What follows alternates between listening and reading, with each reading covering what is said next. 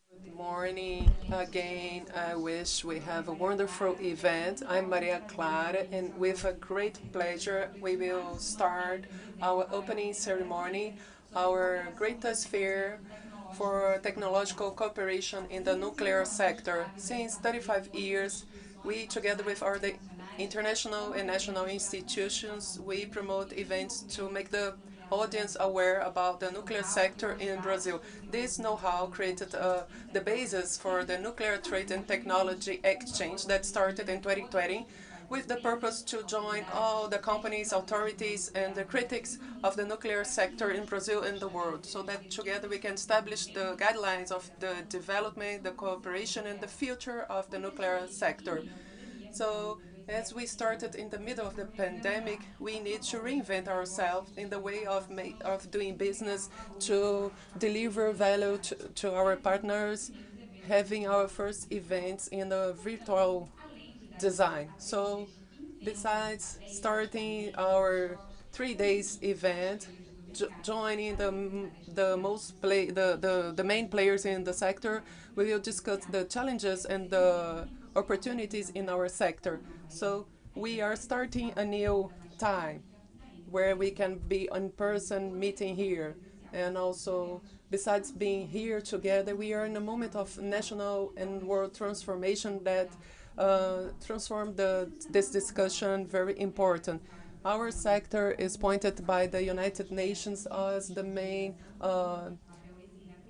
stakeholders in to meet the challenges of COP26 and 27. So Brazil has an important role in this scene. So we need to build some submarines with nuclear propulsion, and also we have this PL 39, the MP allowing the private participation in the nuclear research without the monopoly of INB in the building. And to go deep in this discussion and to accelerate this process, we exist. And also, besides our lectures that will count on some important speakers, we will, in the coming 3 days in our schedule, that will count with innovative information, with a podcast to discuss the development of the sector, and also other panels to stimulate the students also. And I would like to, and on behalf of them, to thank the authorities that are honor us today, and also our Admiral Petrônio Siqueira, the technological development from the Brazilian Navy, the our other stakeholders, and Mr. Francisco Rodinelli, the president of the National Commission, the embassy representing Itamaraty in Rio de Janeiro, and the Economic Council, Marcos Sotelino, from the Consulate of US, the General Consul, Heine Chiba, from the Japan Consulate, Carlos Soares from the Council of Mexico, the General Counsel from the Council of Uruguay, the General Counsel from the Council of Argentina, Mr. Dehan, from President from the Platform from the National Agency of Atomic Energy, Amélie Padon, Director from the French Society, and other authorities that are very important. And this event would not be possible without the support of our sponsors that believe on this purpose and they are committed to follow developing this sector.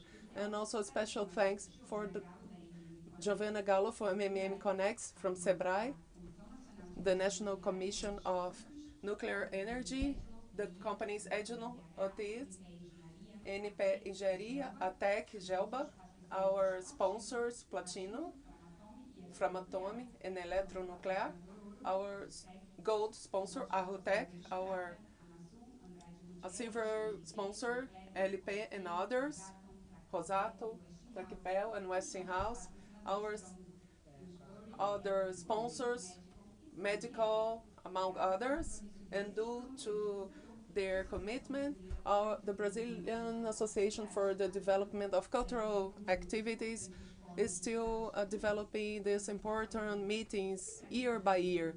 And then to have the official opening, I will pass the floor to the president of ABDA, Mr. Celso Cunha.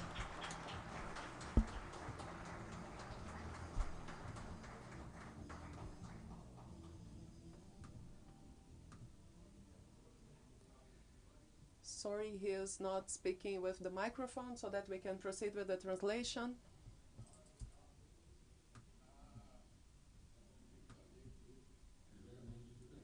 So,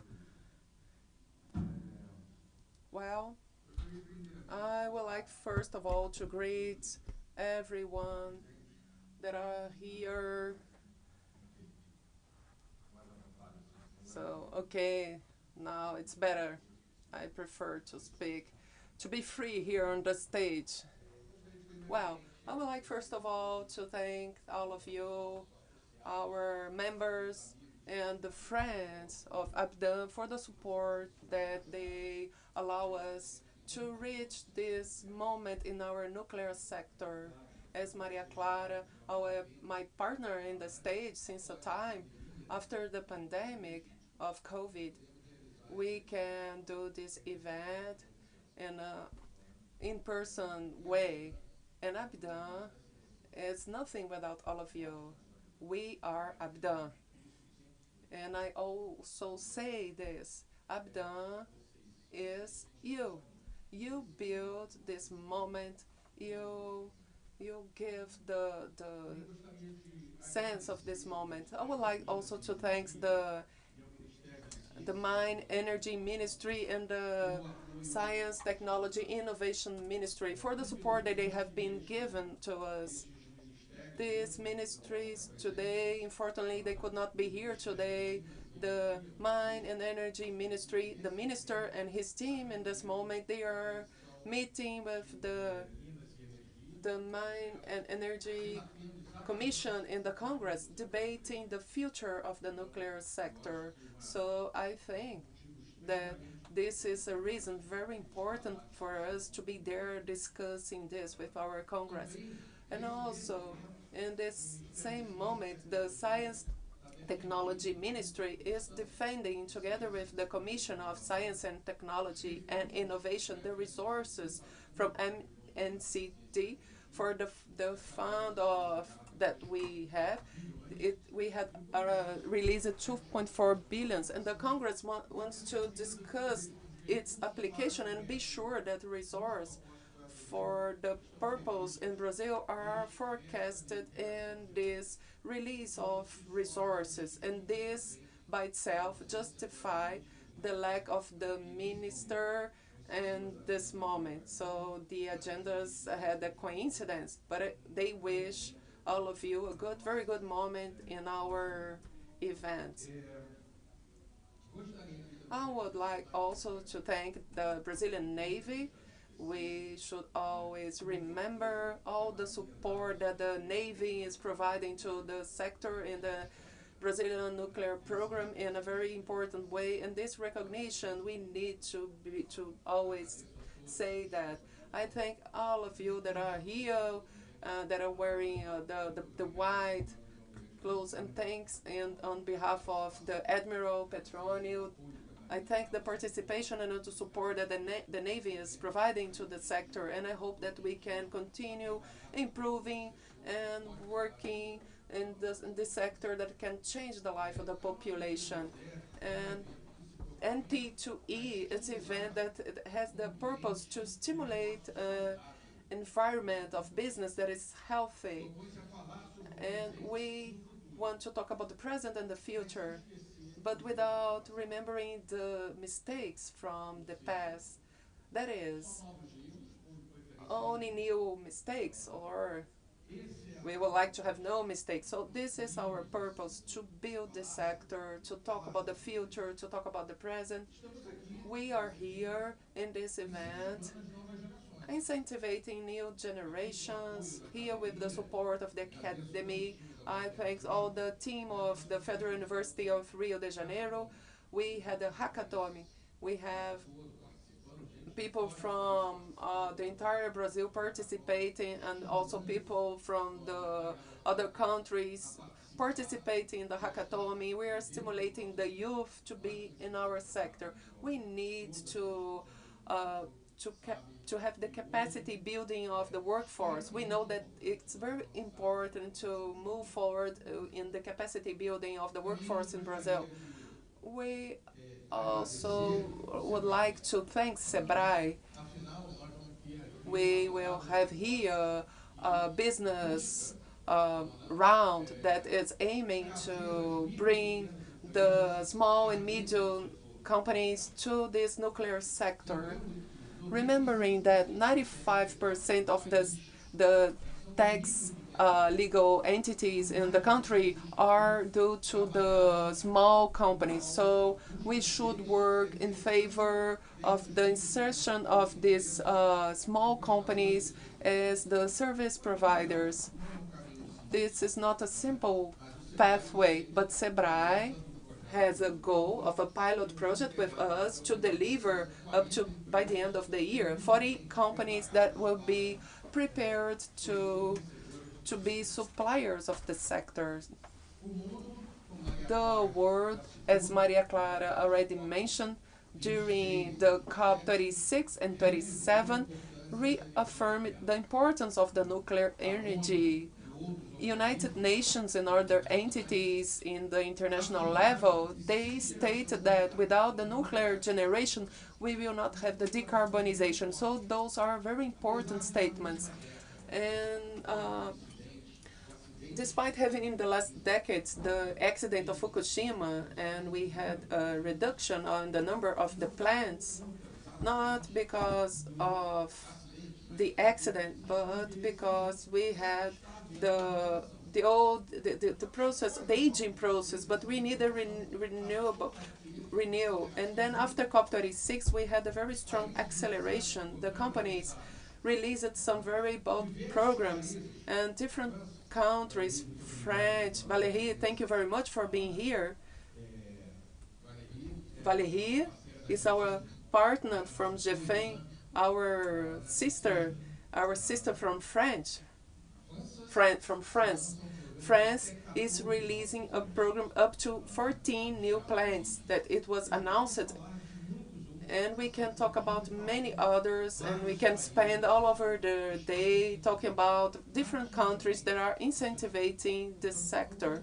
So some people are trying to say that is a sector that is not doing very well. This is not true. We are increasing in our presence in the world, and Brazil is not behind. Brazil released the National Plan 2050 that it's aiming to build from 8 to 10 gigawatts up to 2050. The first plan, the 21, released the first challenge, that is to build one new plant of 1 gigawatt in the southeast region in Brazil. So this is a challenge that we need, that the new government that can take the responsibility on this, and to reaffirm, because Brazil is it's being transitioning as all over the world, but we had a transition, not only a political transition that was very important. We had a transition where some politicians, they were transforming themselves, and this requires time, and also due to the size that it was. And this means that we all here, we must ensure that those projects will continue. So this is the role of everyone here. Brazil and this new government, I think that we can define all the statements of our president as a very important guideline. And I would say that this would be the life, that is, to give value to the life. And this nuclear sector can contribute a lot for this. Not only generating some jobs like Angra 3 that will generate from 7 to 9,000 jobs during its building under the responsibility of Dr. Eduardo, that it's taking this work with all the other participants of the team. This is not only to allow the improvement of the local infrastructure to increase the revenue of the cities, but we have different benefits for the society that we can have. And this can be consolidated as we had a recent research done by our communication area in the electronuclear, together with the region of Angra, where we had acceptance of 73% around that by the population, against a national research done before that was pointing acceptance of 40%. What does it mean? Knowledge, education. When we know, when you know, and you know what is good, right? I think that if we consider another sense, the root of the bad thing, we can see that is the lack of knowledge, that is the lack of information, and this is what we need to move forward together with the population. We know that we need to provide this to our population in this segment. We, sorry, I'm missing information here. I would like to say another example here regarding the treatment of the cancer, for example, and diagnosis also. This Brazil, with the RMB happening, we we will be able to overcome the barrier of the access to the diagnosis and treatment of cancer. We are owning our population in this sense. We have an issue of centralization of those services in Brazil, mainly in the southeast region. Some regions in the north of the country, we have the difficulty that is very huge. Our health system, people go there and they take 6 months to schedule appointment with the doctor, 6 months to have a test, an exam, and then to have the result, and then more 6 months to have the doctor saying that the person needs a treatment, and after that probably the cancer is worse. So it's what we say, we need to reorganize this productive chain. And since the RMB, we will have another scenario happening. I need to say that this happened, for example, with Argentina, that has a population that is 5 times smaller than Brazil. Cadana, without any reference to the game yesterday from 5-1 of Fluminense football team. This has nothing to do, but this is 5 times the population. And in Brazil, we have 4 times more tests, medical tests, than Brazil. So this is a gap that is very huge.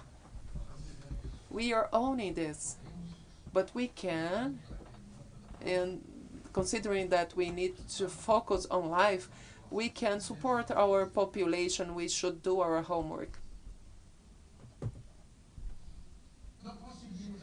We, well, Tabdan, in this sense, is proposing to create a proposal of to the government, so that we call this that time is health. And what is this? This is a program that is aiming to structure the productive chain of this segment, supported by the building of the project of RMB announced by the Science and Technology Minister since the beginning of the government and reaffirmed in the trip of President Lula to Argentina. So we understand that we need to provide our contribution. If we cannot do this in the time of the government, where that the population needs, this is our role to support and to contribute in a very positive way.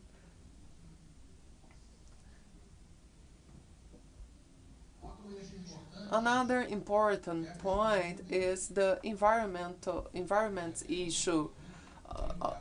The entire world is looking at this, the reforestation, but we have here one of the matrix of energy, of electrical energy, that is the cleaner in the world, the most cleaner in the world. And this, we have a homework. We need to move forward, and we can help support in this sense when we inject energy in the base of the energetic Brazilian the system, and this allows the increase of the renewable sources.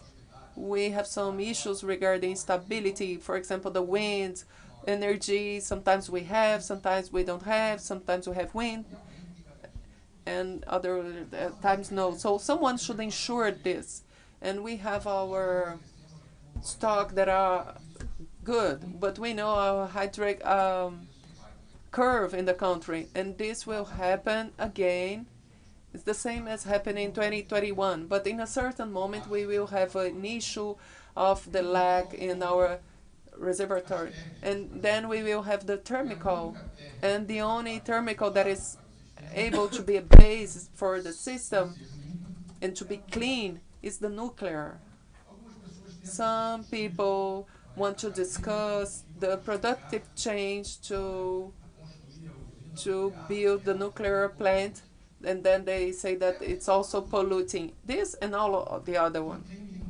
There is no chain that is not polluting the environment. So this is something that we should understand. What is the final purpose? Brazil and President Lula has been talking in the international community and reaffirming every time that Brazil is back. But the nuclear sector, I would like to say that Brazil always was in the nuclear forums.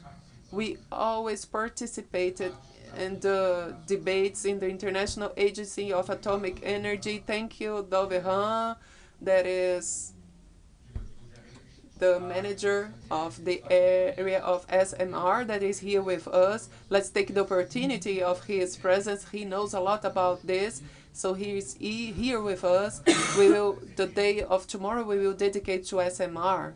So this is very important. Thank you, Dr. Erran, for your presence here. We participated also with our partners, GFEM, ANE, that will be participating online with us, and other forums. So, in this sense, Brazil is an example, and we are an example, and we have been contributing in this sense. So we are pretty much aligned with what have been said by this new government. We need to analyze that, and what we need is to show this to the new government. And we have been dedicating since the beginning of the year to do this. And we will continue a certain time talking with the government, showing the importance to reinvest in our research institutes that need resources to have the capacity building of the labor force. We need to boost different sectors in the nuclear area in Brazil. So our obligation and our mission is very huge.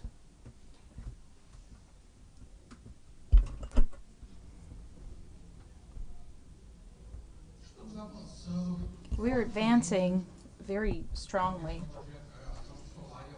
with solar and eolic generation.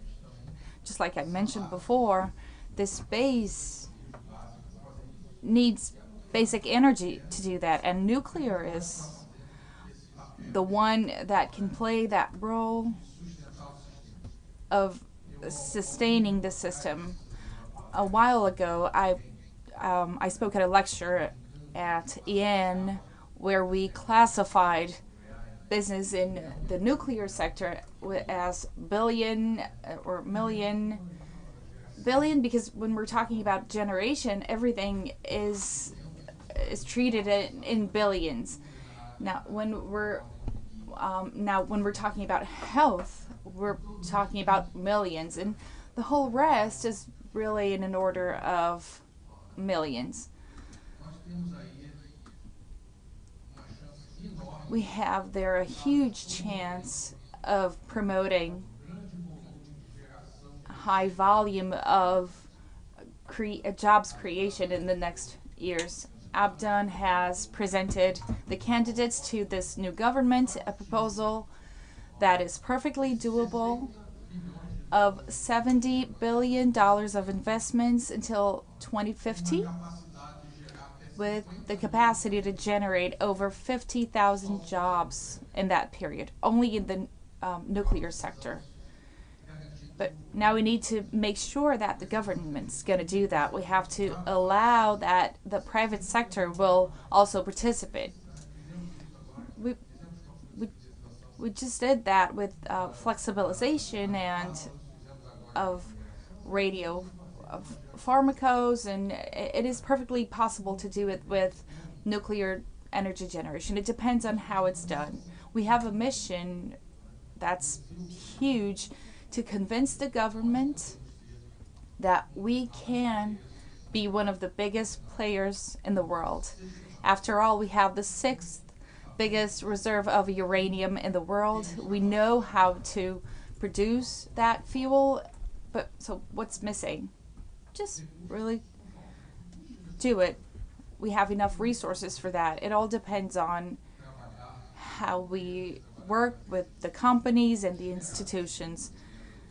If we just sit and wait for that money to come from the government, that's not going to happen because the government has other priorities. So once again, I'd like to thank everyone for your presence here. Thank you for your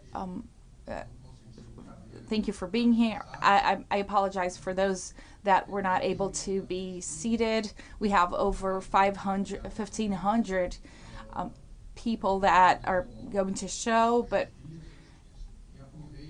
and so enjoy this beautiful fair that has been put up for you, and with the support of all our sponsors and associates. Thank you all, and have a great event. That may we leave here to have a better nuclear sector in Brazil, to know, and knowing that it's able to build lives. Thank you very much. Thank you for your words. It's also very encouraging words of our sector. Also, thank you for idealizing and realizing an event like this. And before we continue, I'd like to invite you to get to know one of our sponsors.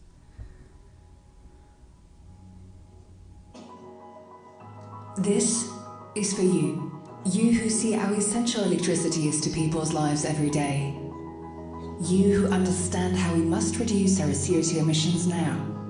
You who know that nuclear energy is a powerful source of low-carbon electricity. It is also an industry that demands unparalleled levels of safety and security. Yes, this is for you. You who know that for over 60 years, we have been designing and building nuclear steam supply systems.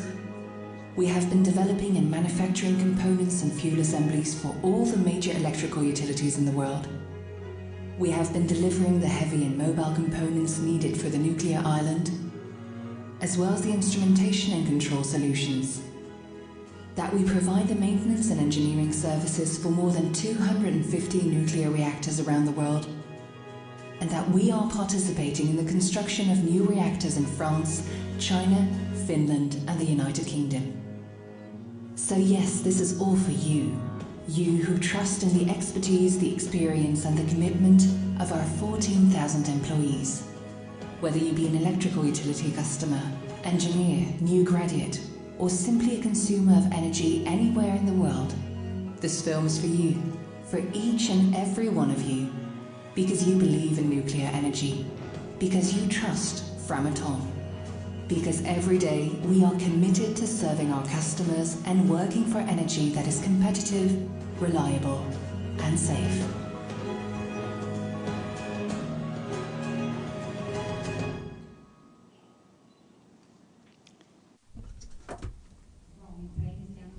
Well, and to start our ceremony in big style, the first person to speak to us is the biggest authority of nuclear establishments between countries. The Agency of Nuclear Energy is an international association that talks about the pacific use of nuclear energy, and it guarantees the protection of all nuclear plants in the world. That's why it's a big pleasure to have the director of these nuclear plants. Let's watch Dr. Mariano. It's a huge pleasure to be here at the Nuclear Trade and Technology Exchange 2023. Thank you for the Brazilian Association of the Development for inviting me and being part of this special event. It's a moment of hope for the nuclear sector in Brazil and in the world. It's a great moment for the industry that's responsible for that. IAI has been developing an active role of the sector, something that in our country for a while now. One of my first official trips as a director was to Brazil. I had the opportunity to see firsthand the experience and the ambition of that sector, not only for generating energy, but also for the use of science and technology, nuclear technology, to combat diseases and improve agriculture. A short time after my visit, IAI and ABDAN have signed a deal to deepen our relationship. We have done precisely that. Together, we have aligned the opportunities and challenges for these small producers, and we have promoted the benefits of nuclear energy in the UN conference about climate change. I hope that we can do even more in our next COP in the Emirates, where MA will again have a nuclear plant that will be benefited from your support. One of the strengths of the nuclear sector is that it is good at collaborating with other sectors. So this collaboration is one of the many tasks of IAI. We have to think of this as a small example of the life cycle of a nuclear plant. It's a viable way of accomplishing these economic developments in Brazil and throughout the world. These evolutions of IAI help these providers to have that improvement efficient and secure.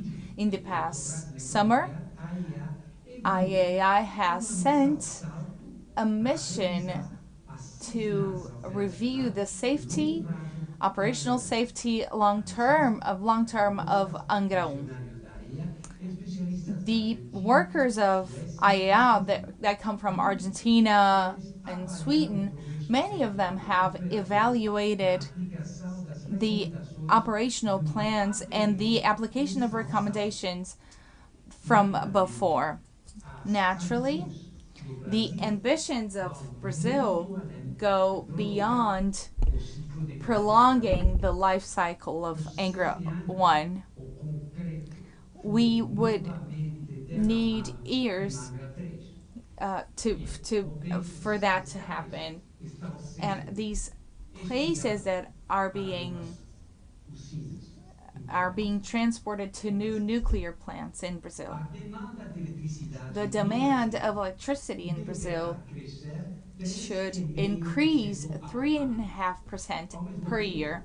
At the same time, the change of water levels reduces because of hydroelectricity. While Brazil is looking at it and its energy matrix, you're looking to increase your.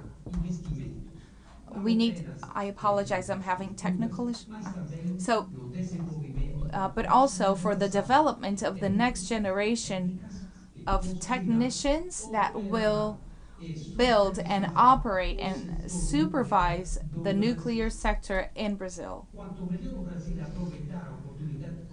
The most that Brazil will benefit from this to create a strong industry, the biggest will be its potential in the increasing world treaty.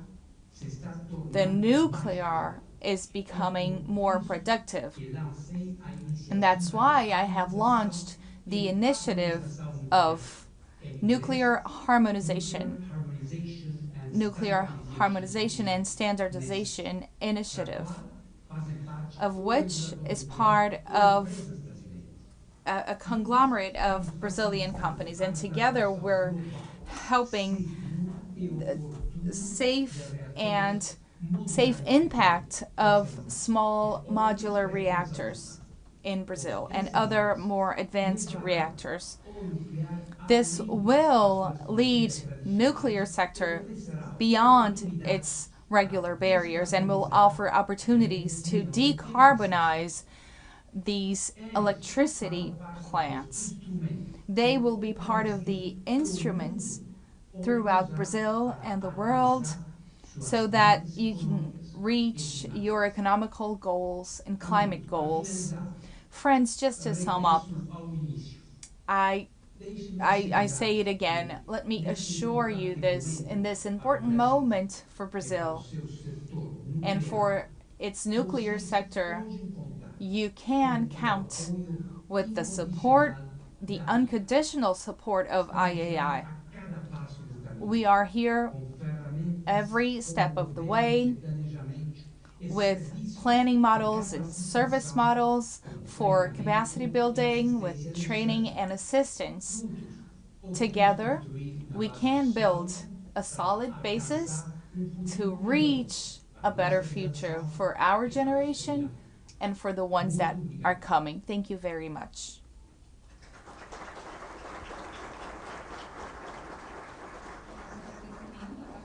Our thank to the participation of the director, Rafael Grossi. And before we go on, I'd just like to present another sponsor. Seja muito bem-vindo à Eletronuclear. Conheça pouco da atividade da Central Nuclear Almirante Álvaro Alberto, instalada em Angra dos Reis, no estado do Rio de Janeiro desde o final dos anos 60, antes mesmo da construção da rodovia Rio-Santos. Nossos cuidados com a segurança contam com os métodos mais avançados que a tecnologia nuclear mundial dispõe. E isso vai muito além das sucessivas barreiras físicas existentes em nossos prédios. Temos procedimentos técnicos e administrativos rigorosos e um sistema de treinamento constante de nossos colaboradores. A produção de energia nuclear acontece sem parar, 7 dias por semana, 24 horas por dia. Isso porque ela não depende de nenhum fator climático, como chuvas ou vento, para gerar energia. Essa energia é limpa, produzida com tecnologia avançada a partir do beneficiamento do mineral urânio, uma riqueza da Terra que se transforma em luz para agregar segurança e confiabilidade à matriz elétrica do Brasil. Diferentemente de outras fontes, a geração de energia nuclear praticamente não produz gases de efeito estufa. E isso é importantíssimo para conter o avanço do aquecimento global. E tem mais. Como a nossa produção de energia é concentrada em uma área muito pequena, as usinas podem ficar próximas aos centros urbanos, onde estão os consumidores. A operação é monitorada regularmente por órgãos nacionais e internacionais que atestam a qualidade de nossa operação. Nossa central nuclear possui 2 usinas em pleno funcionamento e uma terceira em construção, além do Observatório Nuclear, que é o centro de visitação da empresa. Veja Angra 1.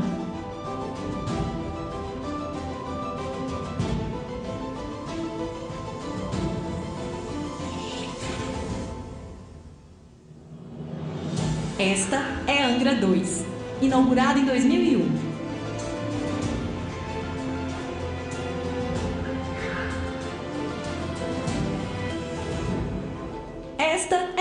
3, em construção. Assim que Angra 3 entrar em funcionamento, a central nuclear vai conseguir atender dezenas de milhões de pessoas. Será um grande avanço para o Brasil, que pode sofrer com o desabastecimento de energia em tempos de estiagem. A tecnologia da eletronuclear é tão segura e de ponta que pessoas do mundo todo, de todas as idades, querem ver isso de perto. Por isso, o Observatório Nuclear fica de portas abertas de domingo a domingo. Entretenimento, informação e uma vista belíssima da central nuclear promovem uma experiência qualificada sobre a energia do futuro. E no dia a dia, realização a realização, a eletronuclear está nas casas, com as pessoas. Também está na natureza, com diversos programas de preservação ambiental, como o Projeto Tartaruga Viva e o Centro de Reabilitação de Animais Silvestres. E onde há uma usina nuclear, há a natureza preservada.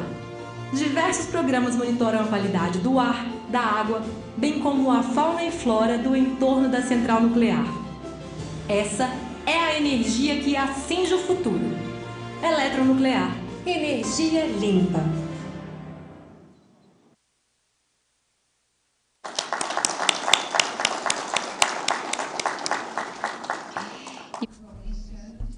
Well, this past year we've had the happiness of having such important presences here that traveled throughout the world to be here. Our next speaker has made many efforts to the nuclear sector in Europe. It's an honor to have her with us in this event to share her perspectives and insights about the nuclear sector. With you, Valerie Fondon.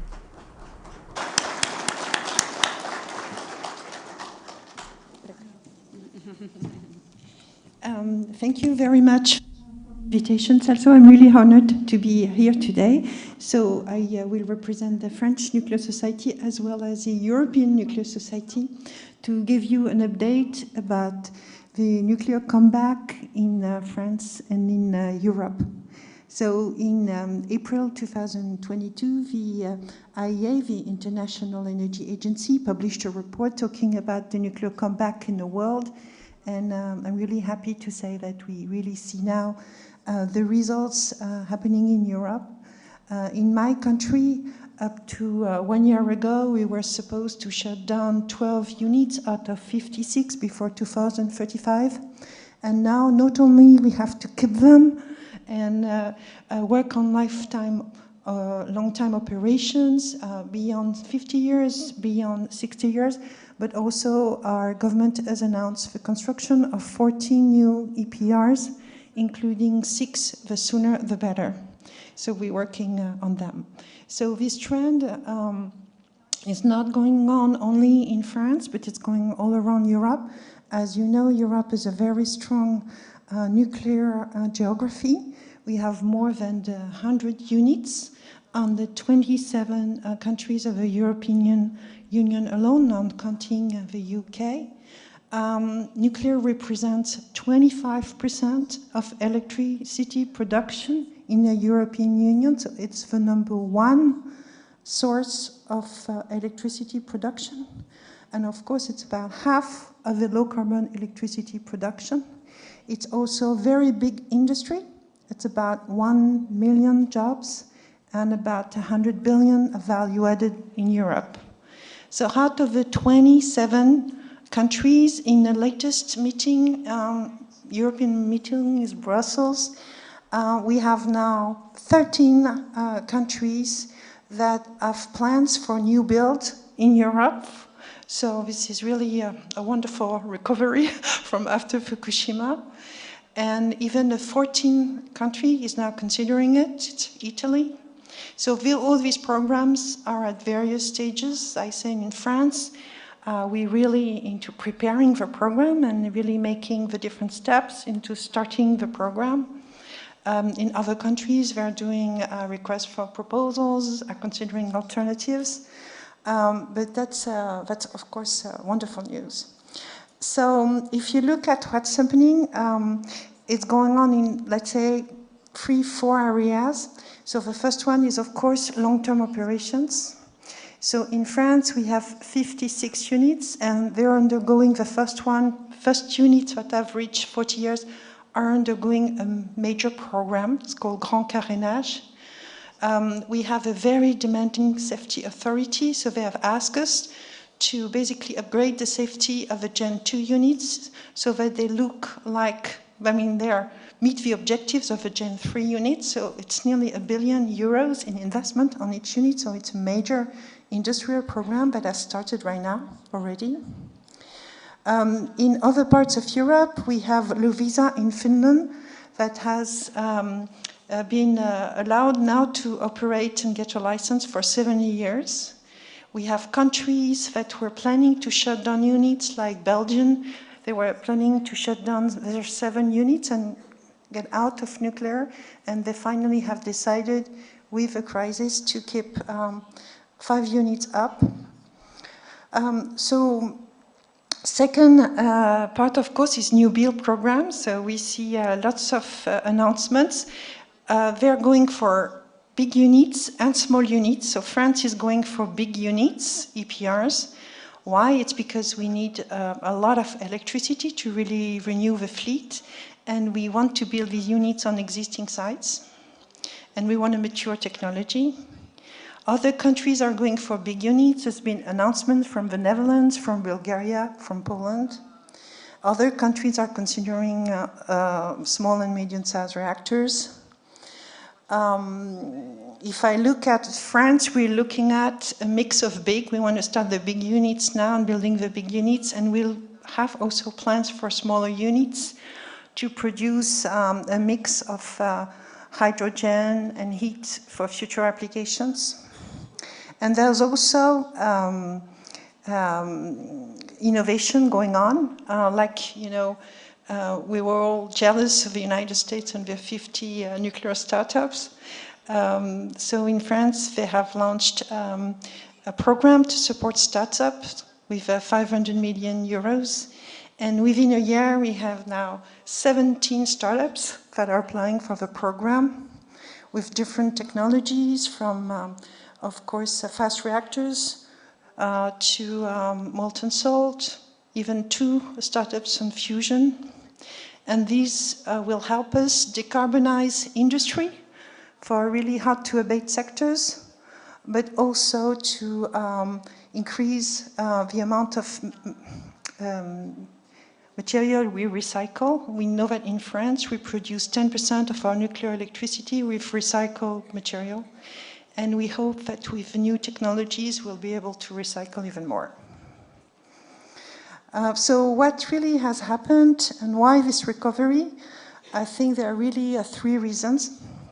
So the first one is that, and it started really as early as the end of 2021, we increased our ambition on carbon neutrality and climate goals with a program which was called Fit for 55, that was voted by all countries in Brussels, and increased the ambition that now we have to reduce our carbon emissions by 55% by 2030 versus 37% before, from 1990. Then I think for those of you who were at the COP26, it was really critical at COP26 that nuclear was now on the center stage, and also thanks to Raphael. And it was really the first time, because before we were really hidden. And at COP26, really, in Glasgow, nuclear was on the stage. So lots of countries started to think, well, I'm not going to reach my climate goals if I don't complement renewable with low-carbon dispatchable technology. And then, unfortunately, the war in Ukraine, but that put a lot of stress on energy security in Europe. Most countries in Europe have gas representing from 20 to 30% of their energy mix. And some countries had, thinking about Germany, were depending on Russian imports for more than 50% of our supply, with the 2 pipelines, Nord Stream 1 and Nord Stream 2, with some Eastern countries depending at 100% from imports from Russia. So that's put a big emphasis on energy security and then on nuclear. And I think that really accelerated the decision in a major way. The public opinion also has turned around. So I think one of the major reason why we're still analyzing what the public opinion has turned around, of course, with the energy security thing. For instance, in Germany, it's very clear, because it just shut down their last 3 reactors, that the opinion now was in favor of keeping the nuclear plants in Germany. But also, I think now what we see in our surveys is that everybody is persuaded that we'll need a lot of electricity in the future. And that renewables, though they're great and everybody loves them, will not be enough. We'll need renewables and nuclear. So these are all good news, but there are challenges ahead, of course.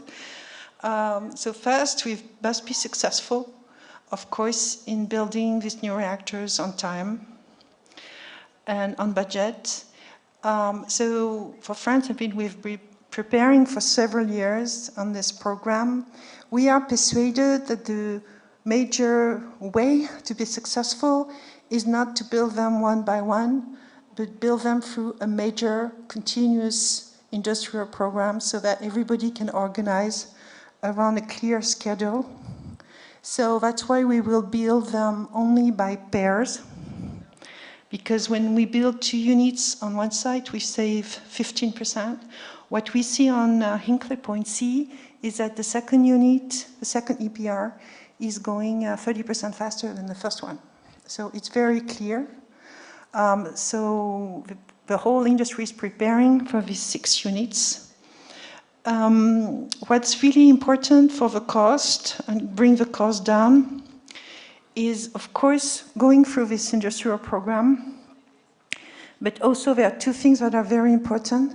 First is the understanding that all the decisions have to be made on the whole system cost thing. It's not only each individual unit, but when there is energy policy planning, we have to plan for the cost of production for every unit, but also on the total system cost. And systems with dispatchable low-carbon technologies are much cheaper in terms of system cost than systems without them or with a low share. The second thing on bringing the cost down is the cost of financing. The cost of nuclear electricity is very, very dependent on the cost of financing.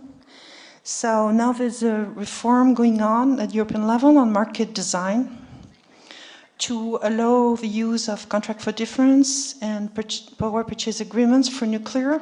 So it's very important, but it will not be enough.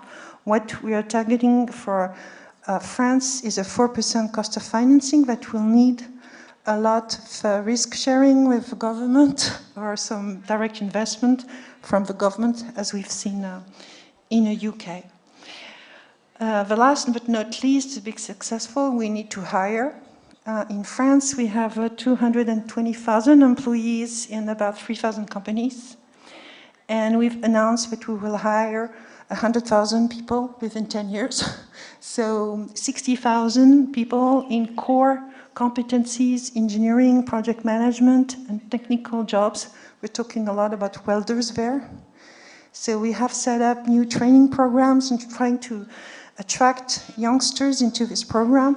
So on the 60,000 people, we have about 30,000 people that will replace people that are going on retirement and 30,000 job creation. So right now we're all set. So we just finished the national public debate about the decision on building the 6 units.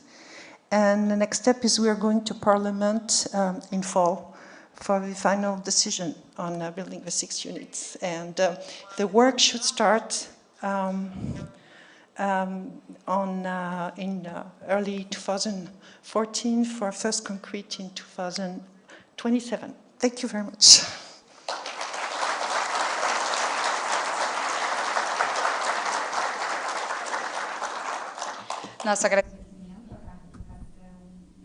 We thank the participation of the Vice President of the Nuclear Society, Emmanuel Mondon. And before continuing, I would like to invite you to know one more sponsors that we have.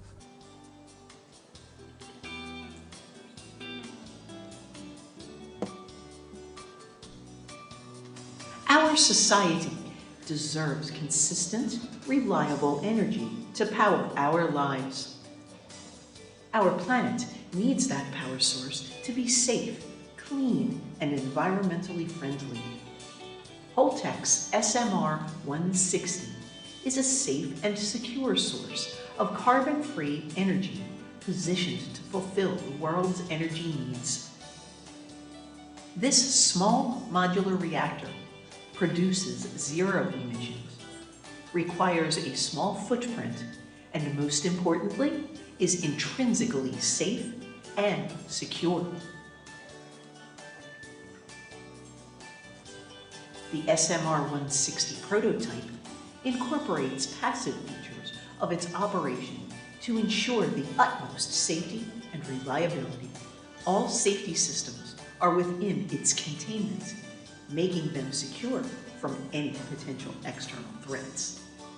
It has the potential to power a small community or a large industrial or commercial facility, and can take up as little as 4 acres. SMR-160 can be used anywhere in the world, including the most arid desert areas, thanks to its flexible use of either a standard cooling water system or an air cooling system in lieu of the large quantity of plant service cooling water used in traditional facilities. SMR-160 uses less water, produces no greenhouse gases or pollutants, and has a small footprint. It can be effortlessly constructed and used in the most inhospitable locations of our planet, ensuring every population a safe and reliable means of power. Holtec's SMR-160 is not a dream for the future. It is now. For more information, log on to www.smrllc.com.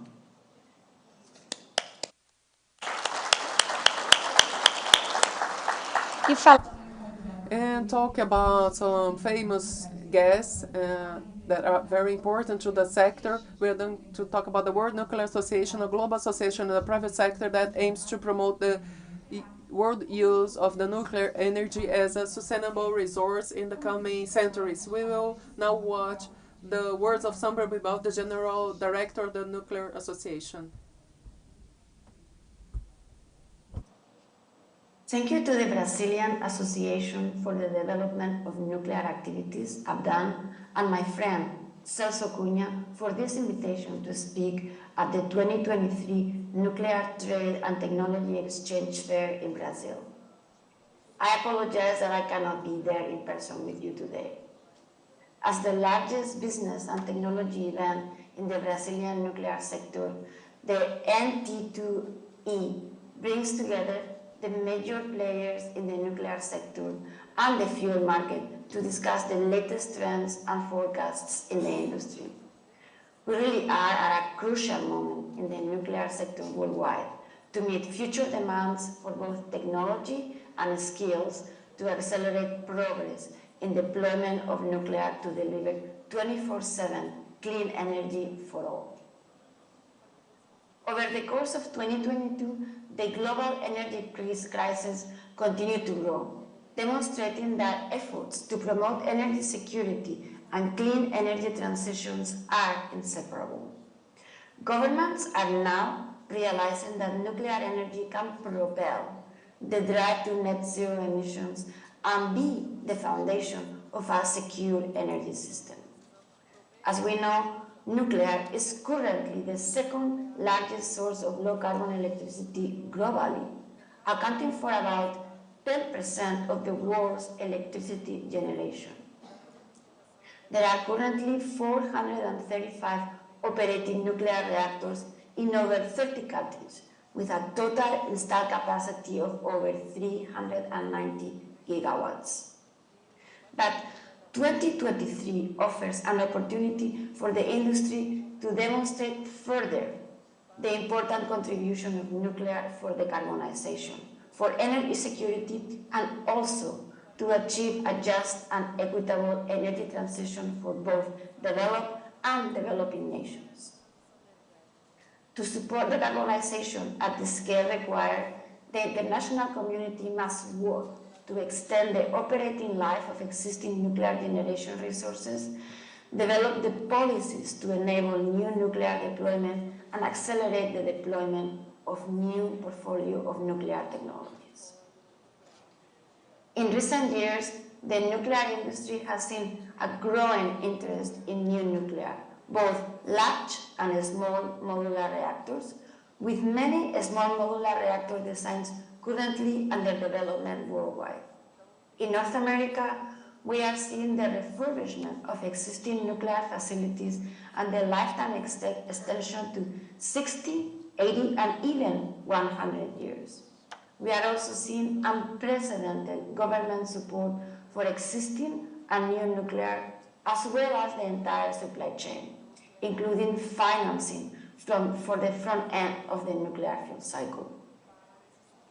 We were very happy to welcome the first production of electricity to the grid for the new Vogtle 3 units in Georgia. And also we are seeing similar trends in South America, with investment in the long-term operation of existing units and very exciting prospects for new projects both in Argentina and in Brazil, including the current SMR. Europe is also seeing a significant change of heart, with nuclear energy being included in the EU taxonomy for sustainable finance, and 14 European countries strongly stating their desire to make nuclear energy an essential component of their future clean and secure energy systems. UK, Finland, Sweden, Netherlands, France, Czech, Slovakia, Poland, Bulgaria, Hungary, Romania, Slovenia, Croatia, Estonia. All of them have stated very strongly how important is nuclear for their future clean energy systems. And also just a few days ago, we welcomed Olkiluoto 3 to start producing electricity commercially and added it to the grid. Also, just last week, I was proud to be in Turkey, in Akuyu, during the ceremony for first fuel delivery, which welcomes Turkey into the global nuclear family. In the Middle East, United Arab Emirates continues to move to on time and on budget to start the last of the 4 units at Baraka in the last few months, thus showcasing successful nuclear projects also in this region.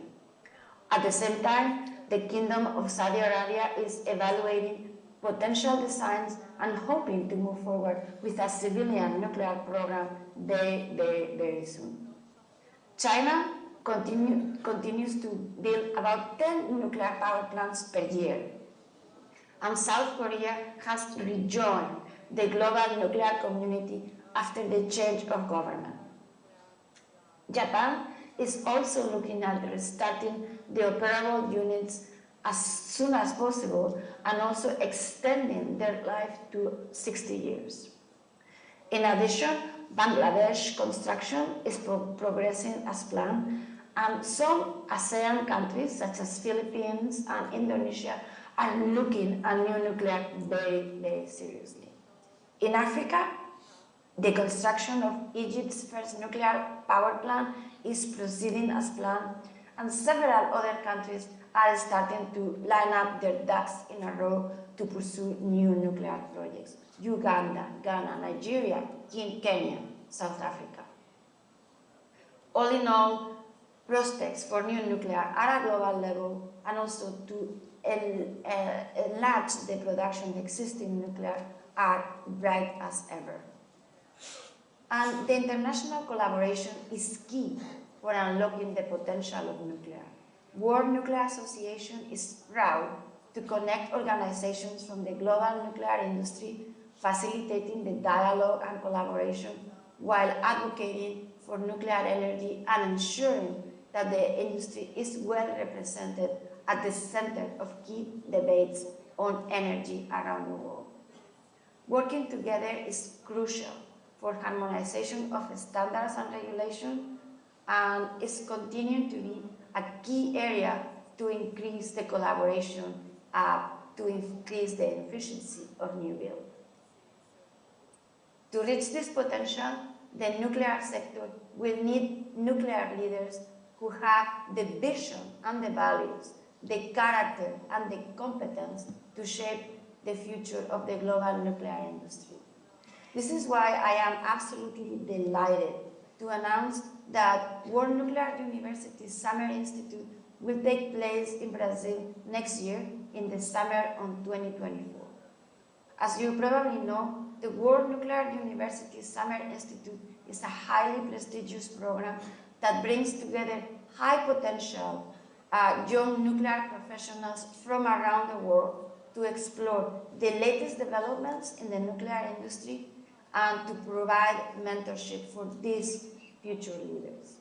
Brazil is a leader in the nuclear industry in South America and is therefore a great fit for the next edition of the World Nuclear University Summer Institute.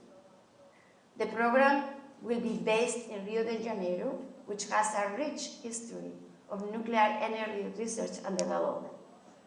The Brazilian Nuclear Energy Commission and Eletronuclear, the state-owned nuclear energy company in Brazil, have been working very closely together with World Nuclear Association, in particular with our colleagues in the World Nuclear University team, to organize this event.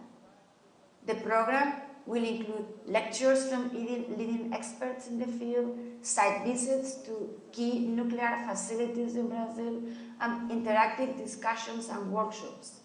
And it is an excellent opportunity for participants to network with their peers, to gain a deeper understanding of the nuclear industry from global nuclear industry experts, and also to develop their leadership skills in a safe and inclusive environment.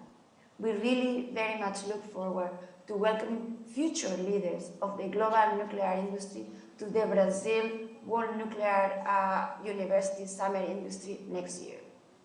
Because really, the growth of a skilled workforce alongside the acceleration of technology deployment will ensure that nuclear energy will be able to deliver 24/7 clean energy for all. Thank you for your attention. I really wish you a lovely and super fruitful nuclear trade and technology exchange fair. And really, I wish you to continue pushing forward the nuclear energy sector. Thank you. Nosso agradecimento às Thank you very much to Sam for sending those encouraging words to the sector. And now, with you, the launching video of Summit Institute 2020.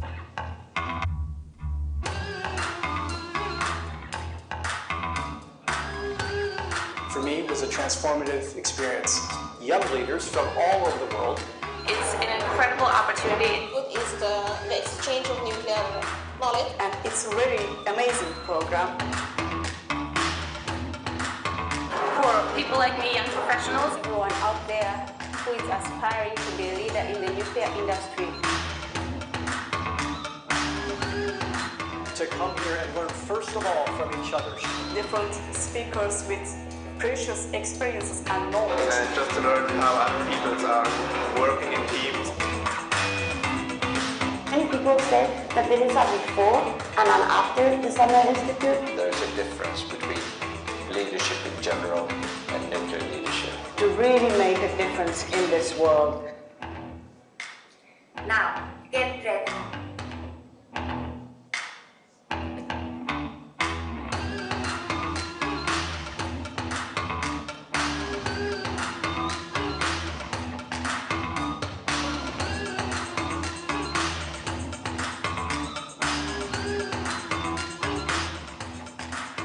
And start your leadership journey.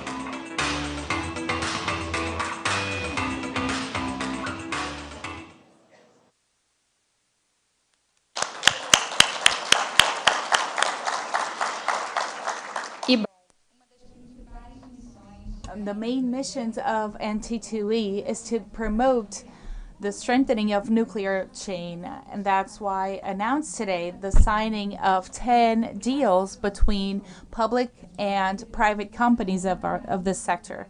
These partnerships will increase the development of the nuclear supply chain as a whole. I now call Renato, that's the CEO of, to sign the deal between these two companies for instrumentation and control.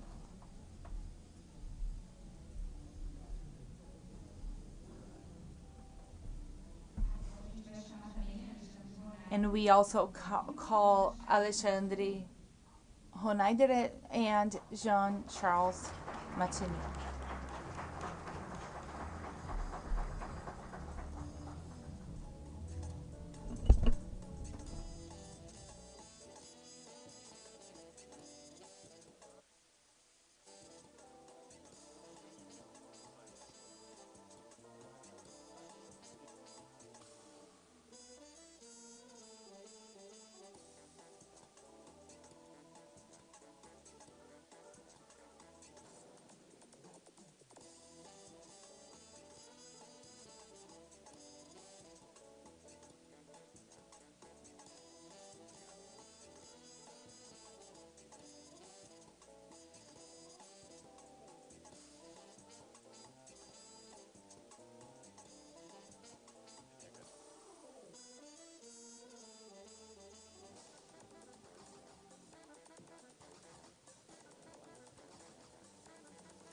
Obrigada. Deixa eu... Eu chamo agora... I now call Eduardo Granco, the president of Electronuclear, and Milton Calvoso to the official announcement of the partnership of the science and innovation and technology of the extension program of Angra 1.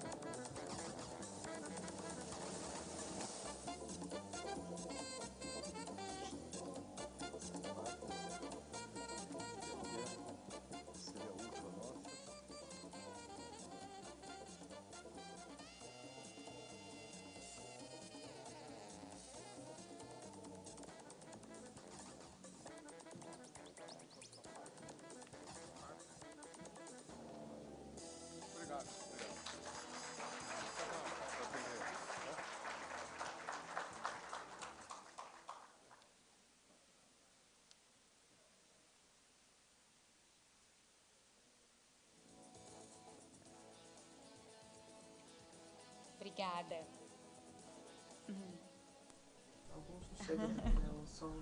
Muito obrigada, senhores. Agora eu convido o senhor Carlos Freire. I now invite Mr. Carlos Freire and David Chan to sign three contracts.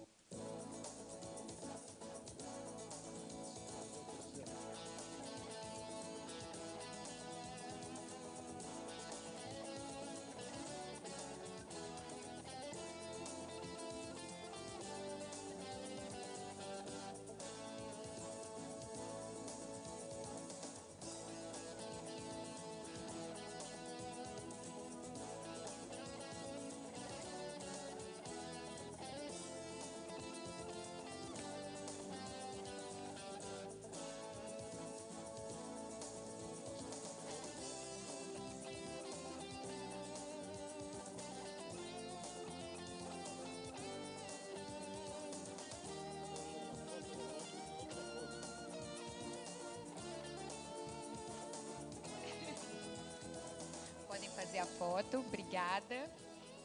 E bom, só para explicar, o primeiro acordo é contrato de fornecimento. And just to explain, the first deal is about providing fuels for Angra for the next 5 years, and the second deal is a providing deal of moving fuels for the development of new protective supply chain of fuels.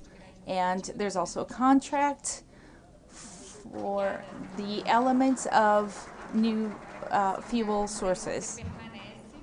Now, would you please continue here? And I'd like to invite Maria to sign the acquisition of 60 tons of natural raw material.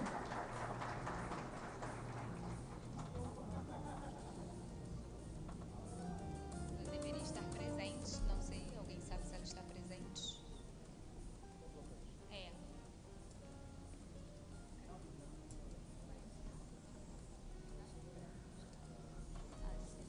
Ah, é? Tá, mas eu vou pedir ainda.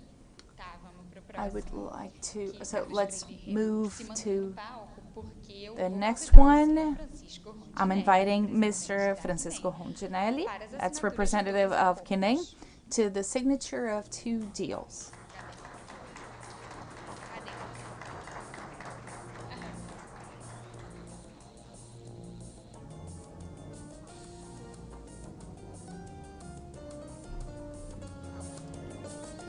Fábio vai vir, na verdade. Fábio Stout para assinar o acordo. Fabio Stout is the one signing the deal.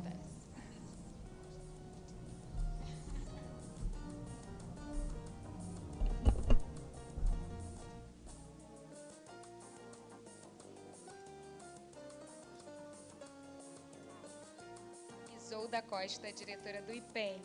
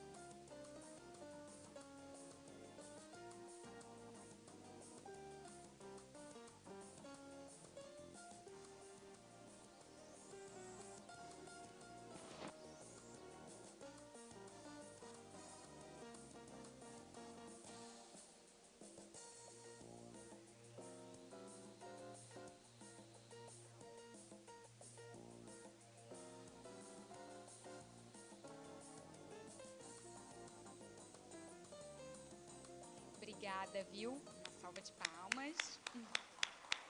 E o primeiro acordo é convênio. The first deal is a partnership for the development of technological raw material for the perfectioning of production of uranium oxide and the recovering of uranium in effluents and the capacity building of people for advanced analytical methods and the understanding between these institutions.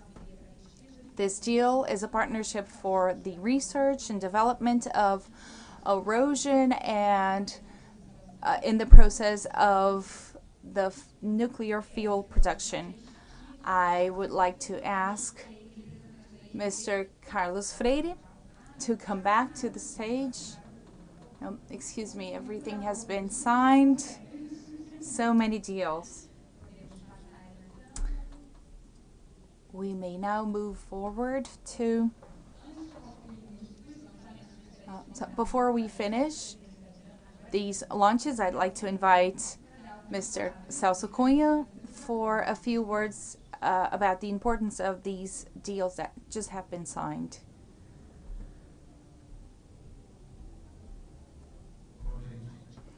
Well, it's so nice to see our industry,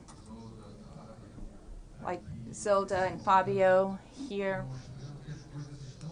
showing that things are happening regardless of all of the debates around this subject. The companies are working. Congratulations to Eduardo and to Amazu that is accomplishing so much. Congratulations to Framatome, Westhouse. So I think the importance of all of this is to show that we are capable and that we are making advancements and that we can do a lot, we can accomplish so much more. And every time we make an advancement, we go back to that issue of generating income, generating jobs, and having so many impacts of people's lives. That's what we have to focus on now, and in a higher scale. We have to accelerate. The submarine program is a huge example. We have been building this project with so many obstacles, but we never stopped. The truth is that we don't give up easily. It's a sector that is very persistent, and we are making advancements and will continue to do that. Everyone from the Marine Academy,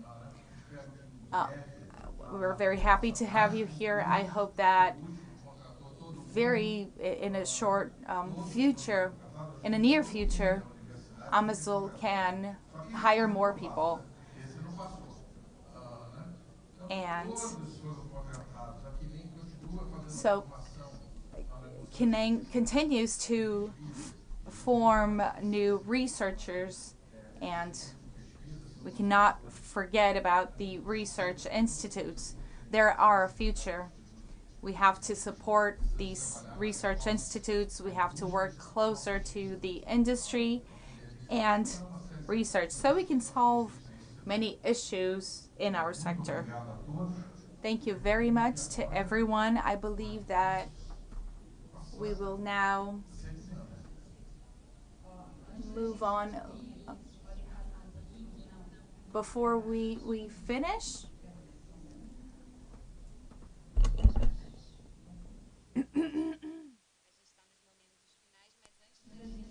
we are in our final moments, but before I'd like to tell you a few things about this event. Maria from Rosathon have just arrived, so let's sign that deal.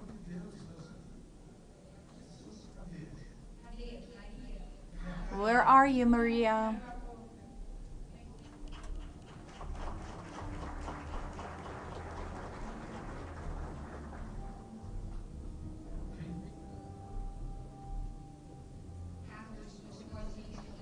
Carlos, can you please come back to the stage for the signature?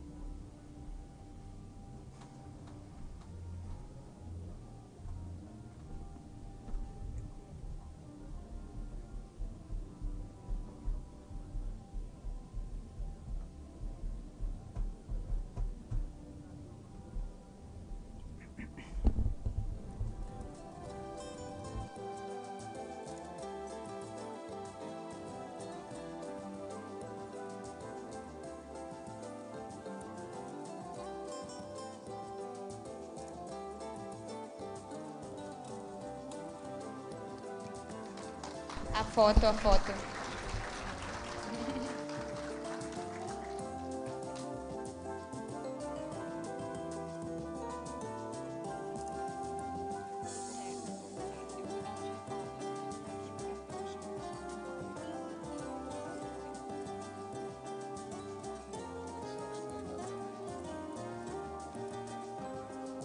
Parabéns, obrigada.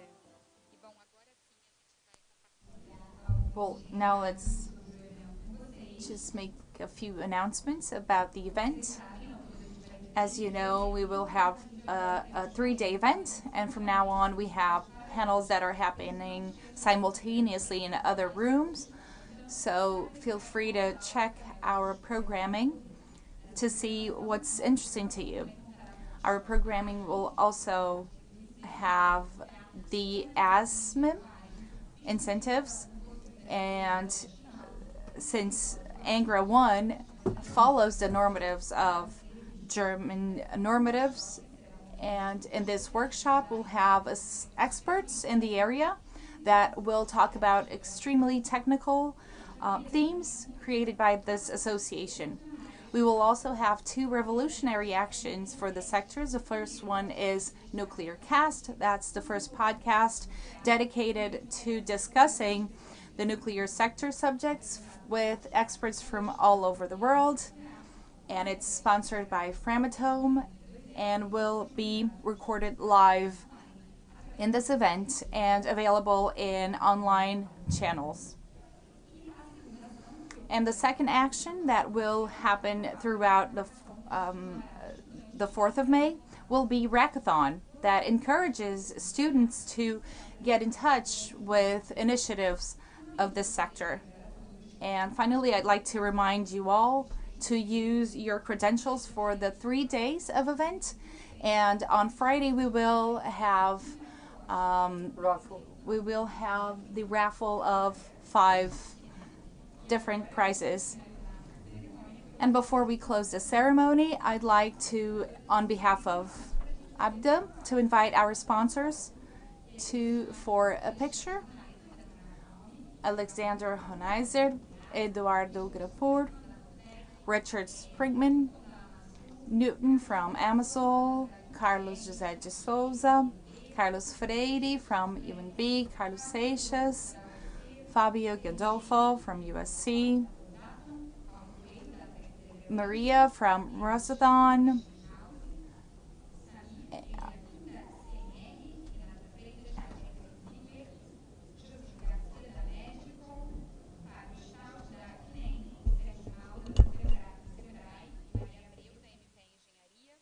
Rafael Madsky, do Grupo RPH, Giacomo Stanizia, da ATEC, Jack Edlow, da Edlow, Wolfgang Bauer, da Gelba, Ana Célia, da Teia Nuclear e Giovana Galo, da Conex.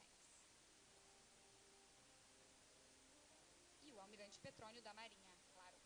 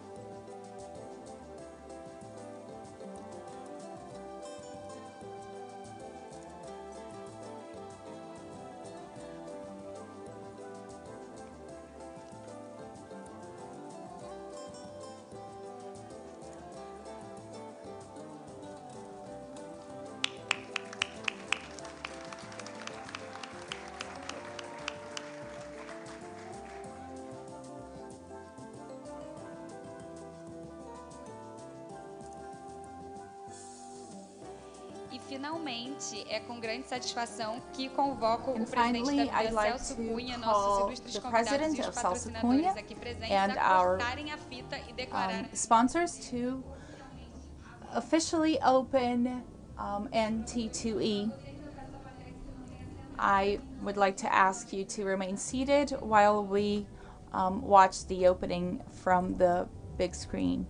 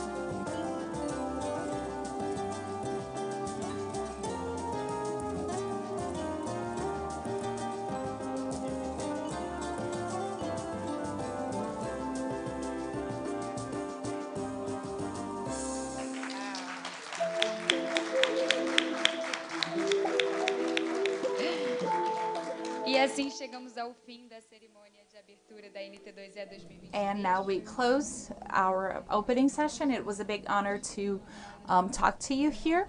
And on behalf of Abdan, I thank you all for being here. And I thank our associates also that helped us to accomplish this event. We will be back on rooms 2 and 3. So you can see the programming to choose what panel interests you. I wish you all a great event. Como assim? Volta as duas? Voltou no mudo?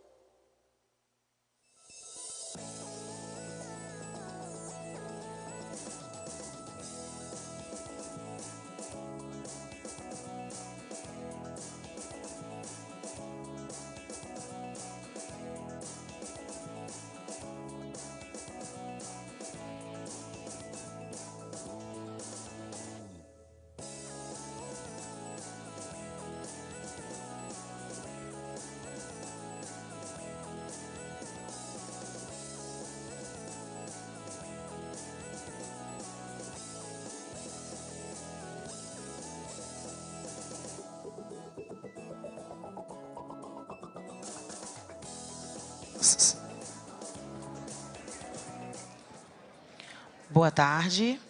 Informamos que estamos prestes a começar o nosso próximo painel. We're about to start our next panel, the first one from the afternoon, that will be all spoken in English, and we have simultaneous translators if you're interested.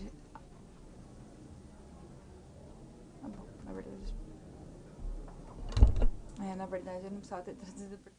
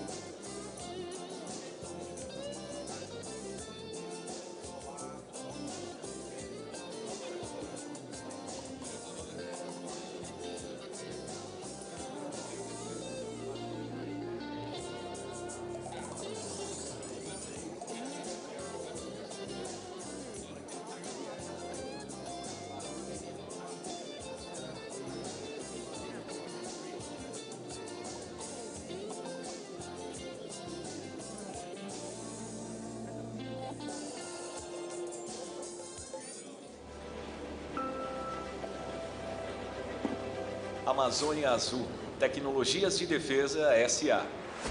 A Amazul foi criada para desenvolver tecnologias para o Programa Nuclear da Marinha, Programa Nuclear Brasileiro e Programa de Desenvolvimento de Submarinos. O Programa Nuclear da Marinha tem o duplo objetivo de projetar e construir um reator de potência inteiramente nacional e produzir seu combustível. Essas tecnologias serão usadas no futuro submarino com propulsão nuclear e também para a geração de energia elétrica. A Amazul participa do Programa de Desenvolvimento de Submarinos, cuja missão é garantir a soberania no território marítimo brasileiro e proteger as imensuráveis riquezas que ele abriga. A Amazul tem o compromisso de entregar à nação tecnologia, conhecimento e profissionais capacitados em energia nuclear e defesa. Os projetos em que atua ampliam o acesso de toda a sociedade a inovações e conveniências que ajudam a melhorar a saúde e qualidade de vida da população. A Amazul contribui ativamente para a geração de energia elétrica limpa para todos, fabricando, junto com a Marinha do Brasil, ultracentrífugas, usadas para o enriquecimento do urânio destinado às usinas nucleares, e trabalhando com a eletronuclear na expansão da vida útil da usina nuclear Angra 1. Na saúde, a Amazu colabora para ampliar o acesso da população aos benefícios da medicina nuclear. Participa do programa de modernização do Centro de Radiofarmácia do Instituto de Pesquisas Energéticas e Nucleares, o IPEN, que produz radiofármacos para todo o país. E projeta, em parceria com a Comissão Nacional de Energia Nuclear, o reator multipropósito brasileiro, destinado a pesquisas e produção de matéria-prima para radiofármacos usados no diagnóstico e no tratamento de doenças como o câncer. O empreendimento tornará o Brasil autossuficiente na fabricação desses medicamentos. As tecnologias desenvolvidas pela Amazu podem ser utilizadas na irradiação de alimentos para eliminar substâncias nocivas e aumentar o tempo de conservação, o que protege a saúde do consumidor, reduz o desperdício de alimentos e amplia os ganhos do agronegócio, uma das maiores fontes de riquezas do país. A irradiação é usada também em cosméticos, medicamentos, insumos da área médica e até na preservação de livros, obras de arte e documentos históricos. No setor nuclear, a empresa está capacitada para atuar em projetos e serviços de engenharia, comercialização de produtos, comissionamento de instalações nucleares, operação e gestão de empreendimentos e gestão do conhecimento. A Amazu criou um premiado modelo de gestão do conhecimento que está sendo aplicado em unidades nucleares e poderá ser replicado em outros tipos de empreendimentos. Os projetos e programas que contam com a participação da Amazu contribuem para a defesa e independência tecnológica do Brasil. Se, por um lado, promove um notável avanço científico do país, por outro, ajuda a melhorar a saúde e a qualidade de vida dos brasileiros. A inovação está no DNA da Amazu, uma empresa singular que demonstra em cada atividade e em cada projeto a razão de sua existência e o compromisso de entregar resultados ao cidadão. A Amazu, Amazônia Azul Tecnologias de Defesa S.A. Tecnologia nacional, em benefício da sociedade.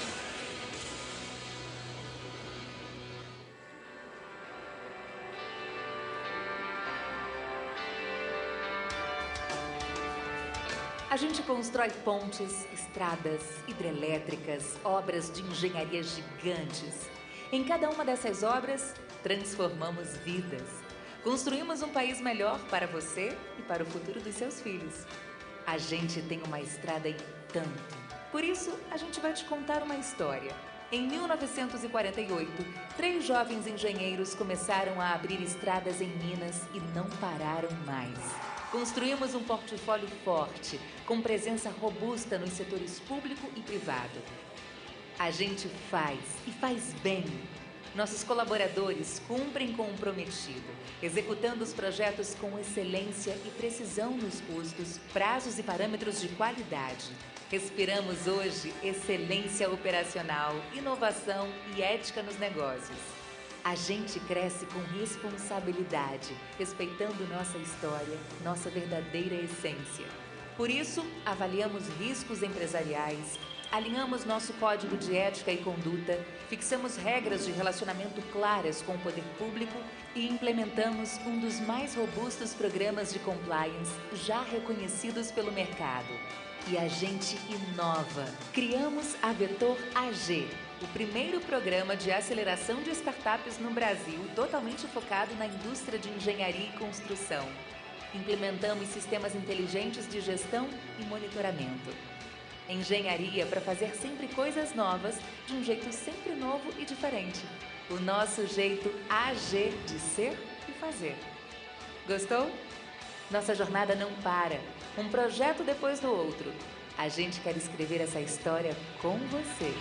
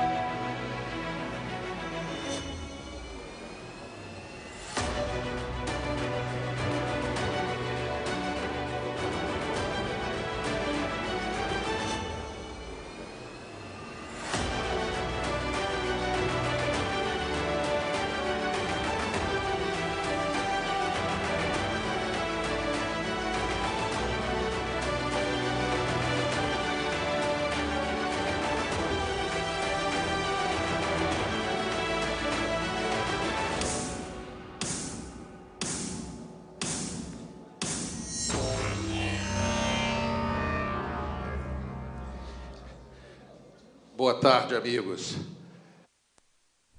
Good afternoon, my friends. So we're going to chat a little bit about the nuclear sector. I would like to make 2 announcements. The first one is that if you need a translation, we have devices, because we have speakers, online speakers that will speak English. So if you need it, feel free to get it right outside the room.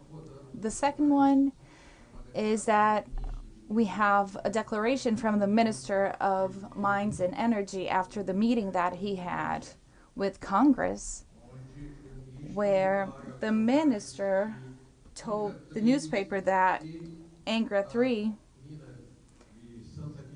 and the mine from Santa Quitéria are priorities for this government, and they're going to put all efforts for that to happen. And he asked for additional time so that he could make further announcements and proposals that are now in place. So we see that what we were talking in the morning is it makes a lot of sense. Things are moving forward. We're making this movement happen. So without further ado, I'd like to announce the beginning of our panel of thermonuclear generation in Brazil and in the world. I'd like to call as a moderator for this panel the journalist, Mr. Alexandre Canazio. He's a journalist of Canal Energia. A round of applause for him.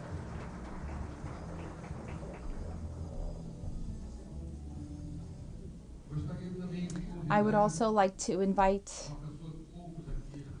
a person here that is not very well known here in Brazil, Dr. Leonan Guimarães, the technical director of NB and also Abida.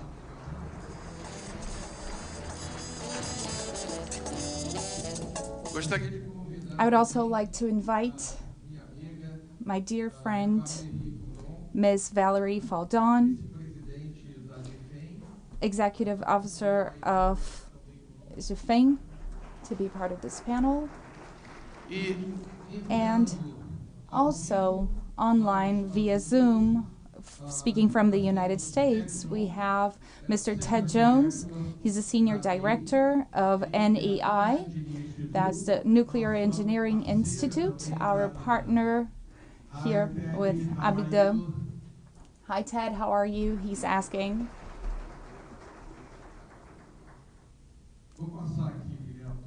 Now, I'm very well, thank you. Good to see you and see familiar faces. Thank you very much. So, Canazio, feel free to interview all of these great people.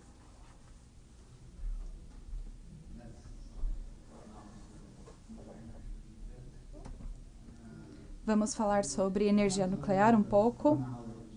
A gente tem 1 hora para poder abordar esse assunto e ter algumas conclusões. Mas eu gostaria de começar perguntando justamente das opiniões de vocês sobre esse assunto. Gostaria de começar pelo Leonan, depois a Valerie, depois o Ted.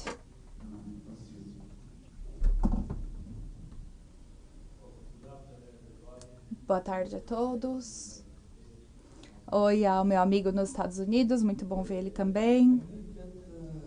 Eu acredito que os nossos objetivos de discutir alguns pontos, então eu vou tentar provocar algumas discussões. A primeira é: todos os países no mundo têm enfrentado desafios representados pela descarbonização muito profunda e a segurança de suprimentos. Mas a gente não deve esquecer que para os países desenvolvidos tem um outro desafio contínuo. E a energia é um fator muito importante quando a gente está falando sobre pobreza.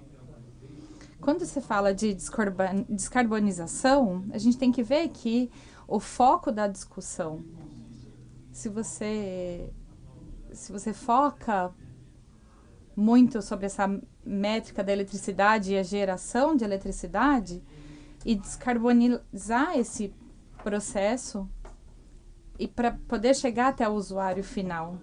Então, isso... We're talking about around 30% of the total emissions. The main emitters are industry and transport. So we must not forget this when we took decisions on this subject. So regarding nuclear has, of course, have a extremely important drive. These challenges correspond to drives to nuclear power. When we talk about decarbonization, the first goal is to substitute by nuclear power the fossil fuel power plants. This is extremely important in the average of the world when you consider that 60% of electricity generated in the world is made by coal. So it's a huge challenge, especially for two countries that have a strong commitment against poverty. That is China and India. So this is a particular problem in a lesser scale. So these two countries have the challenge is greater because they must decarbonize, assure the supply, but also to assure the social development of this population, these societies. So this is in the world, this is the big challenge. When we think about Brazil, the situation is a little bit different also. It's a lot different, much different than these countries, because Brazil is a unique, the electric system in Brazil is unique. They have a contribution for renewables around 80%, and this is a very above the goals established for the countries for the 2030, 2050.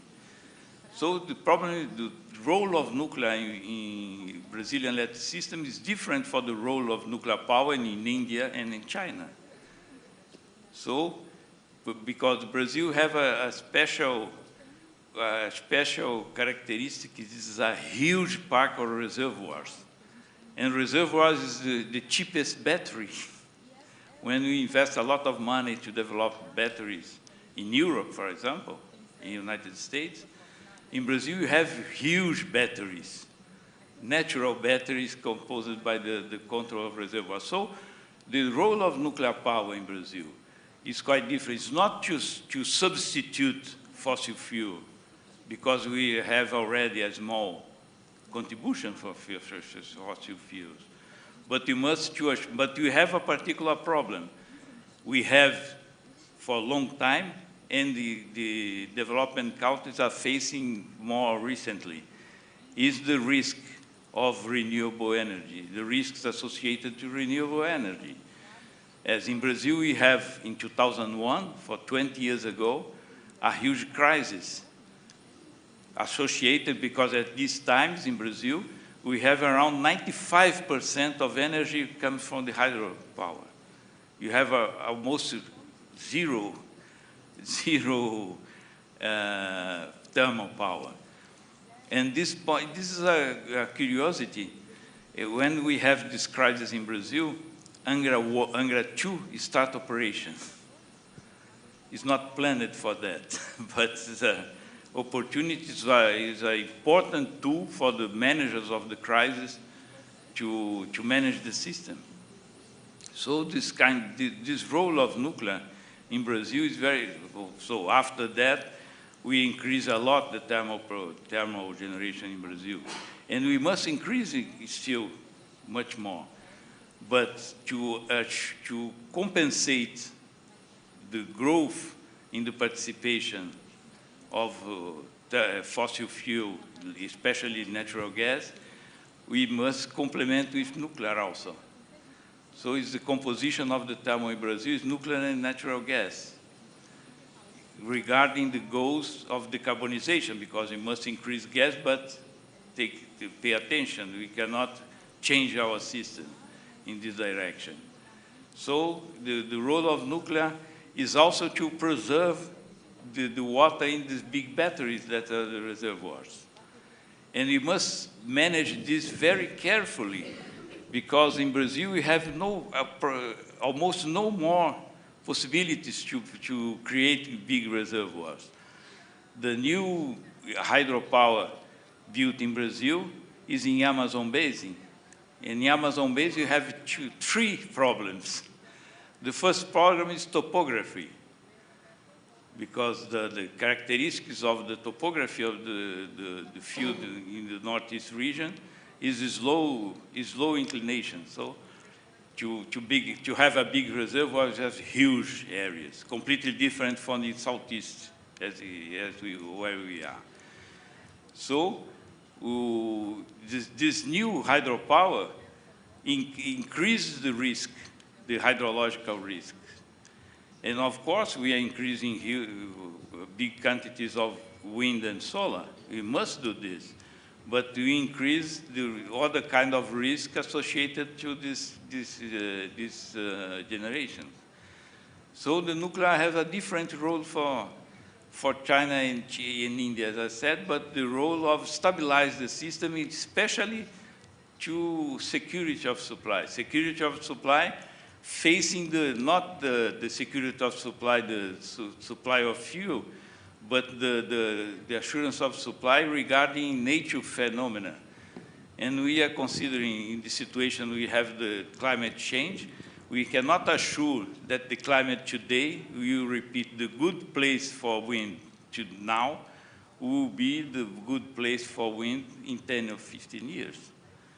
So we are increasing risks and increasing also the extension of the grid, because this is another particular characteristic of the grid in Brazil, the national electric system, is that we have a huge system, continental dimensions, comparable to Europe, and you have a high degree of integration of the part. This is why a requirement to use the hydro, because the big hydros are normally far from the center. So we must make this integration you have different regimes in different regions of the country. You have to interchange between the countries that have different regimes, rain regimes. And our electric system would be increase the integration and his size when we put a lot of renewables, especially wind, but also solar. Because also, once more, the best installations is far from the center of charge. So the role of nuclear is not directly decarbonize, but to stabilize the system without increased carbonization. But we must think also what I say in the beginning. We must discuss this. We take a lot of attention for the electricity generation, but we do not talk a lot about industrial heat. We do not talk about synthetic fuels. We do not talk about desalination and hydrogen. That is an important role of nuclear we will have in the future. And I believe that we must invest. This is a role for the nuclear in this field of non-electrical applications we could think about. Considering the other 70% that we could not, it's not focused when we talk only about the electricity generation. And electrification is dangerous in a certain way. For example, electrification asks for copper. We ask for copper, more and more and more and more copper. We have these resources available, is a question, I don't know. And how is the geopolitical of the copper? because we know the geopolitics of the oil and all the influence we have in the life of people. What is the geopolitics of copper? It's interesting because I read recently that 40% of the copper, the reserves of copper, is in two countries, Chile and Peru, our neighbors. Brazil is not very beneficial because in copper, because we do not have no important reserves of copper.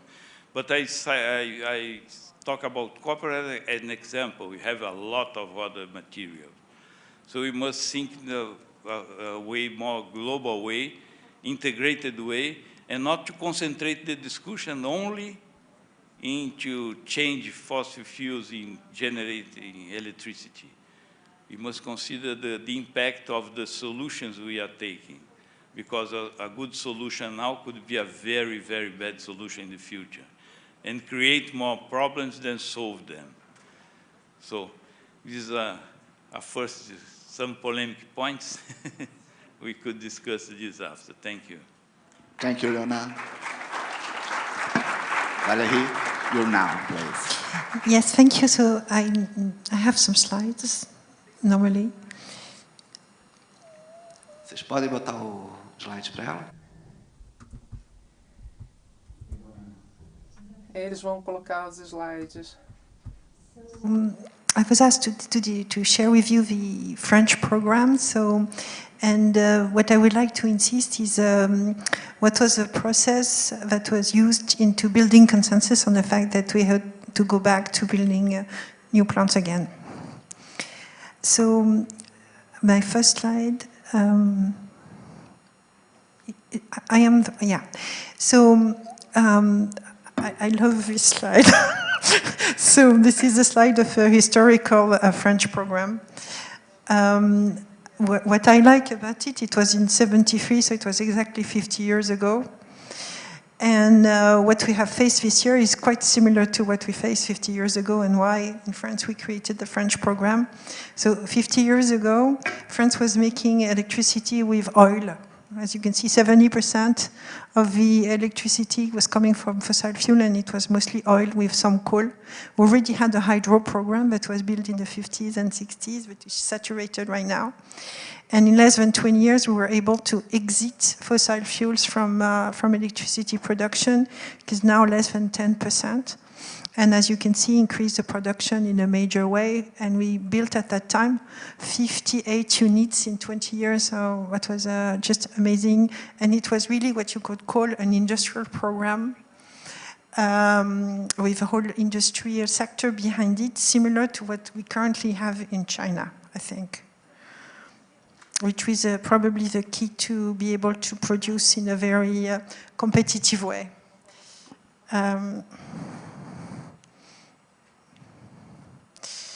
Sorry, I tried every button.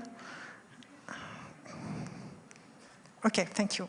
So, as I said this morning, we have 4 programs underway. So I just present you this as an overview, but then we'll focus on the new build program. And I'll try to stay within the 10 minutes. So the first one is the LTO program, the long-term operation program, on the 56 units. And it's going to be an investment of 50 billion between 2015 and 24. It will continue after 24. So as you can see, it's about €1 billion per unit. We are basically upgrading the current generation 2 fleet into something which is close to a Gen 3 unit in terms of safety objectives. The second program is a decision to build 14 units and 6 immediately for more than 50 billion euros, with the first unit to be online in 2035. The third program is an SMR program. It's a 2 times 170 megawatt PWR, which has received investment from the government for 500 million euros. And it's a consortium led by EDF with CAA, Technic Atom, Naval Group, and Electrabel. And then the fourth program is an advanced modular reactor program, which has also received support for 500 million from government, And as I said this morning, we have 14 different startups right now. These are mostly Gen 4 programs with sodium fast reactors, lead fast reactors, molten salt, high temperature reactors, and even we have 2 fusion startups. Okay. So as you can see, we're very busy. So how did we come to the conclusion that we have to build new reactors again? So this is actually the profile of our current fleet in terms of ages. As you can see, it was built extremely fast.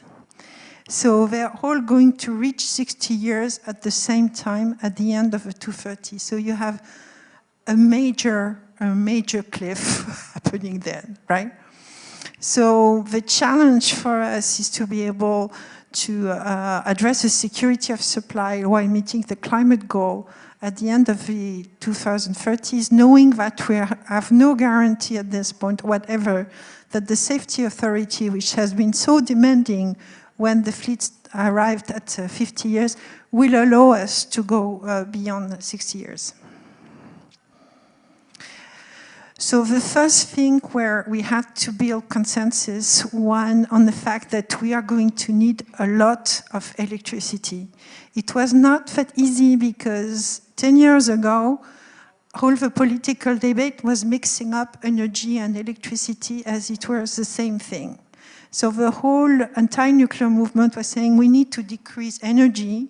So if we decrease energy, we will not need nuclear. The fact is that to decrease energy, you need to increase electricity. So that's the official government scenario. So it shows a decrease of 40% of energy consumption by 2050. But to achieve this decrease of 40%, we need to increase electricity consumption by 35%. So that was a very hard thing to understand. But it was really something which was a breakthrough, is to get able to get consensus. So that we're going to release a new scenario in June, where we're going to go an even higher scenario for electricity consumption in 2050, because we need a lot to be able to decarbonize industry and produce a lot of low-carbon hydrogen. So that was the key to the work. So what we did is that every group had the different scenarios. So you had lots of people and political parties with 100% renewable scenarios. And there were people who wanted to have a lot of nuclear with scenarios that showed that you needed to build 20 units and so forth. So in the end, it was our grid operator, RTE, who led, they were asked by the government to lead an effort that lasted 2 years with all parties. That means all the industry groups and all the NGOs. What they have agreed is 6 trajectories, so that all the different 6 you see. So the 3 on the left are 100% renewable, and the 3 on the right have some nuclear new build. So what you see is the average yearly cost of a total electricity system. So over 30 years, from 2020 until 2050, it's a total of 1,000 billion euros, so it's quite big. And then what you see on the graph is the yearly annual cost. So let's look at the different colors. So the green is the cost of renewables. The yellow is the cost of nuclear. So you can see when you add the cost of nuclear and the cost of renewables, it's about the same. What really makes the difference is 2 things. So the top colors, it's the grid and distribution cost. So it's really the heart of the system cost. The more variable renewables, the more grid cost you have. And the orange is the storage, and also the flexibility on demand. So basically what makes a difference when you have nuclear and when you don't have nuclear is really the grid cost, the systems cost. Flexibility, storage, and grid. So in a total, on the best 100% renewable scenario and the average nuclear scenario, you have a difference of 10 billion euros a year. So that really was heart of a government decision. So they decided to launch the N2 scenario, which is the 14 new EPRs being built by 2050. The other thing why they chose this scenario is the risk associated with every scenario. The risk on the left for the 100% renewable scenario was not being able to deploy renewables fast enough, especially solar and wind, because we needed to go faster than the best countries in the world, and we didn't feel we had the project experience to be as good as other countries. And also the risk associated with availability of storage technologies. And on the right, the risk was our ability to build the new reactors fast enough. Okay, that's why the government didn't take the top scenario, but took the middle scenario on nuclear.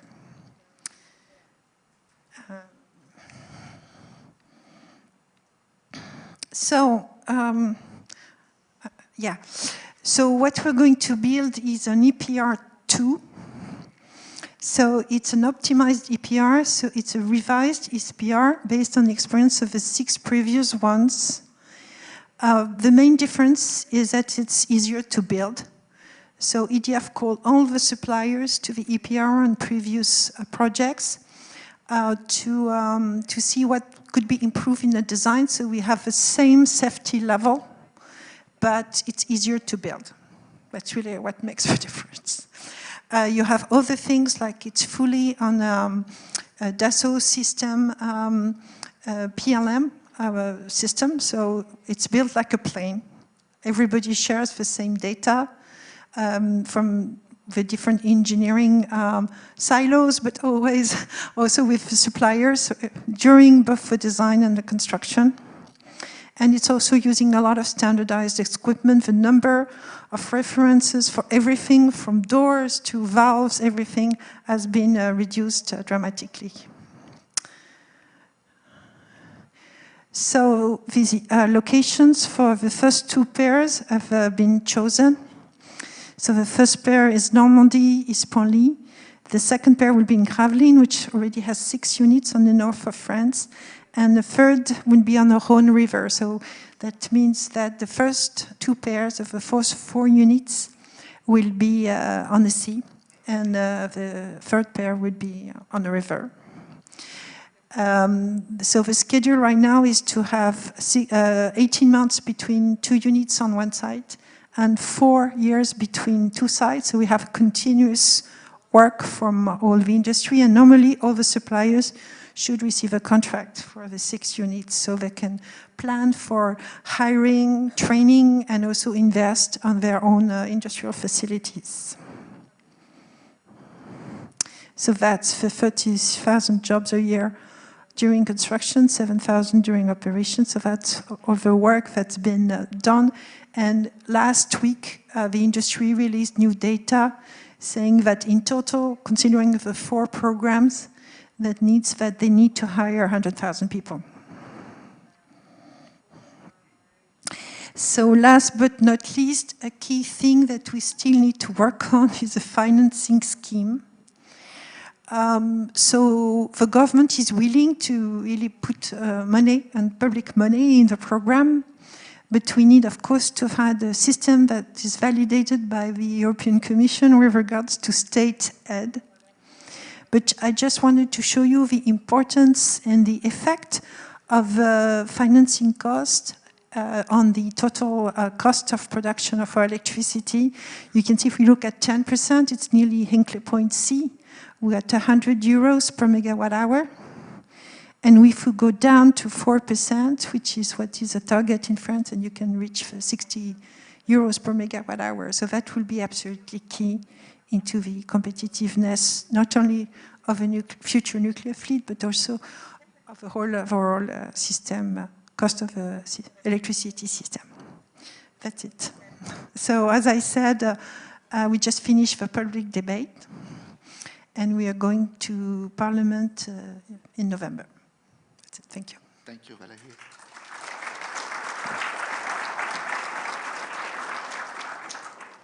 Now we go to Ted. Ted is with you.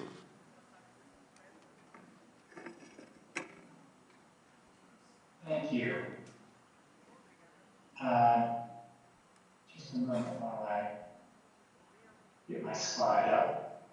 First, I want to thank you, Celso, for inviting NEI to participate. It looks like you've got a very successful event. Congratulations.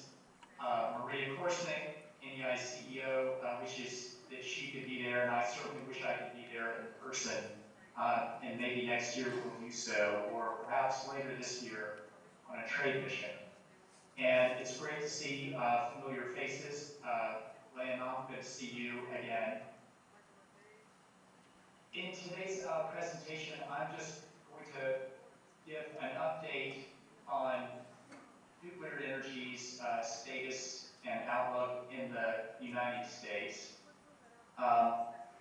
There has been a lot of development in the last year and a half.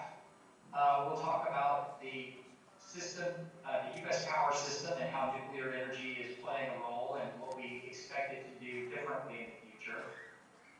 And then touch on a couple of the new applications for advanced nuclear in the United States and in some of the U.S. partners where we've been commercially engaged. And then finally, I'll just highlight the global shift to nuclear and what that can mean for Brazil. Starting in the U.S., I think everyone here knows the U.S. operates a large fleet of nuclear power reactors.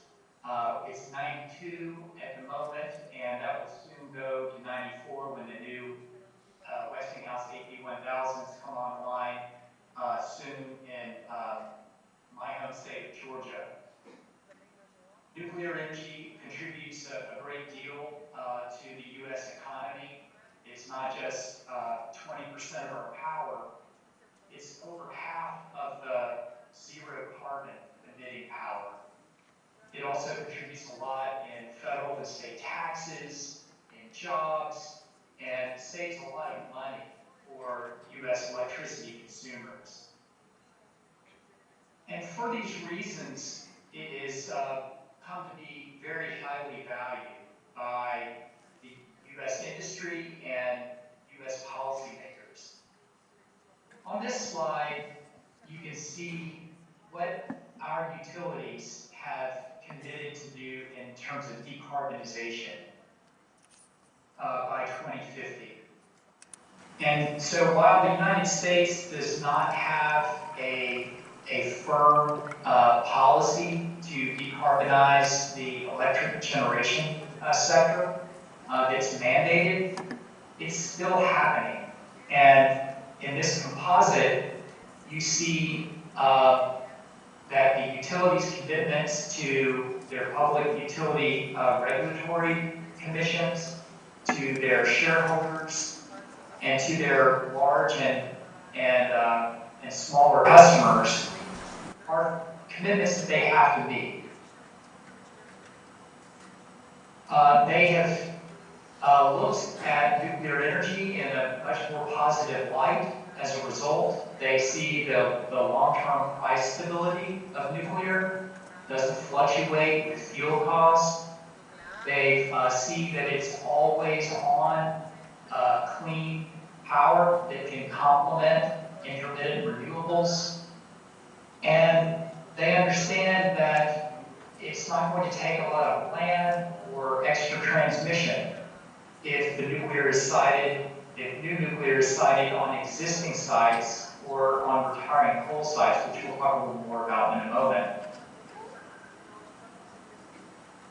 NEI had a study done to look at different ways that the U.S. electricity industry writ large can decarbonize.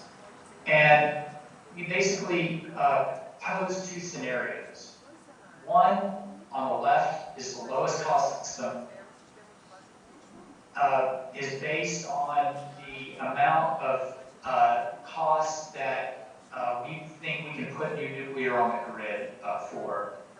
And in that scenario, the consulting firm, Vibrant Clean Energy, found that nuclear would optimally rise to 43% of the US power mix with 300 gigawatts of new nuclear generation. That's 3 times the existing installed capacity of nuclear power in the United States. In the second scenario, they constrained nuclear because for whatever reason. It would still rise to 60 gigawatts of new nuclear. It would reduce in the overall share to 13% because of the overall power would increase. And wind and solar would go all the way to 77%. But in this case, because of the need to overbuild renewables and to build a lot of new transmission and battery storage, it would produce an increased cost to U.S. electricity consumers of about $450 billion over the period. Our utilities are all doing their own studies, and they're coming up consistently with the same answers. So NEI polled the nuclear utilities, not all the utilities, just the ones that generate nuclear power, and asked them how they are intending to meet their decarbonization commitments. What they told us was a couple of things that are really impressive. First, they intend to extend the operating lives of 90% of the existing fleet to at least 80 years, from 60 years. Almost all of them have gone from the original 40 years to 60 years.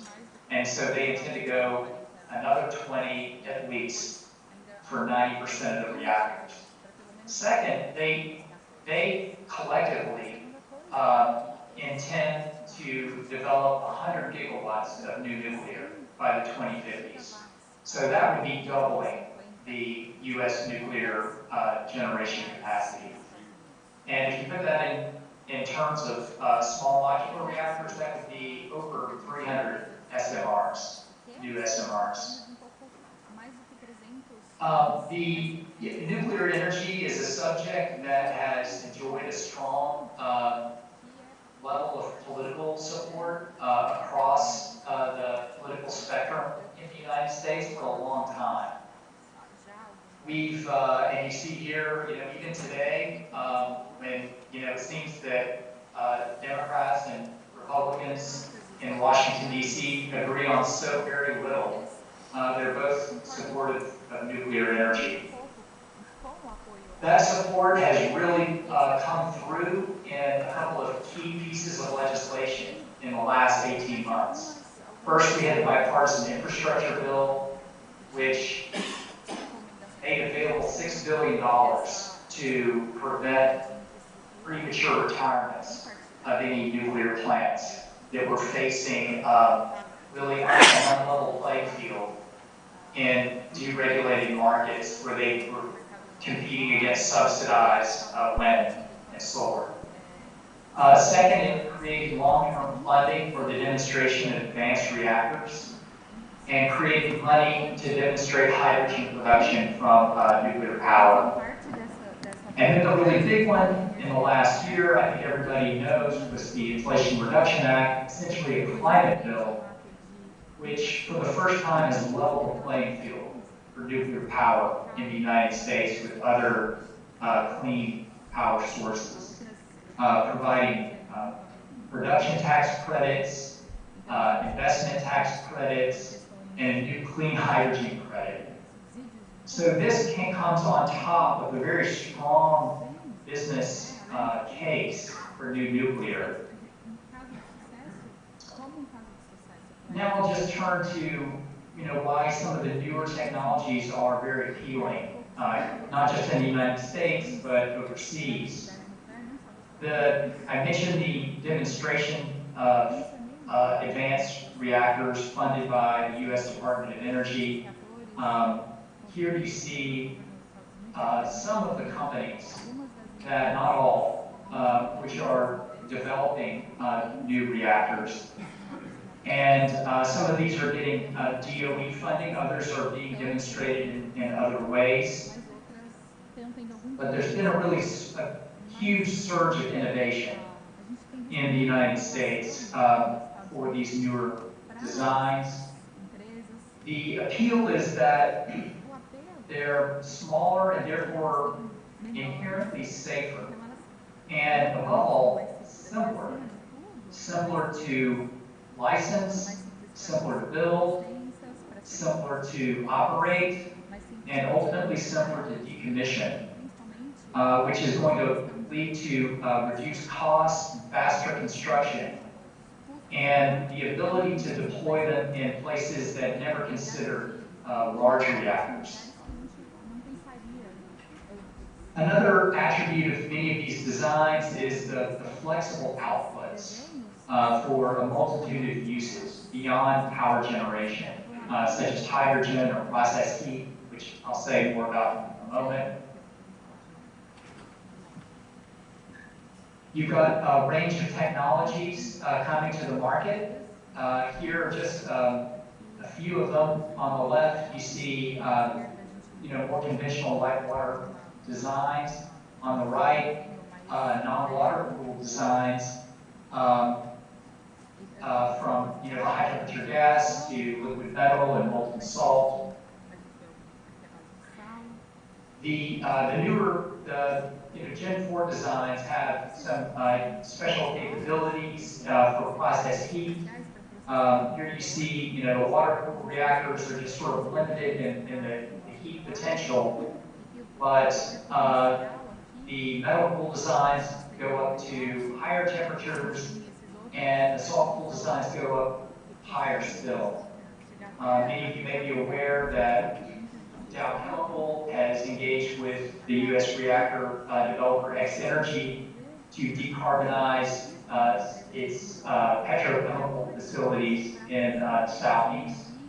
That's just one example. There are U.S. projects in Poland and elsewhere that are also using nuclear for industrial applications. And then, gas reactors. So, I mentioned the demonstration projects. You see many of them here in black. The orange dots are the two large AP1000s soon to come online in Georgia. You also see it's not just federal policy, but state policy, which has encouraged the development of nuclear. In our country, there's still a lot of coal being retired. So, we don't have the luxury of your problem, Leon, of just balancing out the grid with renewables. We still do have fossil to retire. So some of these sites are going to be on retiring coal sites. And they're appropriately sized to fit onto the transmission infrastructure that's already there, and employ the people who, many of the people who are already working in the industry. In Europe, there's a huge convergence of all the factors that you mentioned, Leon, of climate security, energy security, and the need to maintain economic vitality. A lot of this has been enhanced in the last year with the energy price crisis exacerbated by the energy war that Russia has engaged with in the EU. For our companies, there's been a huge amount of interest. I mentioned Poland already. There are 6 large AP1000s to be deployed under an intergovernmental agreement there. There's also commercial projects for SMR deployment for GE Hitachi, NuScale, and other U.S. firms. In Romania, there's another U.S. intergovernmental agreement for the deployment of the NuScale SMR. And U.S. participation in completion of large reactors at Chernobyl. The white dots indicate some other near-term commercial opportunities that we've seen where there's a lot of interest in nuclear. Not indicated here is the demand for fuel. There's, I think, a great deal of anxiety in the countries operating VVERs, worries about the reliability of fuel supply. And so I'm sure Valerie can attest that France, just like the US, has been much sought for help in diversifying the supply to those VVERs. These smaller reactors I mentioned are deployable in lots of places that never dreamed of building a gigawatt scale plant. And you can see already in the countries that are moving towards nuclear for the first time how these new designs could be widely deployed. This map showing the nations currently operating nuclear power could be growing soon to include an additional approximately 20 countries building nuclear for the first time. And you see them on every continent. And the final point I'd just like to share is, for these countries, but also as a reminder for Brazil as it considers its future partners, nuclear energy it's a long-term proposition. And it involves not just the delivery of equipment and fuel, but long-term industrial partnership based on mutual trust and respect, and ideally shared values. We share with Brazil a desire to address the global climate crisis, to ensure our mutual energy security, and to promote our continued economic vitality, not as a mercantile bid to tilt the balance of trade in the favor of the U.S., but as knitting our industries together in a long-term way that can improve the nuclear energy sectors in the U.S. as well as Brazil and in third countries. And as these new technologies come to the market, I think the opportunity for collaboration is at its highest, because Brazil has already demonstrated the capability for high-tech manufacturing in sectors such as aerospace. These new reactors are more like building airplanes than building airports. And they're the perfect area for U.S. collaboration with Brazil in both our countries and around the world, so we can address these interests that we share with most of the world. So with that, I'll stop. Thank you, Ted.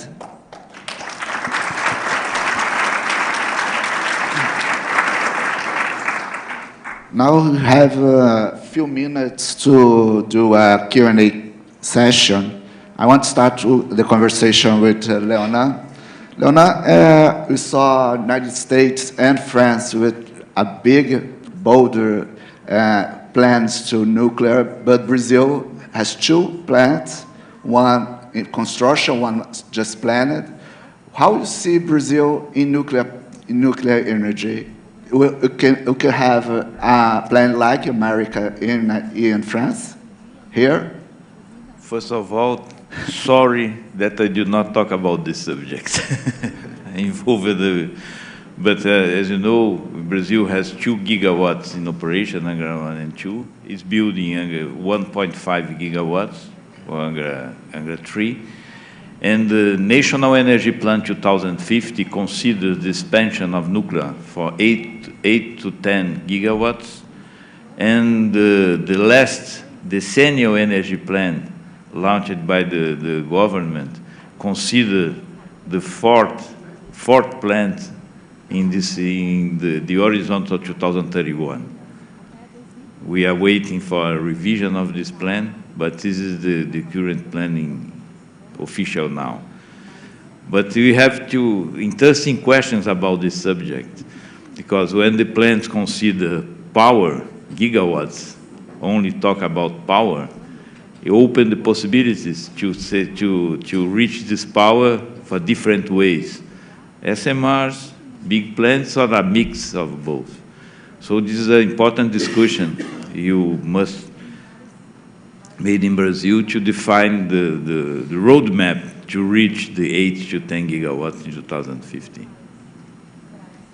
And Valerie, you talk about the France plans, but in Europe you have different approach to nuclear energy. We saw Germany phasing out their nuclear plants, but they buy the nuclear energy from France. How you see Europe in this context? And we're gonna see only France investing in nuclear plant in the way you show us, trillion euros investment, if I believe. And the other countries are Europe, how they are? So right now there are 14 countries that want to invest in a new nuclear. So every country in Europe is, according to the treaties, is responsible for its own energy strategy. The issue is that some of us decisions have to be made at the European level, such as the market design, which is very important for the financing scheme. As I said, for the state aid rules, the state aid, so the financing scheme for the program has to be agreed at the European level. So that's why we need to act together enough as a club of the 14 countries that are lobbying for nuclear and renewable, because the nuclear countries are not against renewables, though the other ones are against nuclear, exactly. So these are very strong debates right now, very tough.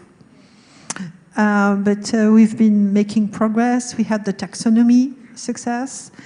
So now we have other battles. We have a battle on hydrogen. We have a battle on market design. We have several ones of them like that, on state aid rules and stuff like that. But that's how it's going to work. So of course we will need to have a good market design, but we also need to build a European nuclear supply chain more than we did in the past, because we're going to have many countries that will want to build new reactors. Yes.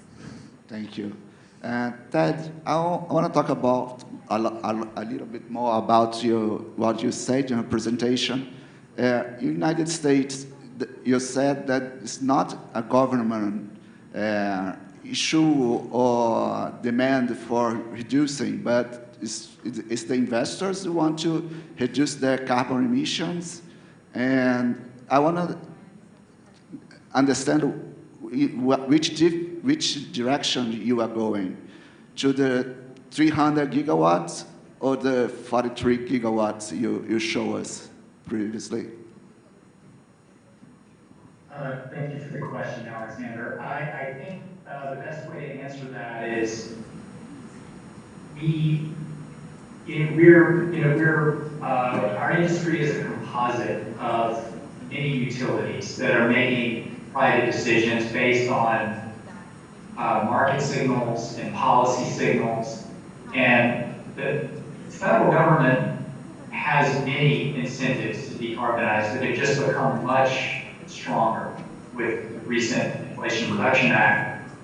And so they are responding to that, but they are also responding to commercial signals. Big users of power like Amazon and Google, they have made their own policy decisions to decarbonize their electricity. And so they put pressure on their utilities. There's many states have put pressure on the utilities to decarbonize. So responding to the array of policy and commercial drivers, the utilities have made commitments that they now need to keep. And they're looking at ways that they can meet those commitments most effectively. Just today, one of the bigger utilities, Dominion Energy, released 5 scenarios for meeting its commitment. All but one of them includes new nuclear. And the one that doesn't include nuclear, they singled out as not viable. So it's really just a question of how much, and that really remains to be seen as they carry forward toward the implementation of their commitments. So you don't have an idea where you're going yet? We know it's a lot more, and if it's at the low end, doubling of the installed nuclear generation capacity, that's going to be pretty big. And like Valerie said, we're focused now on demonstrating the first of the new designs and looking to build supply chain to meet the demand, not just in the United States, but worldwide. And finding partners, especially partners in countries that share our values, that's a very high priority. So we can continue to be reliable suppliers for decades to come. Okay, thank you. Leona, I want to question you about the recent MOUs that Abdan has signed with NEI and GFEN. Can you talk about more these agreements, what they mean to Brazil, to Abdan? I think that these agreements, it's a policy of Abdan the last years to enhance the relations with the other institutions around the world. It's extremely important for us to keep this contact. Now we are receiving you and receiving NEI, and we are opening for the discussions because nuclear is complicated, socially complicated, technically also, but socially. And we must exchange experience. We must learn about the experience of the others. The difficulties they face is the best way to win the difficulties we have. Looking for the other experience in terms of technically and also socially, because I believe that social is the big challenge. No? You talk about Germany. For example, the society in Germany, make a suicide, technological suicide, a unique case, I believe, in the world. So the relation, the strained relations between Abdan with the other societies is necessary.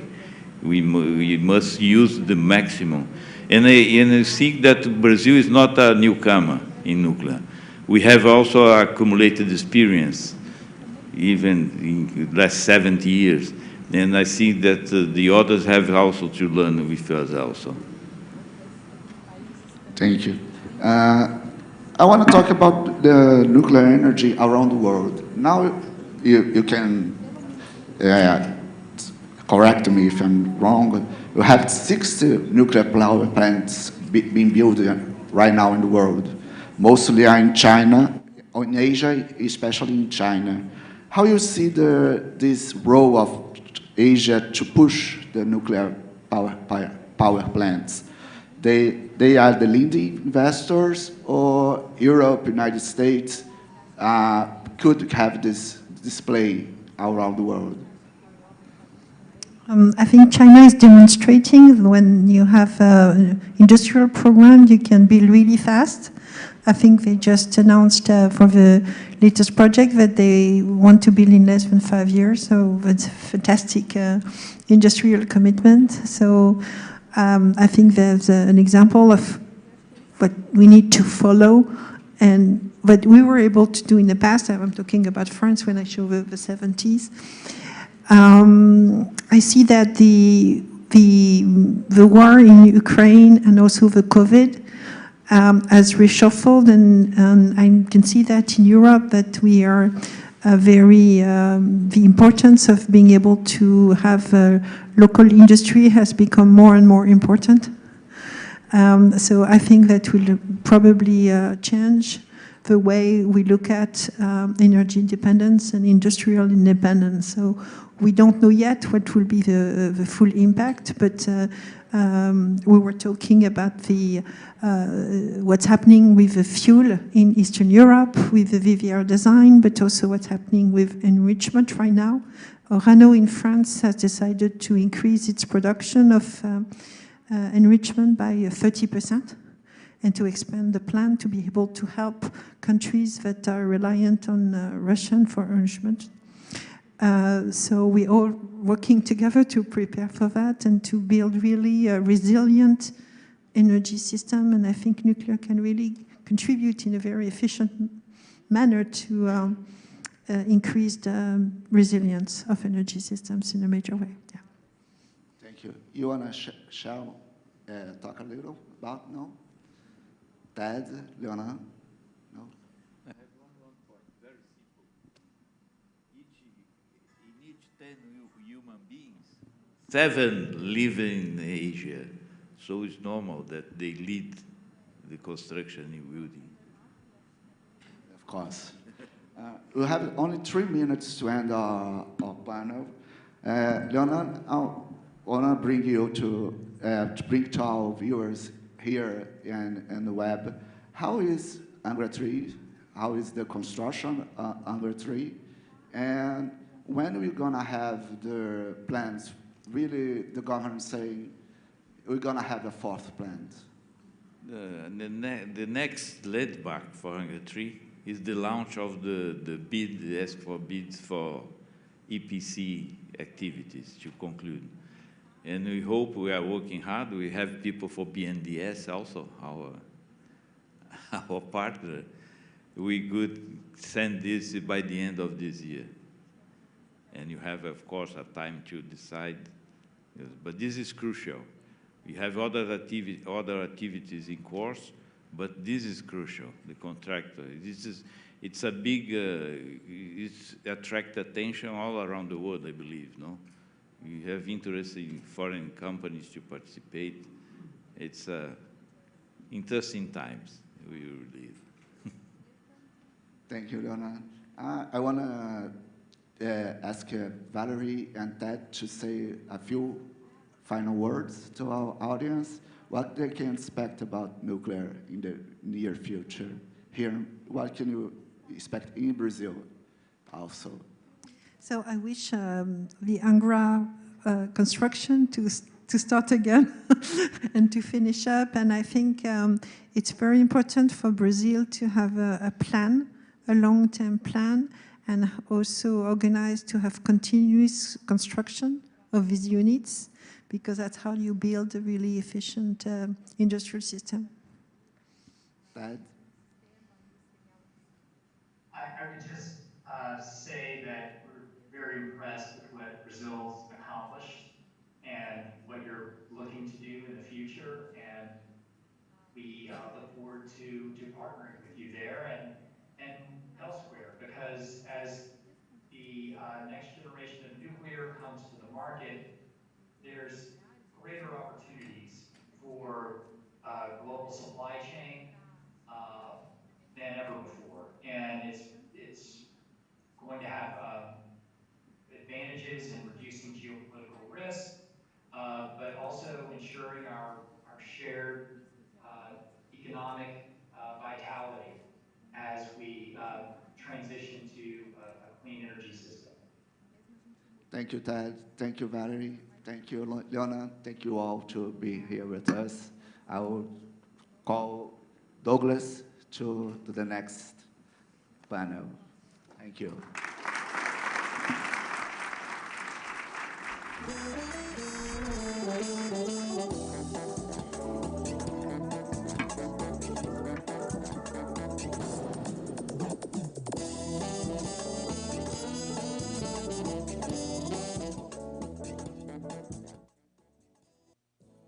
E gera energia limpa.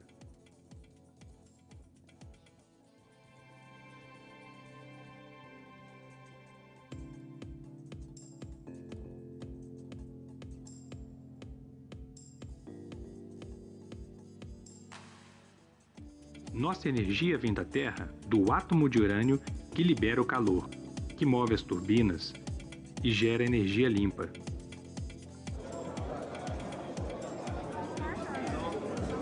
O urânio, que se encontra misturado com outros materiais rochas, dando início ao ciclo do combustível nuclear. Pessoal, o próximo painel vai ser agora.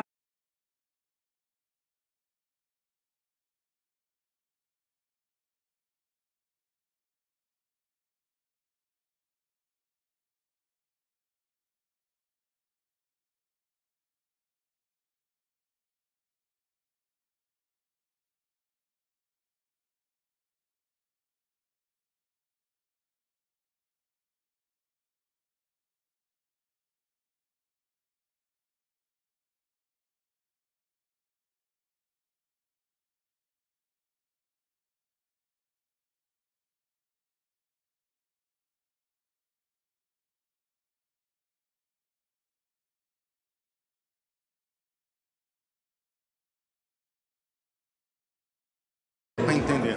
Dá para entender.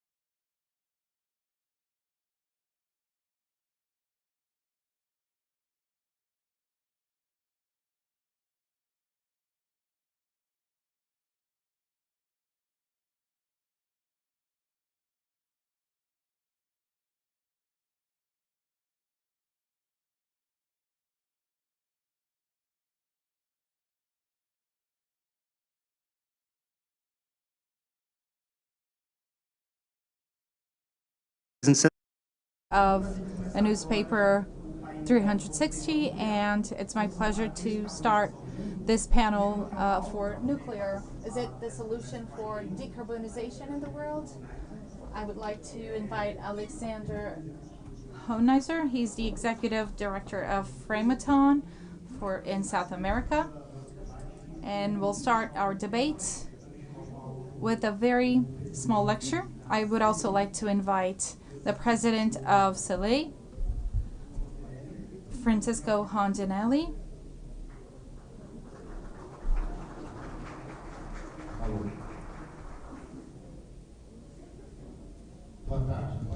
Good afternoon. Can I have my presentation, please?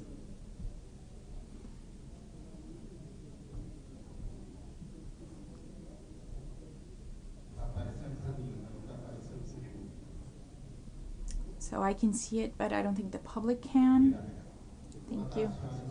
Good afternoon, ladies and gentlemen. My name is Alexander Honeiser, and I'm the director of Framatome in South America. And we're lucky to be the OEM for Angra 2 and 3, and also in power plants in Argentina. Argentina still has a third power plant that has a different technology than ours. I will start today talking about our theme. That's the role of nuclear energy in sustainable energies, the sustainable development, excuse me. Well, so just a little bit about Framatome. Not going to take a lot of time talking about Framatome, but more generically, we are over 60 years of existence, and we're very proud to generate clean energy. We have over 400 reactors that we serve technically, and Framatome is responsible for them. So it's a very high number. We're almost everywhere in the world. We had over 14,000 employees before COVID. And after COVID, we started, and now we have over 16,000 employees worldwide. And we're in 20 countries from the 30 ones that use nuclear energy. We are a simple company. We belong to a group in France. 19.5 of our actions belong to Mitsubishi, and 5% from AS System, also a French company.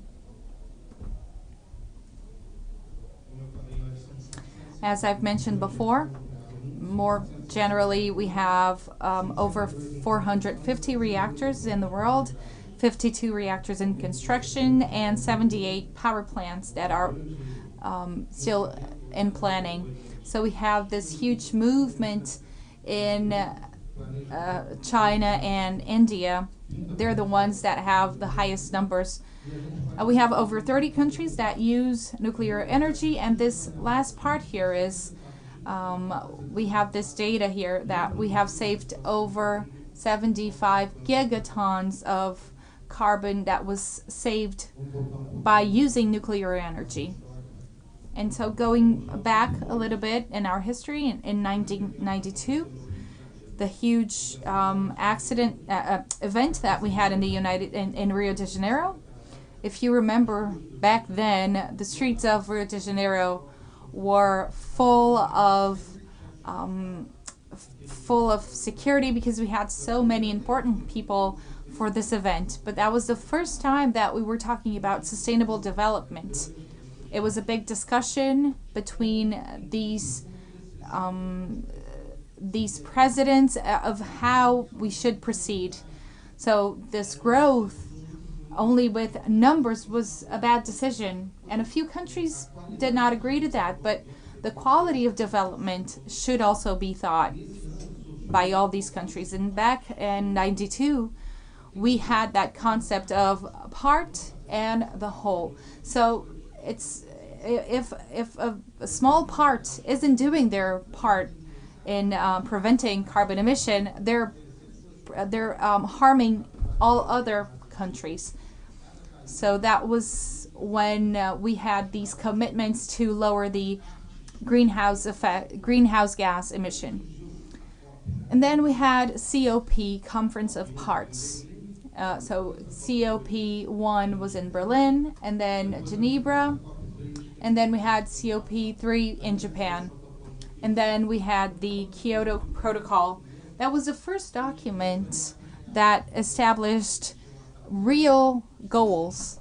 We had a table determining all of the goals from which country had the numbers to lower for their greenhouse gas emission. So back then we had a different sort of treatment from rich countries, wealthy countries, to poor countries.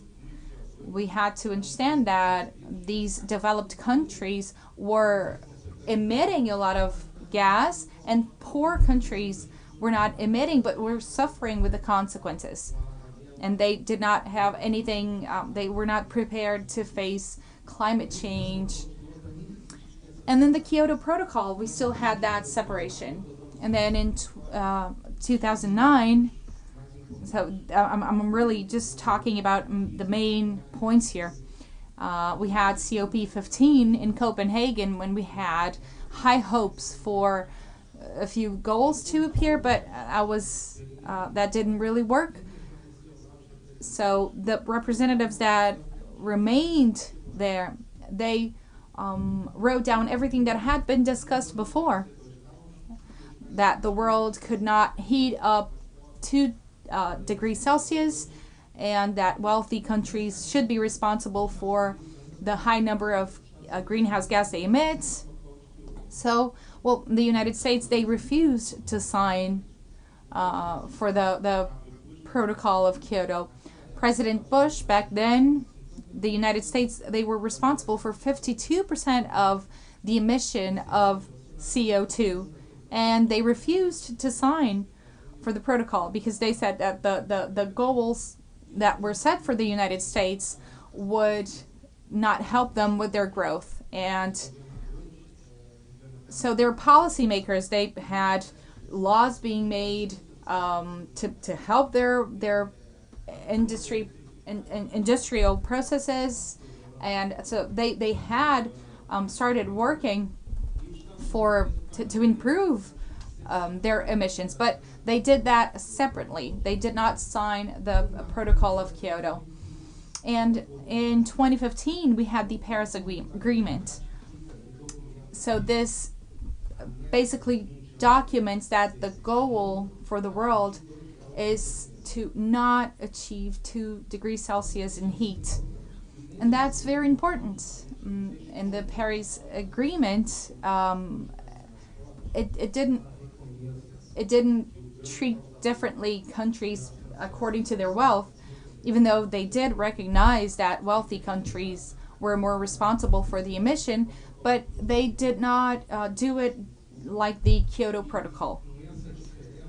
And with that difference, the United States, we can see that because the agreement was written in 2015, but it was only signed in 2016.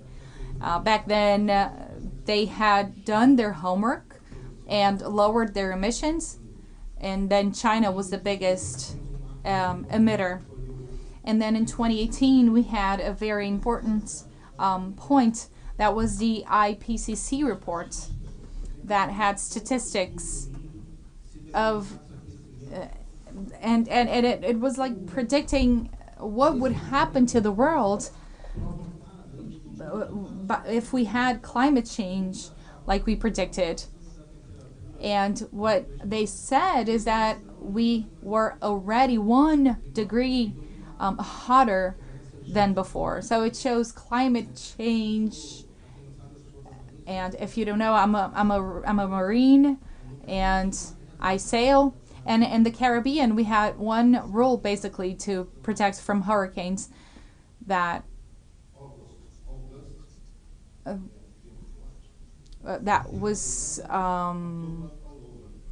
we had a few rules and a few tips for sailors to sail in the Caribbean, and that we cannot apply that today because we have hurricanes in November, for example.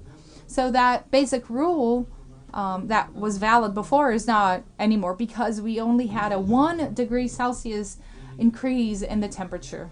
And this report uses this 2 degree heat increase, and it tries to understand what would be the impact of that.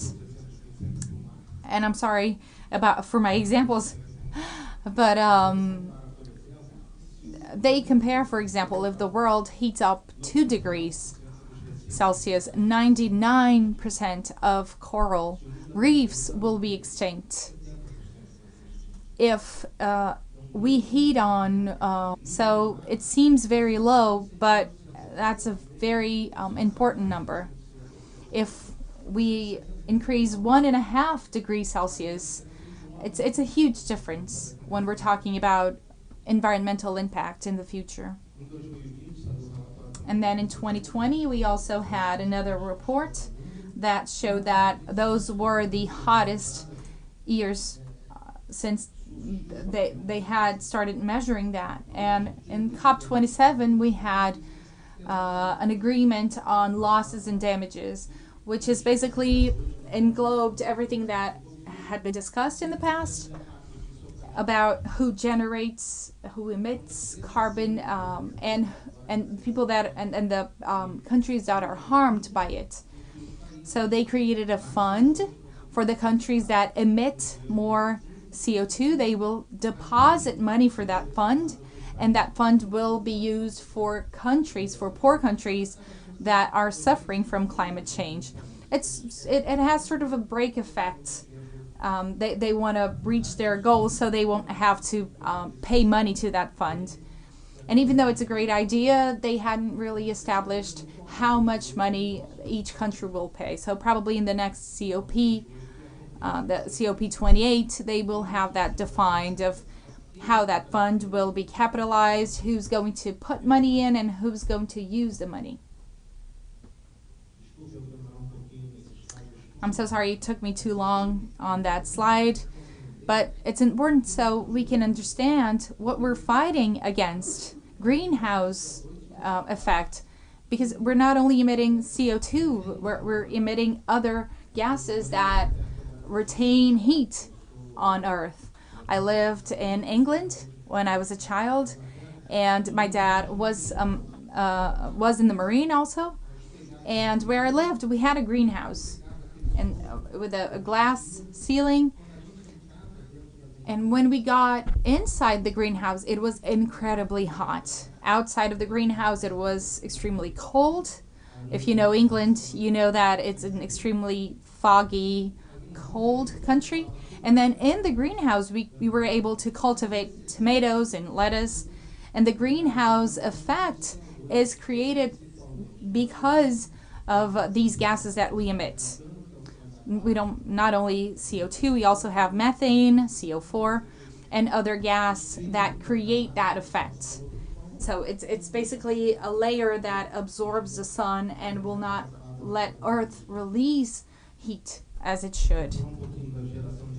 Let's talk a little bit about the generation of energy that is a big contributor to the emission of CO2. And the main contributor here is fossil fuel.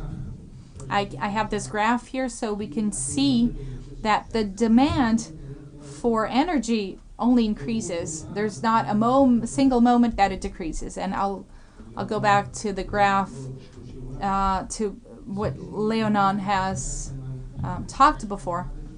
This is not an electrical matrix. It's simply CO2 generation. So we go to that brown layer, 13.4, that's electricity and heat.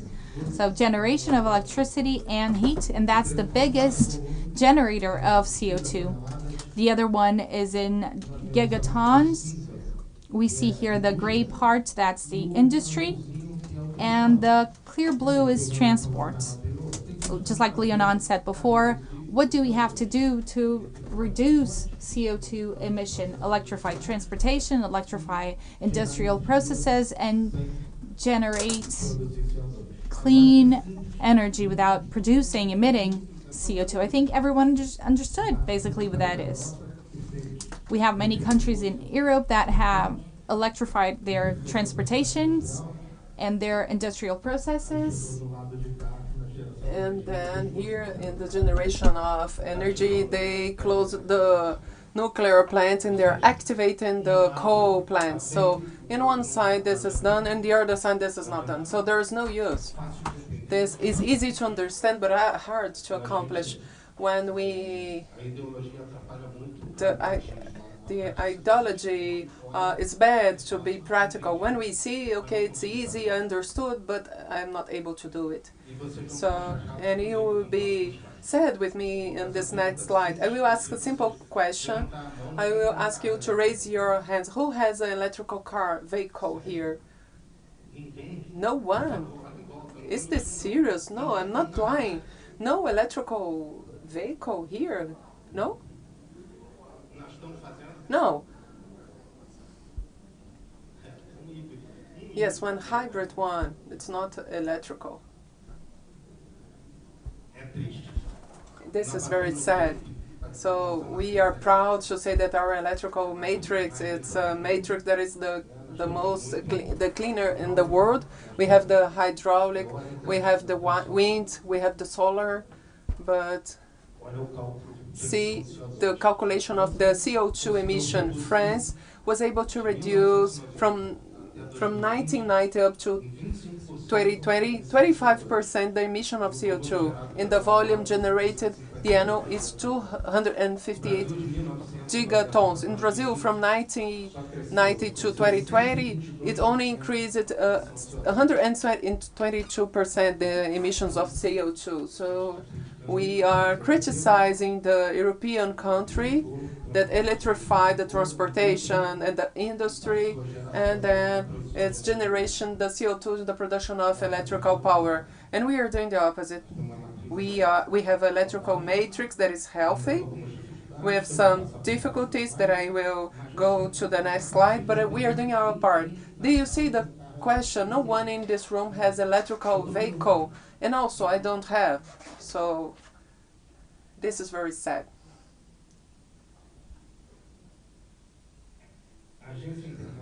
The International Agency of Energy has a study with more than 400 models of how the energy is generated up to the year of 2040 to have an environmental balance, to be sustainable. And in all the models, it indicates that the nuclear power should increase from 100 to 500%. The indication is to have a wind increase, a solar increase, but the space of the nuclear energy is very important. All the studies indicate from 100 to 500%. And you can see that in the model that they consider that is more feasible, that is more correct, the nuclear energy goes from to up to 4,000. That is a huge increase in the world.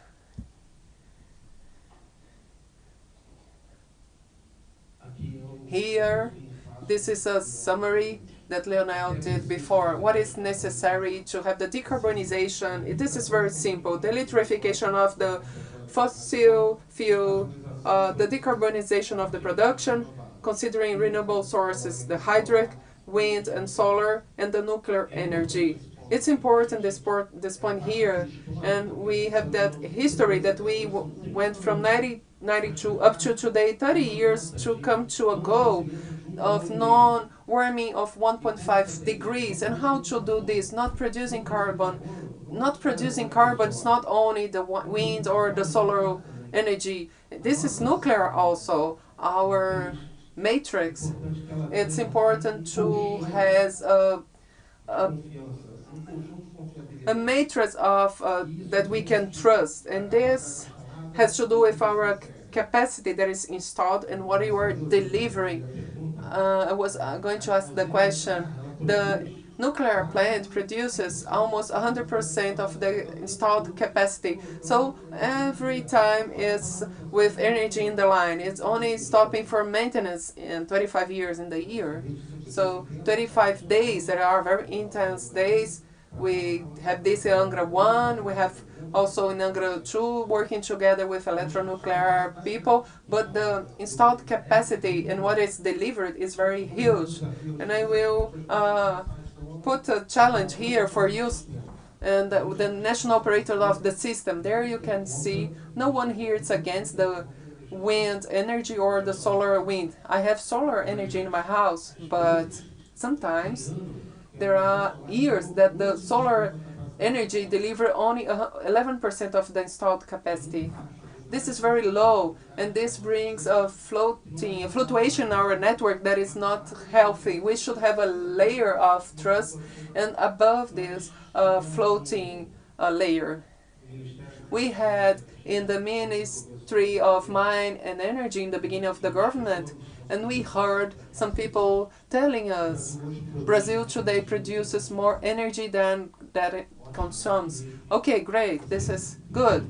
You produce energy and you leave space for the country to grow. You cannot face a barrier that is the lack of energy to grow. So yes, this is correct. We should plan and build the plants before.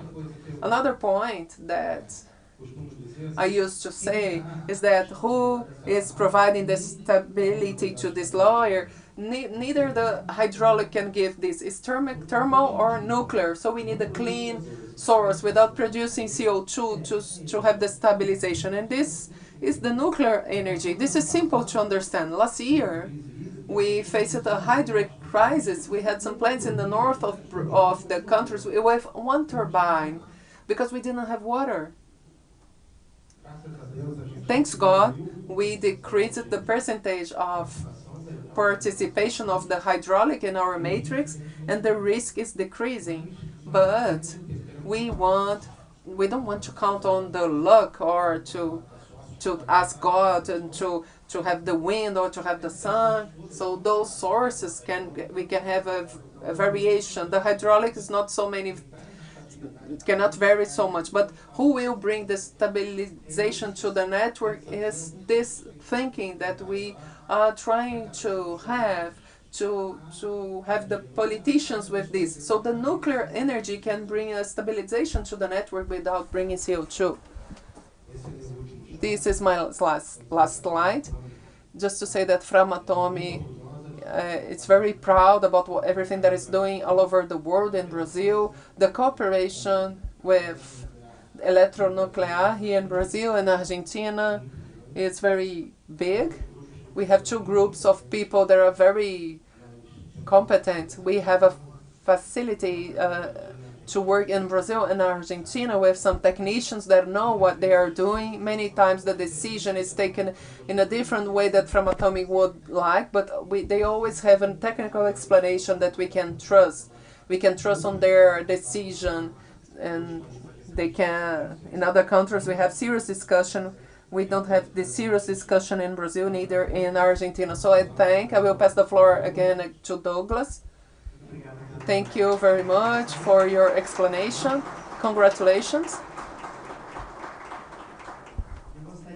I would like Francisco to explain also about what are your findings about this data presented by your colleague. I would like to do this using the same presentation that I brought. I would like to complement some data and provide some comments. Excuse me, it's already prepared over there. It will be quickly. In fact, what I did, I copy-paste from different studies and presentations and information to bring here to the debate. So please, next slide. So this is a general picture just to show this stone that is called Earth.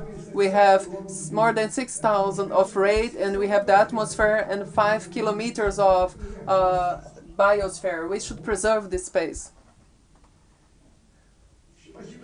This is an idea of the increase of population. We would have up to 2,100, more than 12 billion people. Then we will have a decrease in this curve due to social issues, but we should consider the demand of energy that this will bring to our energetic matrix in a general way. Here is a concept very important regarding sustainability that we are talking about. So here the aspect of a triple bottom line, that is to use the social, the environmental, and the economical, and to find the intersection, what would be the sustainability? How can we use the economical, the social, and the preservation of the environment? So I think this picture, in this intersection, we should try to fix the target. So the point is sustainability against the electrical energy demand. So how can we work with the increase of the demand without getting off of this intersection? And here's some data from our energetic matrix that is a little bit different. This picture is from 2012, but you can notice that we didn't, it didn't change so much.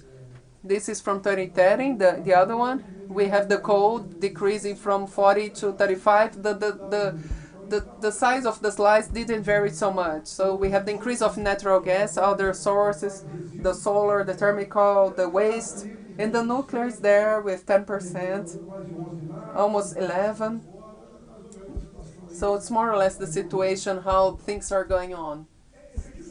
Here are some data that I got a time ago, some economical aspects as we take a look at the options of generation in that slide, the economical slice. Nuclear is not so bad, right? If we consider the taxes,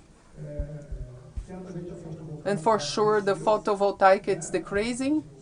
Maybe that some others also, the hydraulic no. But we can take a look in this picture, and nuclear is not so bad in the picture. We are trying to contribute to the component of the sustainability and to have the intersection over there. A little bit about the emissions of CO2, again, that is very favorable. This is from 2015. The nuclear plants are by the end regarding the generation of CO2 according to annually called the attention. So it's the source that less contributes for the emissions of CO2. And here, comparison, I got some data. The source is me, myself. So in terms of perhaps some environmental aspects, Angra 1,400 megawatts. This occupies less than 1 square kilometers, less than the Rodrigo de Freitas Lagoon in the city of Rio de Janeiro. So if we have a gas thermal, also the square kilometers, we need more gas per year that you burn and you release in the atmosphere. The coal is worse. We will have 11 ships of iron ore, so we should unload the vessels and we burn this in the atmosphere. The wind, this is a calculation that it would be equivalent to have a road from Porto Alegre to Fortaleza due to the factor of capacity. In the peak, it's good, but we have the variations regarding the capacity, and this has to do to increase the size of the wind plant to compensate the nuclear, and the solar is the same thing. You would have 40,000 square kilometers, but due to the capacity, we have a rapid calculation. You should have a land as the Barra da Tijuca neighborhood in Rio de Janeiro. This is important to call the attention regarding the environmental impact that the sources of energy generation has. Up to today, we have a model that is being discussed in the international agency. We have a project, a regional project for cooperation in the energetic planning. We have the concept of climate, energy, and water. How can you consider all the 4 elements when you need to define, for example, energetic planning? The climate, the occupation of the land, the availability of water, and the supply of energy. This waste matter. This is a weak point of the nuclear area. We need to explain this very well. It's important, the volume of waste. If you consider the ones from all the generations of the world, you need a size of a stadium, for example. So it's important to store this waste from all the nuclear plants in the world. So it's a volume very small, and this is something that we need to explain to the society. And then when we are going to have the reprocessing in the fuel, the volume will be very small. So here, are you going to keep this for 2,000 years? Well, the warriors from Xi'an, they were important and they are perfect without any damage due to natural phenomena. So it's very possible when we talk this over 300 years. Rio de Janeiro has 400 years. So today the humanity more than domain some techniques to manage the facilities for a long period of time and use. So regarding the nuclear safety, it's important to take a look in this picture. The hours that we have in the reactors, we had some accidents in the nuclear plants, Fukushima, for example. But taking a look further, some fatalities, this is something that we should talk about. One time I was talking with Greenpeace and they were saying that you are bringing here very bad scenarios. No, I'm just showing clearly what this is talking about, considering a period of 30 years. We are talking about death. Okay, we had 38, but in the hydroelectric, we have much more in China. We had a hydro plant and we have 171,000 deaths, and in India 5,000 in 79, and then many others, as you can see in the slide. So as we are talking about risk, let's bring this data to the reality. It's not only the nuclear. We need to build this dialogue with the society. Oil and gas, 20,000 accidents, and in the productive chain, carbon, the solar, we don't have a very trustable statistics. This is from 2012. This was published by Forbes, if you want to take a look. There is a very nice analysis, very detailed, comparing this rate of death due to the energetic matrix. I think this is very important to clarify this. This is a data that is very important in US, the 20,000 deaths per year, a little bit less than 0.01% of the population due to the burn of the fossil fuel, due to the pollution from this. And in China, we have 300,000 per year, but this is also 0.02% of the population. So the statistics can say a little bit about this, but this is a reality. And also looking again at the nuclear side, we have these consequences. So I think that we are very focused on risk regarding accidents. And what about the others, please? Here, I got a very interesting study from the University of Tennessee, from the Department of Nuclear Energy, and they have some meetings, and that they created a unit of measure that they call quat. And they said that the world consumption is around 400 squats. US is 1/4 of this, so 1/4 is from US.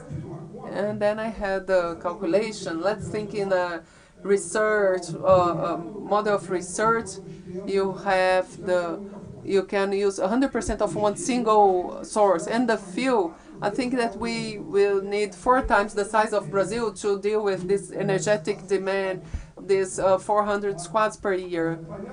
So the solar panel would be 2 times the size of Brazil, because you have the generation only during the day. So you should consider also the factor of capacity there. The wind, you should go around Ecuador to be able to install a wind plant.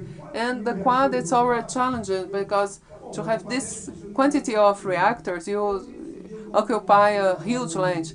I saw an article from WNA saying that it would be necessary to guide this, to begin the construction of 5 reactors per year. And 4,000 reactors, we should multiply by 400. So in 5 years, in each year, 5. So how many years we will need to deliver the reactors, even with 500% that the agency recommended? So we cannot consider this. So no source will be able to deal with this demand. So what we need an optimization of the sources and the possibilities of each one, trying always to find the intersection of the sustainability. And this is a proposal, let's say, a very ambitious proposal in the case of Brazil. Brazil is the beneficiary of these sources of electric generation, and I understand that Brazil should have a matrix. It's what we call renewable and the regular ones, the thermicals that we operate and we turn on or turn off. And we have a situation that is a privilege with 100% of renewable, and that we can regulate 30%, and others 12% considering the pre-salt, and others 6%. So I think this is a very interesting composition to Brazil. If we take a look in 12% of nuclear, considering 2 plants of 1,000 megawatts, it is over up to 2060, for example, we perhaps would be with the capacity to deliver 1 Itaipu in the electrical system in Brazil. So this would be, in my opinion, a base of stability in the system. Enough. Today we have some reserves for uranium for those 2 plants. So thinking about the strategic reserves, we can see Santa Quitéria in Cristalino, for example, we have uranium available for this. So this could be a strategy to find out and to position the energetic matrix in Brazil in that intersection of the sustainability. Please, I would like to call the attention for the importance of a nuclear program comparing to the experience of Korea. And we start almost together with Germany, but we were in that system that was very close to, and we are there, but the backbone of the economical development of South Korea was the nuclear program, with the capacity of the industry, human resources, quality in the industry, and they developed all the industrial bases that allowed this to be spread to other sectors. So today there are economical potence, and and due to the nuclear program, and I think that this is something that we miss. So just a general data to feed our discussion. Thank you. Mas já foi? Não, não foi. Quanto que eu fiz? Fiz 20? Thank you, Francisco, and I'd like to ask a question about nuclear power plants. As a trend, Germany recently has turned off their last 3 power plants. Do you think that other countries will follow? What's your evaluation? I like everything that Leonan writes, and he has published this past week an article that I can't criticize because he didn't write it, about the growth of a number of power plants. One before the pre-accidents and the other one post-accidents after Fukushima. So this movement after post-Fukushima, on my understanding, everything that the United States goes by is represented in the rest of the world. And they are China is the biggest potency in nuclear sector. Nowadays, I don't see other countries following the path of Germany. We see France saying that they have 14 new power plants being built. Many of them is happening with the participation of Framatome. And just like you saw in our presentation, the other power plants, Valerie said that we're going to participate in the bidding process. So we see a movement from the part of France and England. United States has 2 power plants under construction. Here in Brazil, we see the declaration from our minister that Angra 3 will continue its construction, and all of the pressure that we're still under should continue for a while. We have 2 big projects in Brazil, and I like to discuss SMR and floating industries. We have here, and the president here doesn't even have an idea of all the hard work we're going to have to put in. But we have to discuss other matters. For example, we have a multi-purpose reactor in Angra 3. One of them is under the regulation of the Ministry of Technology, and the other one is under other regulations. So we have to fight for these 2 projects to move forward so we can start talking about others. It's no use talking about SMR if we're 30 years late with Angra 3. So it's really tough. So just really to sum up, I don't believe other countries will follow Germany's path. I believe that the country is moving towards building more nuclear power plants. So just so you can have an idea, we have over 3,000 employees in Germany. We have 2 of them are here. One of them is the technical director of Framatome here in Brazil, and we have also 2 other directors from Germany that are here. It is an expensive labor source, and we have them in Germany because we still have a lot of work to do there. But I don't believe other countries will follow. And a question to Antonelli: what's the role of the government? How have you been working so that the population understands the need for decarbonization and having more investments in nuclear energy? Well, thank you for the tough question. I see that we face a lot of challenges when we're talking about nuclear energy. We have this whole loud movement against it, and I know it's hard.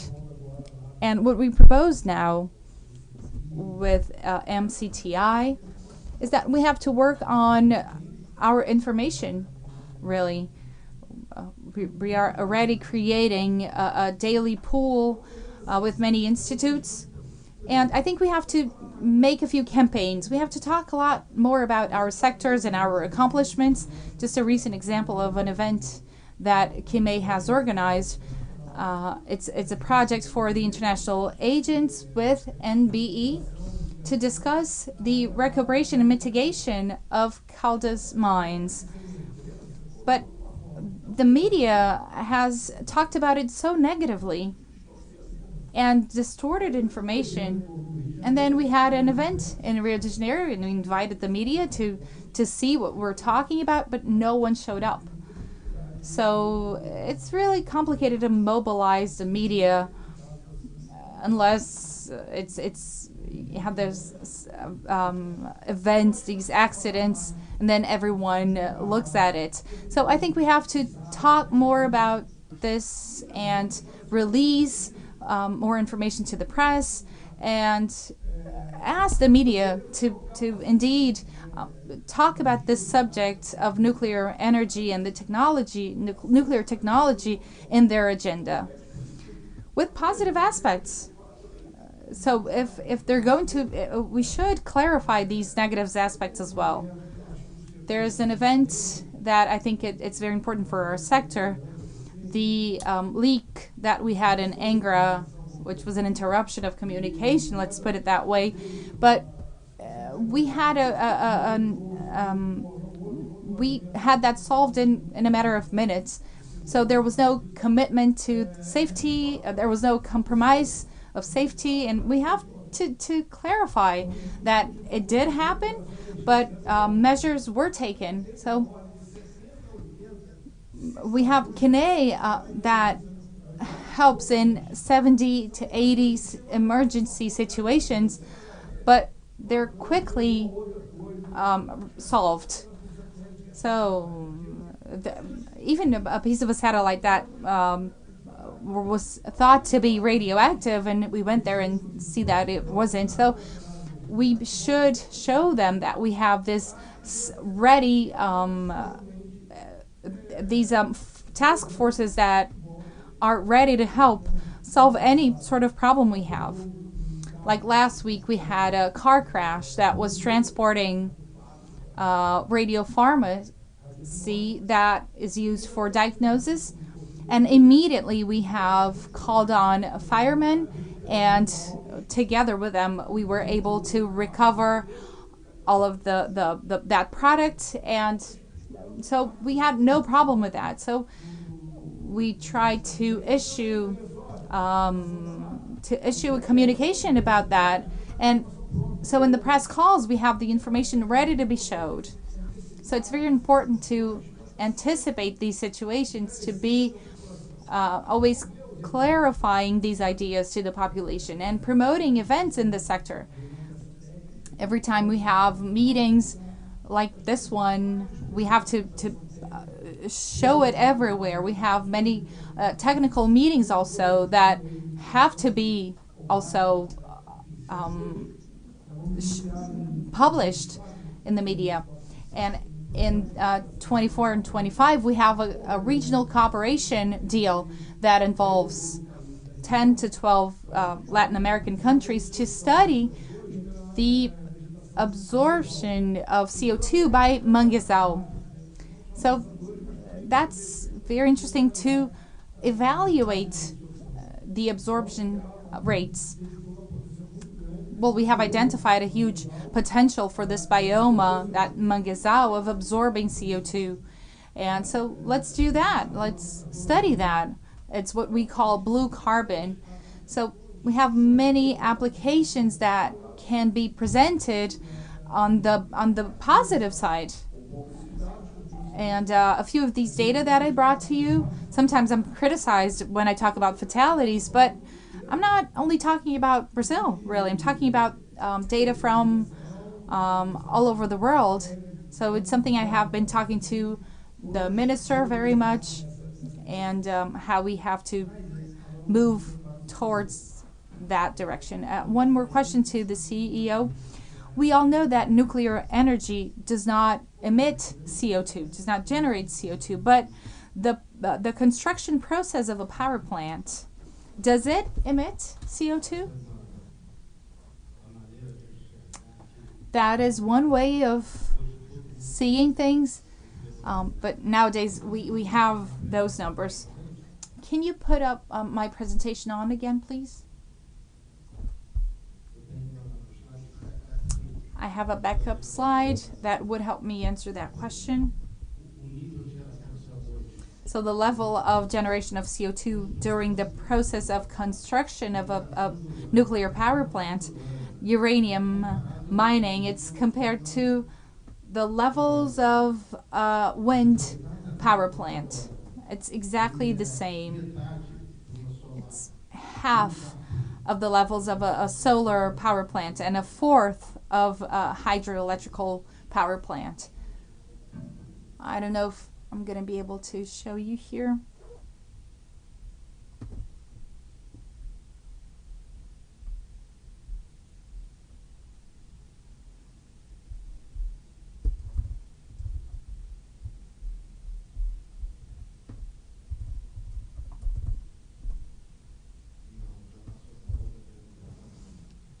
No, I have a graph that I will I will send it to you.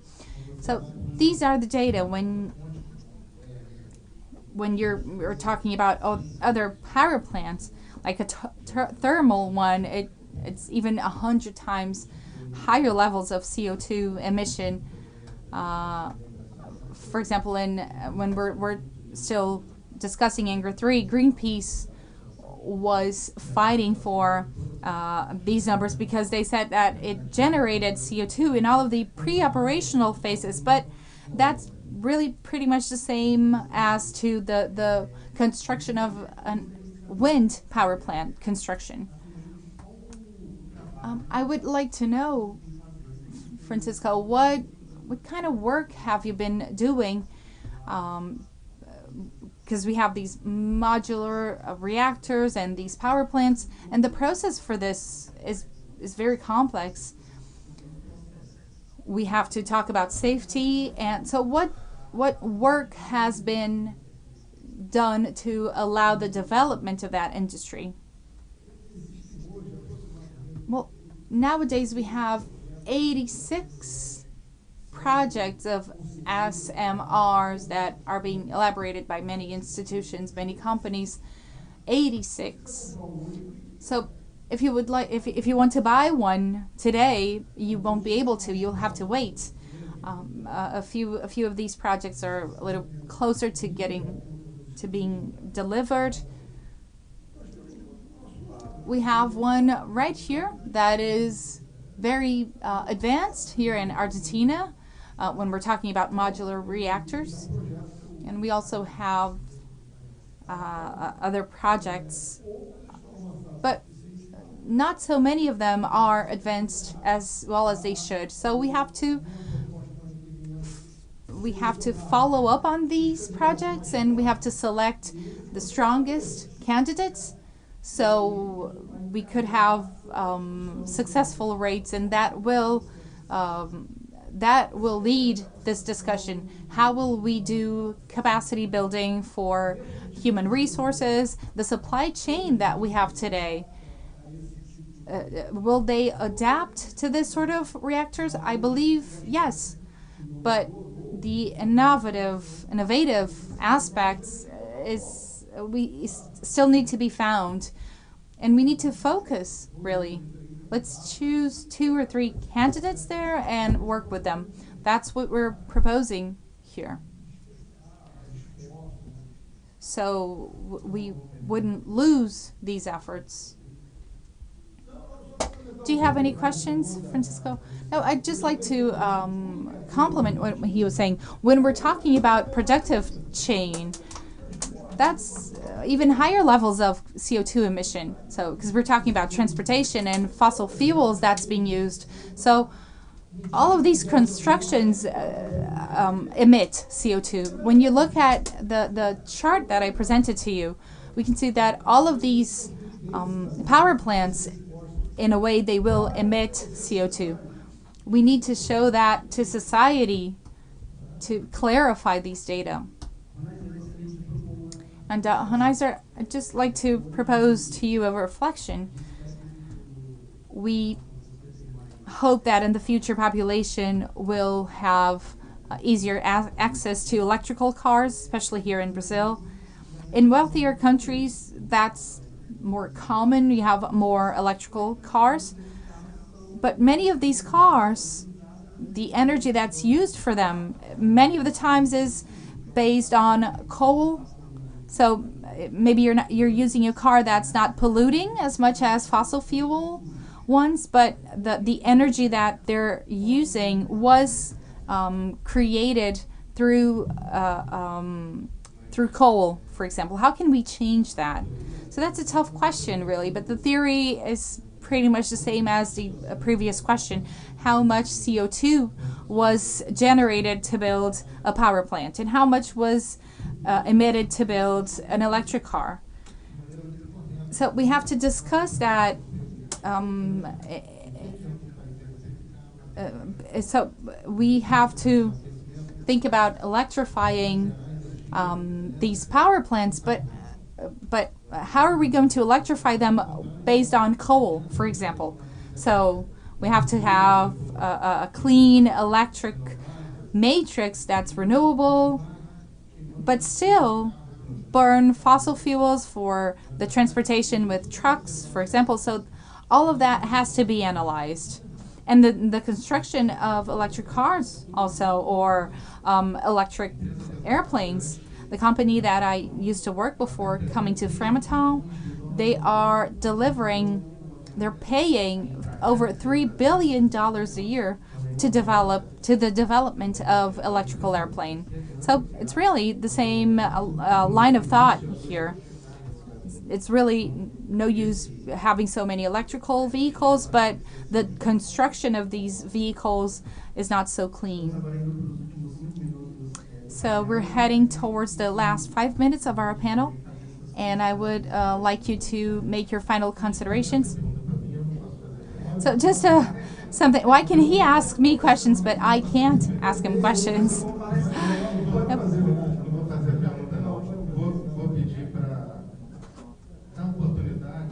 I would like to ask you to talk a little bit about the separation of CNE from the agency. What's your opinion on that? Thank you for your question. Well, that subject has been here for years now. I have the example of Argentina because they separated their agencies in the 90s, and now we see that that was very successful. And that's really a good way for Brazil to follow. I'd just like to make clear that, in a way, our safety norms, they establish that these functions that are being separated, and that was a text that was put by the Brazilian participants.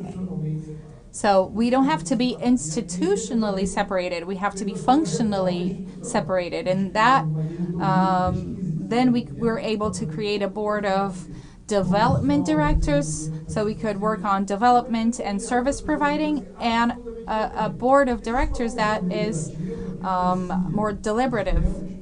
So we have a commission that analyzes a few themes, but the board of directors, it works towards the approving same cycle liberations and issuing technical reports on regulatory area. So we have perfect safety situations here. I participated in a few meetings in Brasilia to finally create these regulation agencies.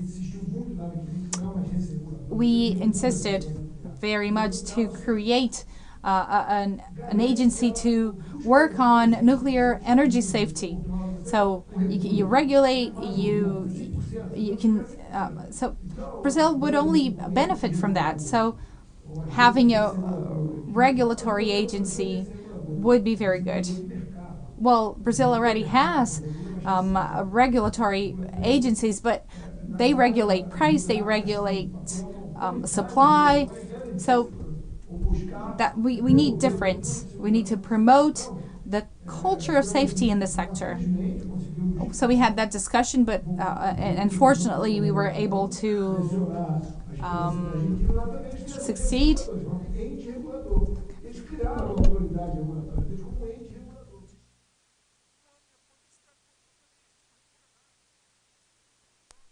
So we control, we have the licensing, so it's important to change to the regulatory authority. So this is a very good example. And in one of the meetings in Brazil, people were saying, we can, Brazil is very asked because it doesn't have the regulatory agency. And I said, sorry, I disagree. We have the regulation, and this is not true.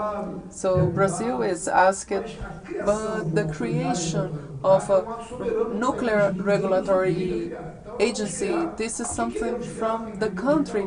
So who should create that? We should understand that this is possible or not. And really, this is possible in this moment because so that we can have no doubt about the interest conflict. So the project presented, in my opinion, we would, if you look at the Safety Commission, the regulatory agency should not be a department of the government that is taking care also in a certain way of the nuclear plants. So I didn't understand why they considered this and why they consider this under the energy ministry. So I would like to say to my colleagues that this is something that is being discussed and re-evaluated, and if Brazil decides that this will be there, the decision is taken, but this is being discussed, but the idea is to consider this. This is not extinguished through decrees. We are at this moment reviewing a little bit some points of the decree, or with the nt2e or with the Ministry of Mines and Energy. We are trying to find out the best solution in a way that I hope that will be efficient in the way that we are thinking about, and the creation, considering the tax system in the regulatory way. I see that this is very feasible and in the short term. Perfect. Now I would like to ask the final remarks. Please, 1 minute for each one of you. So in 1 minute, I will focus on what I said before. Angra 3, the RMD, we have some examples that it's doing very well in Argentina. It's a wonderful project. I went there last month, and it's really very nice to see. And R&D is being discussed in the country since 10 years, and there is no movement. Angra 3, we are talking about decades. Go, stop and go, stop and go. So we have two projects that the pressure of all of us, every time when we talk about the last day that we will have some politicians, today is day to have some fights in Brazil. I hope that Friday we'll have some politicians here. So in all the conversations, in the coffee break, we should have a pressure so that Angra 3 can move forward. This is very important. They are complaining that we are not talking about radiopharmaceuticals. This is important for the health area, and this is strategic to the Navy also to have RMD moving forward. And I ask that all the conversation, the parallel conversation, that we could keep the pressure to Angra 3 and RMD can move forward. Now it's my turn, so I would say also, and I would thank the situation for sure. Angra 3 is very important for this business, and both strategic projects in the Brazilian nuclear program should be presented here. One is R&B. We will have Patricia, that is the technical coordinator, and Santana, that is the Center of Environment, that will big part of it also. So we have two strategic projects. We will have the reservoir of energy and the licensing for operation. We are talking about the construction of Angra 3. Yes, this is positive. It's important to have the reserve, and Dr. Clary will give the opportunity to present how this is going on, and so this center we'll have some research also. So this is a very smart work, and we have a new element that appeared, not really new, but it's the storm, the natural occurrences of radioactive materials, and also the exploration of oil and the pipes that are that should be considered in a certain way. So Centelma will do this type of, will offer this type of technological development. And RMB, it's a pleasure to say that we are in the goal phase. After a lot of discussion, regarding the CTI, the change by the end of the shift of the minister, the Paulo Vinha, he asked us a meeting and he presented the status of the project, and we presented and we said we need something around 220 million reais to end the engineering projects. So the structure is ready. So the basic project is done. It's not only a reactor, it's a new technological center. So the reactor, we have some tests for some tries, we have some material tests. It's very important to the program of naval propulsor. So he understood this and he released by the end of the year an agreement with them, almost 200 million reais. So we have 2 years of budget to move forward. And regarding the engineering part, we will have a detailed project. We should have the reactor and you have the lab just beside to process and to supply what is required. We have 2 or 3 companies in the world that can do this. One of them is just beside us in Argentina, and it's important to have this contact. So this is happening, this discussion around RMD, and this is important for RMD. And so far, we have this 172 million that we will use in 2 years, but if we need more, we can have more. But we will receive a demand around 500 or 600 million reais per year. This is being discussed, but this is a very important point, and we are moving forward, and Patricia will be with us. Another important aspect that he asked, and I should mention our colleague Bayhot, that is the mentor, the creator of R&D. He is retired, and we are bringing him again to this project. And Bayhot was able to build together with September from the Navy and the Center of Fuel and the productive chain for the production of the fuel that will be also important for. This will be important for the fuels. We will receive the extra 3% of the electronuclear from RMB will deliver to CDC, and we will deliver to the center just beside here to produce the fuel element. We have here also an example of this reactor. If you want, you can just play with this this example, and there is a plaque that is 100% national. And there is a sentence that I will ask to the license to repeat. Well, thank you, folks. Thank you. Please, applauses. Thank you, everyone.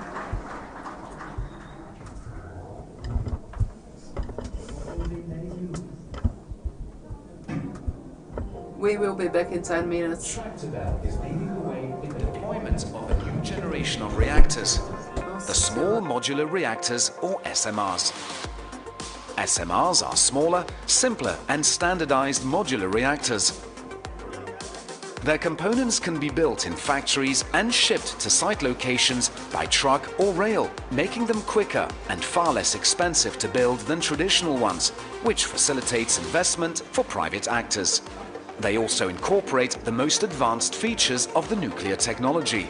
They can provide carbon-neutral and reliable energy to complement intermittent renewables when the sun does not shine or the wind does not blow, to power or deliver process heat to heavy industries and cities, and to produce low-carbon hydrogen to fuel planes or boats.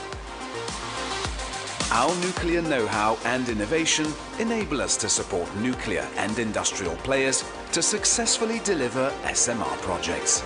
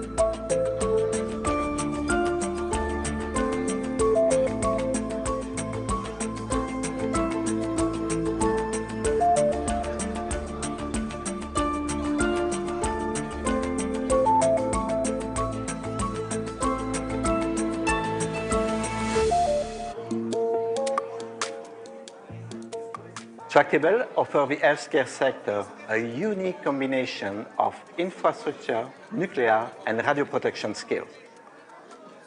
A one-stop shop approach to design facilities hosting nuclear medicine equipment and radiotherapy while putting sustainability at the center of every decision. Our multidisciplinary approach is increasingly valuable as the use of nuclear medicine is growing by 5% per year, and 1 in 2 people will benefit from it during their lifetime. One example of a project combining Tractable's infrastructure and nuclear expertise is the CHE Montlégat, the new 100,000 square meter hospital in Liège, Belgium.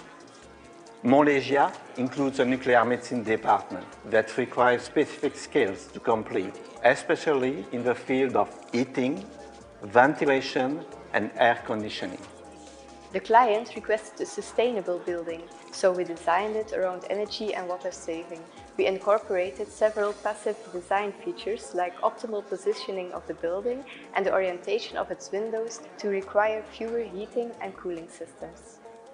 Our combination of nuclear and infrastructure expertise makes Tractable the ideal partner because we can accompany healthcare stakeholders throughout the entire project from idea and basic design to project management and civil engineering. We cover every phase of the project through our broad range of competences like structural, mechanical, electrical design, 3D modeling, fire safety, radio protection, rat waste management, nuclear safety and decommissioning.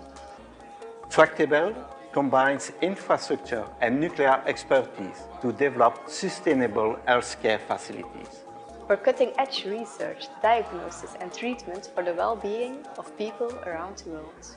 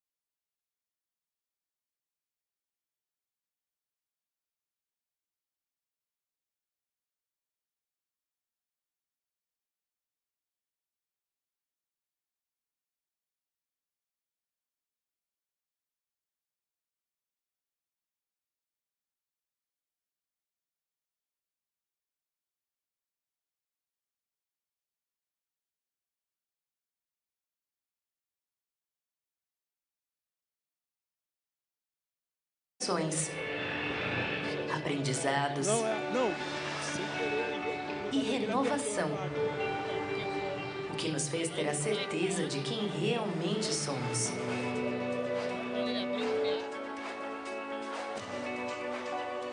Esta é a nossa marca. Ela reflete grandes mudanças e uma história de 75 anos. Nosso símbolo, um quadrado formado por 4 semicírculos, é inspirado na união da engenharia com a confiança nas pessoas. As formas revelam integração, enquanto a combinação do azul com o verde representa o equilíbrio entre a nossa capacidade técnica e a sustentabilidade. O conjunto expressa dinamismo, visão panorâmica e a renovação do nosso olhar para o futuro. Somos agentes de uma profunda transformação. Acreditamos na capacidade ilimitada das pessoas e servimos a uma sociedade em constante evolução. Com competência técnica e desenvolvimento sustentável, trabalhamos para ser a cada dia mais competitivos e inovadores, atuando de forma ética, íntegra e transparente. São muitos os desafios, mas um objetivo nos une: construir confiança para um futuro melhor.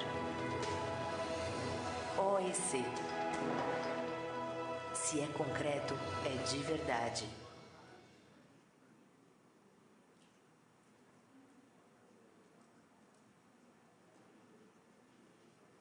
Boa tarde a todos, mais uma vez. Ainda estou com voz. Once more, I still have my voice preserved. Obrigado a todos por estar aqui novamente conosco. We are going to talk about the whole of nuclear and clean energy investment. It's a very important topic if you want to make something in nuclear area or in older area. And to conduct this panel, I want to invite our moderator, Mr. Rodrigo Polito, the energy specialist journalist, to conduct the panel. Polito, please.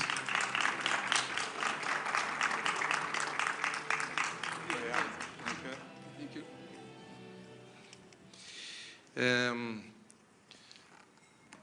I want to invite my friend Kirill Komarov, Global Business Director of Rosatom, to join to us, please.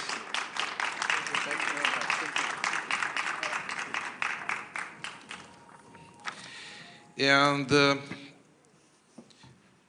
I want to invite Mr. Jorge Borova. She is the partner of Houston Andreas Curve, and he's staying in Japan at this moment, and he's going to stay online with us. Hello, Borovas. How are you? How are you, my friend? Welcome.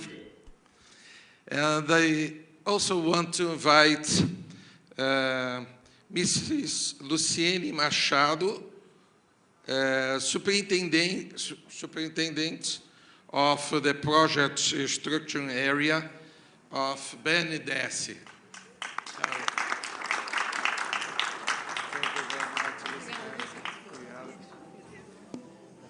Very nice to meet you. The phone is yours. Okay, Celso, we have another partner. Yes. Yes. Sorry, we have Elina. Elina is going to stay with us also. Where is Elina? Oh, here. Hello, Elina. How are you? Elina, how are you? Everything okay?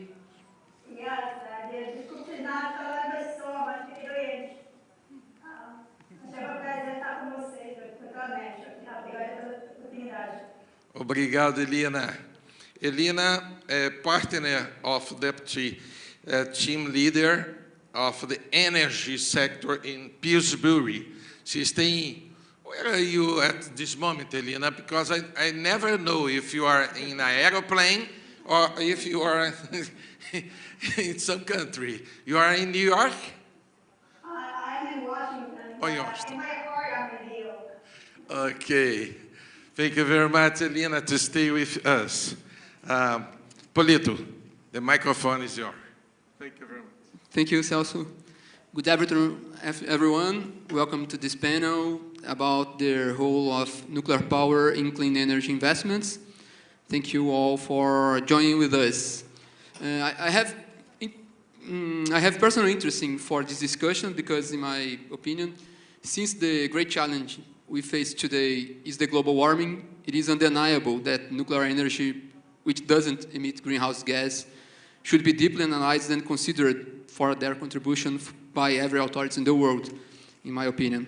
And here we have 4 great panelists, and we will have 4 presentations or speeches of 15 minutes each one, and after that we will talk about the presentations with some questions for our panelists. And I would like to begin asking for Mr. Komorov for your presentation. I'm very happy because I had the opportunity to interview you twice, and it's very nice to see you again. Thank you very much. Thank you for your very kind words. It's a big pleasure for me to be here in Rio de Janeiro, and once again, my congratulations to the whole Nuclear Society of Brazil to organize such an interesting event, which gives us opportunity to change opinions about what is ongoing now, what tendencies we have, and what we think about investment opportunity in nuclear. A very interesting issue, which as I remember, is more than 10 years, number one question on all conferences, how to create conditions to invest in nuclear. Is it really possible to invest in nuclear? What is the role of different state institutions to organize a normal base to invest in nuclear? Let me start with some statement which is really obvious and clear for everybody, but we need to remember it and we need to repeat this statement time to time, that world still needs electricity. And world still needs more and more electricity because we have growing population, because the level of life is growing thanks to God and all of us, because consumption is growing. And please do not forget that we still have minimum 10% of our population, the population of the world, who lives without permanent access to the stable and reliable electricity. Means we, as a society responsible for energy, we have still a lot of work to do. Second statement, also clear but necessary to repeat, that people generally, countries generally, are more and more interested not just to have an access to electricity, but to have an access to the green and clean electricity. And it's not only climate issues. I think it's a general idea, general vector of development that people want to know not only how to organize electricity consumption today, but to think about the future, to think about the world which they can live for their children, for their grandchildren. And definitely when we talk about clean and green electricity, what is very good for nuclear especially is that during very short last time period, we finally have a very, very strong and important achievement. That more and more countries, more and more people finally understand that nuclear equally to renewables, because before it was definitely not so. Before, when we talked about green and clean electricity, we meant only renewables. And it was very difficult to start even a general discussion that nuclear is a very important part of our green and clean energy future. And now we have a lot of very important steps done. it was very important that even with some remarks and some assumptions, European Commission told to the whole world that nuclear can be defined as a green source of electricity. A lot of other countries, including Russia, by the way, created their own green taxonomies and defined nuclear as a green source of electricity. From investment point of view, it's very important because we believe that day by day, to be able to convince banks and other financial institutions that your investment project is appropriate investment project, you need to demonstrate that it's a clean and green project. That's why this definition of nuclear as a part of CO2-free, eco-friendly energy mix is very important and is an achievement of last years. Point number 3, by the way, and when we talk about these differences between renewables and nuclear, we do not talk about some real battle. They are just parts of very good combination depending on definitely on conditions on each and every country with a different climate situation, different economical situation, different technological situation, availability or lack of availability, for example, of hydro resources and a lot of other facts. But they work very well in a good combination. And at the same time, I think in this room, we do not need to spend so much time to convince somebody that nuclear is a very economically efficient source of energy. Yes, it requires a lot of investments, but if we talk about leverage cost of electricity, if we talk about final cost of electricity for the final consumer, definitely nuclear can be very effective, and nuclear is very effective. We see it very well now, for example, in Europe, where the nuclear plays a very important role to stable the prices for electricity, because previous year demonstrated to all of us that all our dreams about, for example, gas, are very, very good dreams, but if the price goes 10 times up and 10 times down, who can invest and who can guarantee their investments? And nuclear, from this point of view, it's very interesting example for ability to invest. We have now a very interesting project in Russia when we construct 4 floating nuclear power plants for the needs to supply a big ore mining project.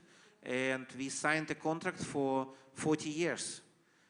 What does it mean from investment point of view? It means that the customer has opportunity to know the fixed price for next 40 years.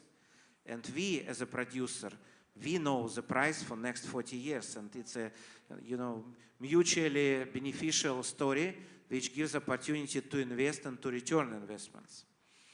You can definitely ask me, if everything is so nice and so good, why we still do not have a real boom in nuclear construction market, and why we still have a lot of obstacles for new projects. Definitely, we all understand that the main problem and main stop factor for all of us is our ability to implement nuclear projects in time and in budget. Because in the previous time, there were a lot of different examples in the world based on different technologies when nothing was done in time and a lot of money were overspent. At the same time, we know that today there are a lot of ongoing nuclear projects which demonstrates the real ability that if you have a serial technology, if you repeat the same design day by day, if you're doing several units on the same site, you can control time, you can control your sub-suppliers, you can control the general budget, and it's possible to do everything in time. But there is still a lot of work to do, and there is still a lot of work how to work with our financial partners and how to convince them to support such projects and to invest. And there is a last, but maybe the most important statement which I want to make today, that I really do not believe that without government support, it's possible to realize any big nuclear project. I do not tell that we need government money. It can be not so direct approach, but government is necessary and obligatory to create proper conditions, proper base, proper platform to organize such a project and to realize such a project. Doesn't matter is it a guaranteed price for electricity, or like in the UK it's some sort of contract for difference, or is a direct government investment, or is the investment of a government state-owned company. But we need governments in different countries to support nuclear development. And the best evidence for it is that if we look at the world map, we can see who is now the main players on a market of new nuclear construction. There are countries which do it in a way with a very strong government support. It's China, it's India, it's Russia, it's some countries in Arabic world, for example. All of them are doing such projects with a strong government support, with a direct government involvement. And it's very reasonable, because for all governments, it's not just an issue how to have access to the clean, green electricity. It's a very good way how to establish your economy with a source of electricity which is very predictable, very stable from price point of view, very stable from technological point of view. Definitely we as a producer, for example, of natural uranium are very interested when the price for uranium goes up. But look, even if it goes up 2 times, it means just 3% in the final cost of electricity. 3%. In comparison, if we are talking about gas plants, twice up for gas means 70% plus for the cost of electricity. That's why it's a very reasonable for the countries, for governments to invest in nuclear, to support nuclear investments, and to create proper conditions for investors who is ready to invest in nuclear. And the one real thing which is necessary in this situation is a strong and long political willingness to support, because we all know that each project is much broader than a time period of a mandate of a specific government or specific president, which is usually 5, 6, or even 4 years. But we need minimum, we all know we need minimum 10 years to realize real project. Means strong leaders are necessary to invest in nuclear. Maybe it's a strange and new argument, but it's what I really believe in. And we see a lot of examples in the world where it's possible to do this in this way. And this is a successful story. Thank you. It was shortly what I want to tell about investment opportunities in nuclear and how to organize it in the right way. Thank you. Thank you, Mr. Kovarov. Now we will listen to Luciane.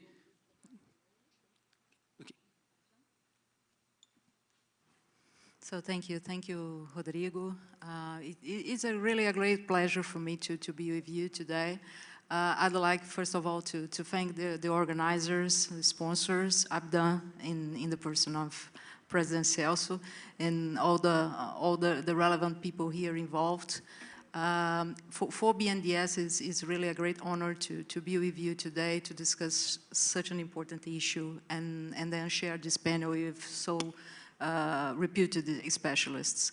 So maybe I am Luciane Machado. Maybe I want to introduce myself firstly.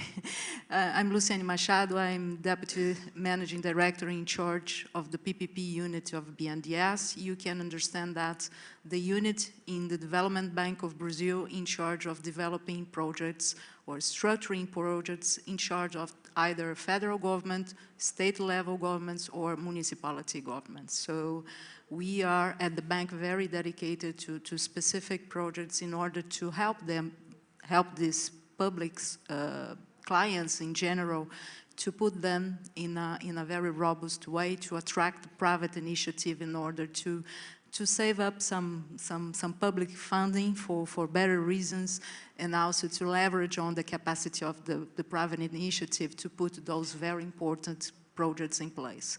And why I'm mentioning that, because since BNDES, maybe it makes sense to start telling you a little bit more about BNDES. BNDES is the National Development Bank of Brazil. We do mostly the same. I'm not aware of how many Russians we have here, but Bank is our homologue, or the natural partner of BNDES in Russia. So we as Development Bank, we enjoy a wide range of tasks in charge of federal government. We are a long-term financier. Probably all the infrastructure in Brazil, in a way or another, enjoy somehow some kind of BNDES support over time. We completed, we enjoyed our 70th anniversary last year, so we are a long-term institution performing a long-term role and mandate in charge of all our activities. Besides providing long-term funding, we also operate with guarantees. We now are an institution which has more than 70, almost 800 billion reais in terms of assets. And we also perform a very strategic role in regards of capital markets, with a total portfolio raising around 60 billion reais in general. From 20 years from now, we are enjoying a very new role, which is the role that I described in the very beginning of my speech. So we are also dedicating to put our technical services in benefit of the public clients in Brazil, also either in municipal, state, or in the federal government. And why I'm mentioning that? Because we as long-term financiers, we are very acquainted to the challenges of putting in place very huge investments, for instance, infrastructure, especially in the energy sector. So we are very familiar with those kind of challenges, and we were one of the tools maybe that the government put in place in order to help those investments to become feasible. What we are doing today in the division that I'm having this opportunity to lead is a wide range of different projects. Maybe we are now conducting more than 170 mandates. Those mandates in different sectors will be able to benefit the country at the end of the day with more than 400 billion reais of investments. And I'm mentioning that because as a development bank, for sure, we are always looking for the end benefit of our actions. How many jobs we are able to promote, how much investment we are able to leverage, how we could mobilize supply chain in regards of each government or each investment that we promote.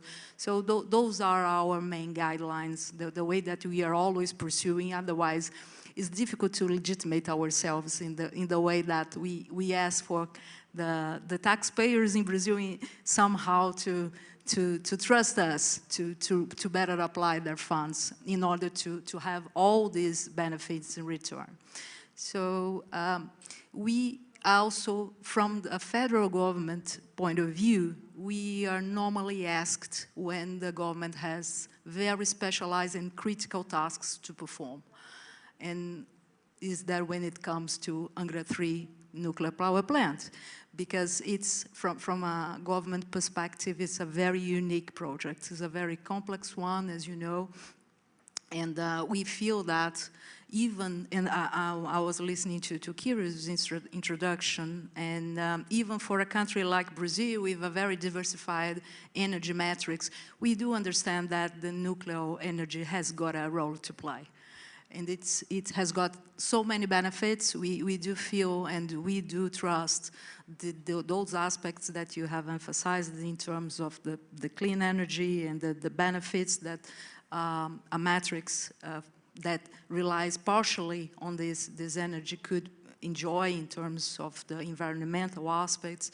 And also for Brazil, also we consider economic and social benefits that this kind of action could entail. So for us, as a development bank, being involved with this Angra-free nuclear power plant, it makes a lot of sense. It's definitely a strategic project for Brazil, and it's also for BNDES a very important task that was assigned to us in 2019, and then we really embrace this kind of mandate and try to perform the best we can, trying to help the government to complete the project. As you know, it's a project that remains uncompleted.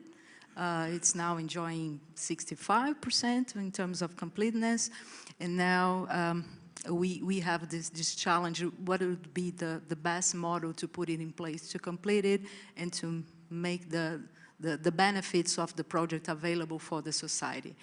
What would be the benefits here, especially, well, the ones that are most appalling, maybe those will be the energy that it puts in the system, the extra energy, around 1.5 gigawatts of very resilient and strong energy that it supplied to the system, which is also for sure very important.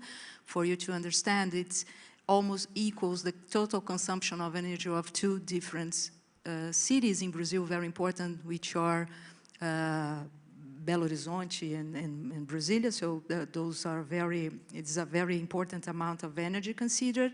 But also we have to mention the 18 billion of total investment involved, more than 7,000 jobs that will be generated in this construction. So the extra capacity to mobilize the supply chain, all the dynamics that it could mobilize in the place of the construction.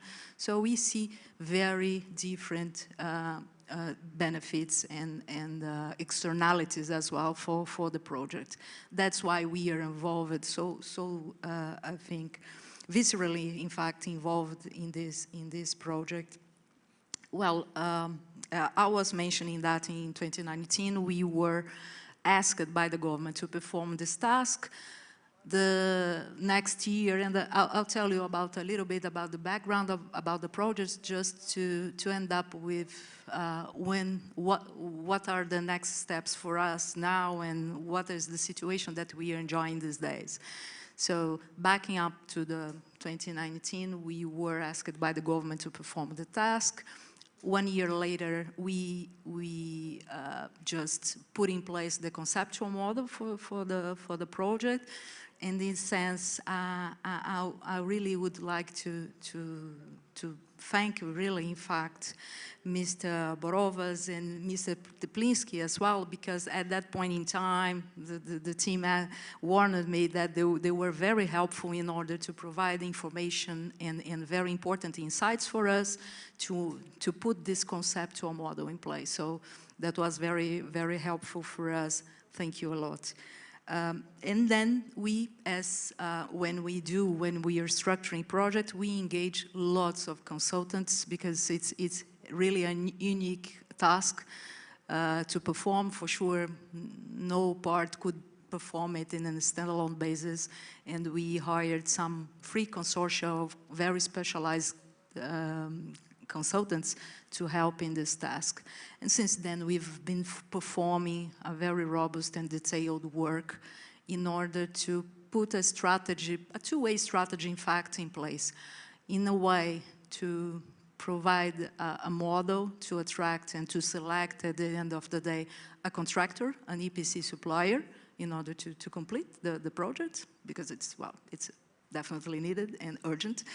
And on the other way, to provide all the financial structure for the transaction. Our mandate includes both ways, and we do feel that both of them are equally needed for us to have success in this task.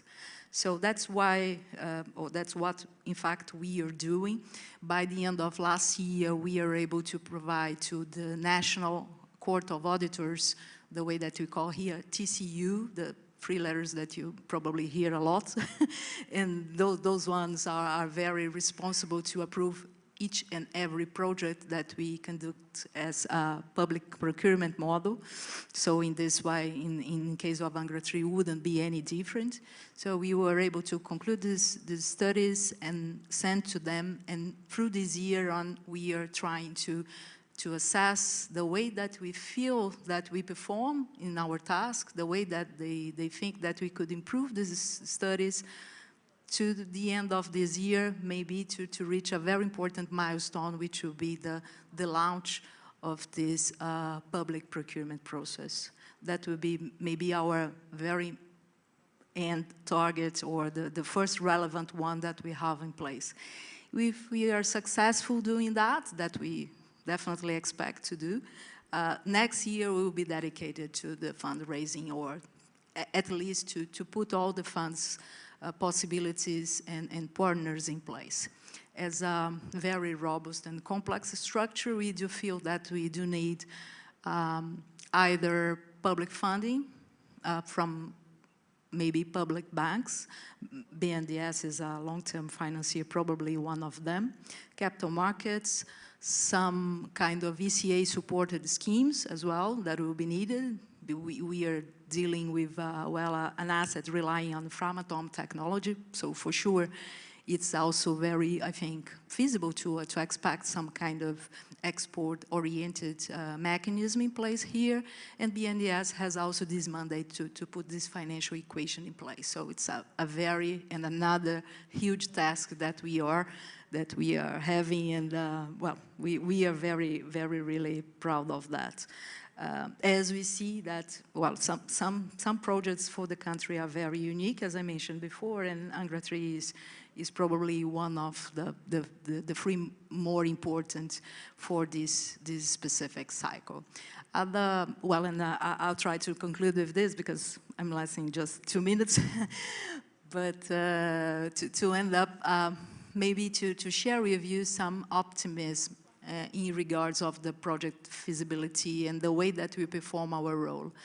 Because we are just, as you know, probably starting this new political cycle in terms of the federal government, and we have all the clear signs that this project is really enjoying a very top priority in terms of the government scheduled for the next years. That's why we are very optimistic. We do see that not only federal government, but all the main stakeholders for the projects, ourselves, the consultants involved, Electronuclear, the one who really rides us in this sense, even the National Court of Auditors, the National Council regarding Policy Energy, which is one another very important stakeholder for the project, and also one instance that has to approve the project before it comes to a bid. So all these aspects and all these stakeholders are very involved in the way to put this task in a practical way to make it concrete and feasible. So that's why, regarding this view and the strategic benefits from the project, that's why we are very optimistic with the task that was assigned to us some years ago. And we only stop when we have this COD for the project, which is maybe expected for the next 2029. So we do expect to perform it well. That's our views in terms of this very important task, in fact. Thank you. Thank you, Luciane. Very nice words. I'm very excited about the plans related to Angra 3. It's really nice. And something that you two, both of you said, it's very important when you talk about nuclear projects and the importance of the government's role. I was talking to Mrs. Valerie early, and we are saying about jobs and how many jobs this industry can provide.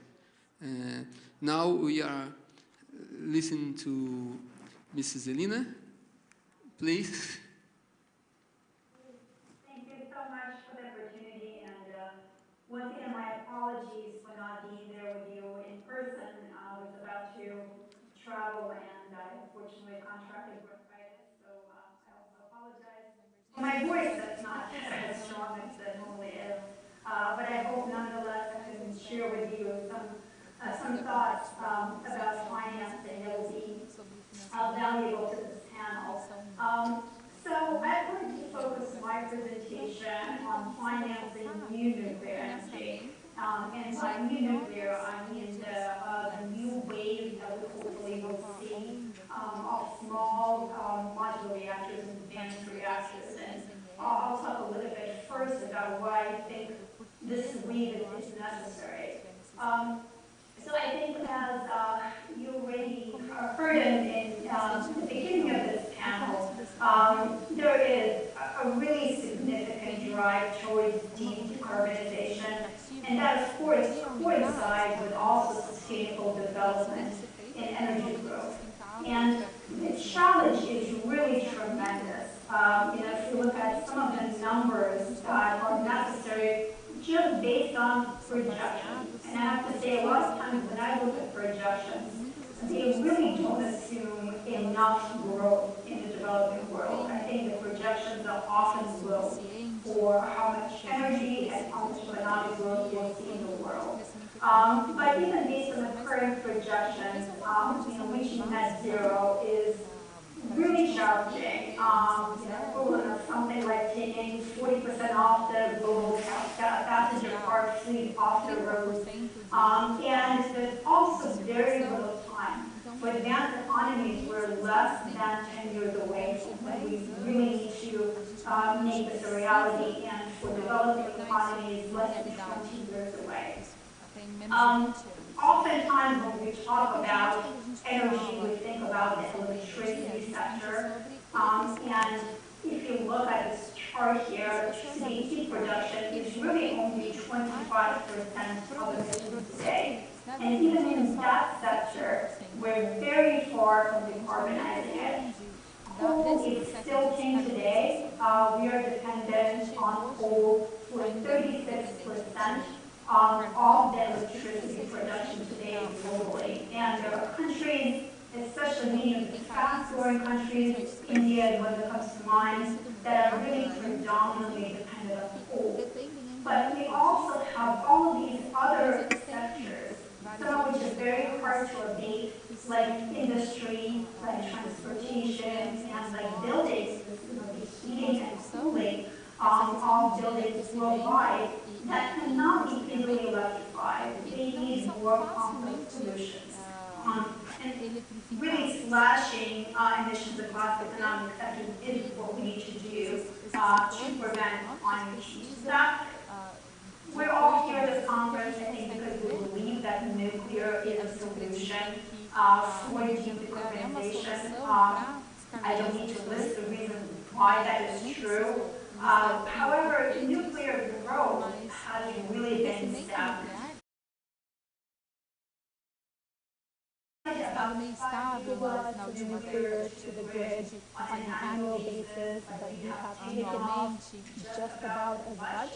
And if you look at some of the projections, even the more conservative ones that saying that we need to double the additions of nuclear to the grid, that is still very challenging to do, because you look at the nuclear construction going on today, and it's pretty significant, and we're still not moving forward. We're looking at what is happening with what is happening with advanced reactors that are Gen 3, right? With large light water reactors today, where we have many proven technologies. Most of the plans that we're seeing today in the construction is happening in just a few nations. So it's really mostly happening in China, in India, and in Russia, and then a handful of countries, like Brazil. Very happy to see UNGER 3 construction restarting, some plans for new reactors, and a handful of other countries, like France and the UK, for example, and some newcomer countries. But this really does not cover the entire market of all that we need to do to get to these decarbonization goals. Many of you may have read the recent Nuclear Energy Agency report and tracker that is being maintained for advanced reactors. Has really a good set of metrics of how small modular and advanced reactors can really fill this gap. And why do we think that these reactors and not necessarily large reactors by themselves will fill the gap? It really has to be a combination of the two. We will see large reactors built, but if we really want to scale, there are some unique capabilities of SMRs that allow us to do so. You have the lower upfront capital costs, which allow for a more diverse group of developers and project sponsors to jump into the game. They are modular, so there is a reduced construction risk, which could allow us to scale faster. They also have these advanced features that target some of the new markets that I mentioned. So those hard to decarbonize sectors, the industrial sector, transportation, heating and cooling, desalination, they have unique features.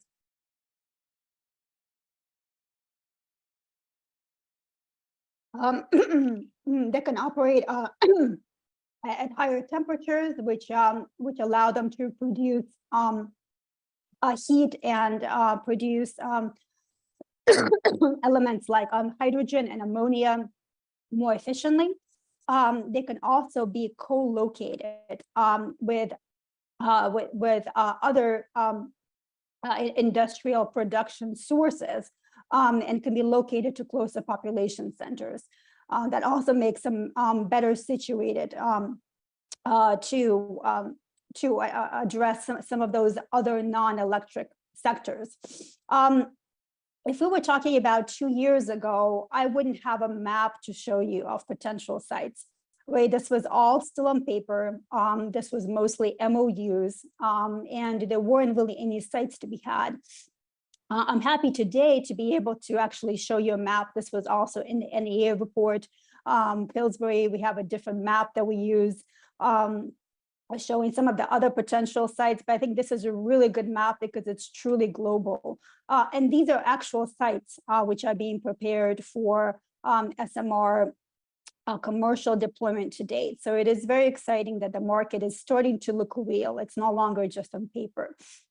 The big question for this panel is, can SMRs, advanced reactors, really be a solution in addressing one of the biggest problems that we have, which is being able to finance this large scale up of nuclear? And as Mr. Komarov said, really for nuclear today, for any significant scale, you need a huge amount of government support, and that is true.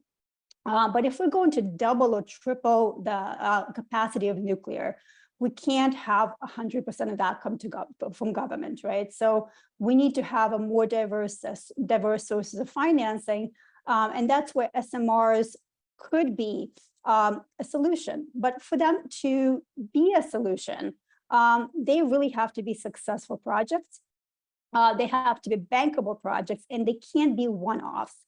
Because of the economies of scale, it does not make sense to have 1 or 2 or 4 SMRs. We really need fleets and fleets of SMRs. Otherwise, the whole proposition doesn't really make sense. There is a role for government, however. I would say, though, that the role of government is really for SMRs more of an enabler rather than a continuing source of funding. And I wanted to give you some examples today how we see some government support, which is helpful. One type of support is really the recognition of the zero carbon value of nuclear. So if you look at what has happened in the renewable sector, there has been tremendous growth.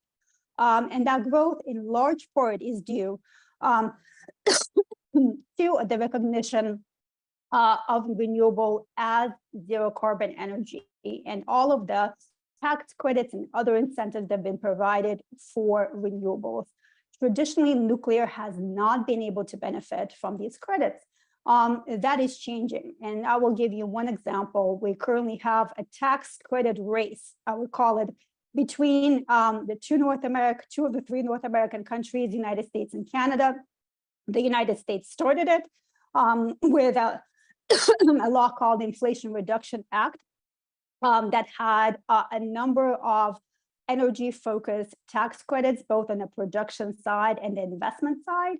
And what was great about it, for the very first time, we saw clean electricity production and investment tax credits. So they were technology neutral and specifically stated that they included nuclear, including advanced reactors. In addition, these credits are stackable. So that means that if you have another zero carbon facility that is a cogeneration facility that you're working on, such as a hydrogen facility, you can take advantage of the hydrogen production tax credit and stack it on top of the nuclear or clean electricity tax credit. Canada fairly quickly followed suit, and we now see in Canada's 2023 budget, they produced a different version of similar credits. They have a clean electricity ITC investment tax credit only, but they also have a clean technology manufacturing tax credit. And that actually tries to enable the manufacturing of equipment and components used to produce or process clean energy technologies, including nuclear. Similar to the US, Canada also has a hydrogen, but an investment tax credit rather than the production tax credit, and also similarly stackable with a nuclear credit. So it's really great to see these. They're just two examples. I won't be able to go across the board, but this is something that we really need in order to have investable and bankable projects. Another role of government, these very early stage projects, they're commercial demos, but of course they're first of a kind. And let's not kid ourselves, they are riddled with risk, right? These are still, the technology is going to work, we know it. This is, these technologies are light water reactors or reactors that have been proven at a lab scale or kind of government demo scale back in the 60s, but they've never been built in the way that they are designed. So there are lots of risks. There are new companies, there's a new supply chain. For many of them, the designs are still in the process of licensing. So these are designs that could not rely on commercial financing only. And that's where government needs to come in to support the commercial demonstration of these designs so that they can be proven and you do not any longer need government support for the nth of a kind once they're rolled out in a fleet. So some examples here you have in the United States, the Advanced Reactor Demonstration Program that had two separate pieces, and there's actually a third piece outside of that for reactors to be demonstrated in the 2030s. But about $4 billion allocated to that program. You have programs in the UK, the Advanced Nuclear Fund already invested into the Rolls-Royce SMR program. We just heard an announcement from the Netherlands, a smaller amount, but still very exciting, both for large reactors, but a specific tranche for development of SMRs. And creating this link between the existing manufacturing industry and the developers of SMRs. And once again, these are just examples, but they're great examples of how governments are coming in to provide that spark to get the projects really implemented. Debt is also important. So we've got some of the equity coming in, right? Part of the equity may be provided by governments, part is provided by industry, but we also need low-cost debt. And sitting in Washington today, where there's another discussion about the Federal Reserve raising interest rates, low-cost debt is not something easy to get these days. So we're seeing governments stepping up to provide low-cost debt for nuclear. Once again, two examples here, one in Canada. We have the Canada Infrastructure Bank that's providing low-cost financing for the OPG BWX 300 project in Darlington, and the long-standing in the U.S. loan guarantee program, but has recently got an influx of more funding into the innovative loan guarantees for energy, which includes both nuclear as well as other facilities like hydrogen that can be paired with nuclear. Of course, one of the biggest risks that we have today is licensing. It's still a risk, even for proven large reactors that have been built already. It's even more of a risk for reactors that have never been built before. There's a lot that governments need to do to create frameworks for SMRs to allow them to be licensed in a way that makes sense for those technologies to demonstrate that they're safe and secure. And there are lots of efforts, on harmonization. I'm working on a really interesting project with the Clean Air Task Force to establish licensing mechanisms and international technical support organization to allow for licensing, efficient licensing in embarking countries. There are regulators working across the board, but there's still so much to do. These are just still budding efforts, and we still have an issue with licensing. And we have an issue in the supply chain still with things like the high assay, low enriched uranium availability for a lot of these reactors that need that fuel. So that's another role for government. Well, what about industry? I said it's not all on government. Government should be an enabler, but really without industry stepping up, this is not going to happen. In order to scale, as I mentioned, we can't just have one-off or two-off projects. We really need fleets of these SMRs.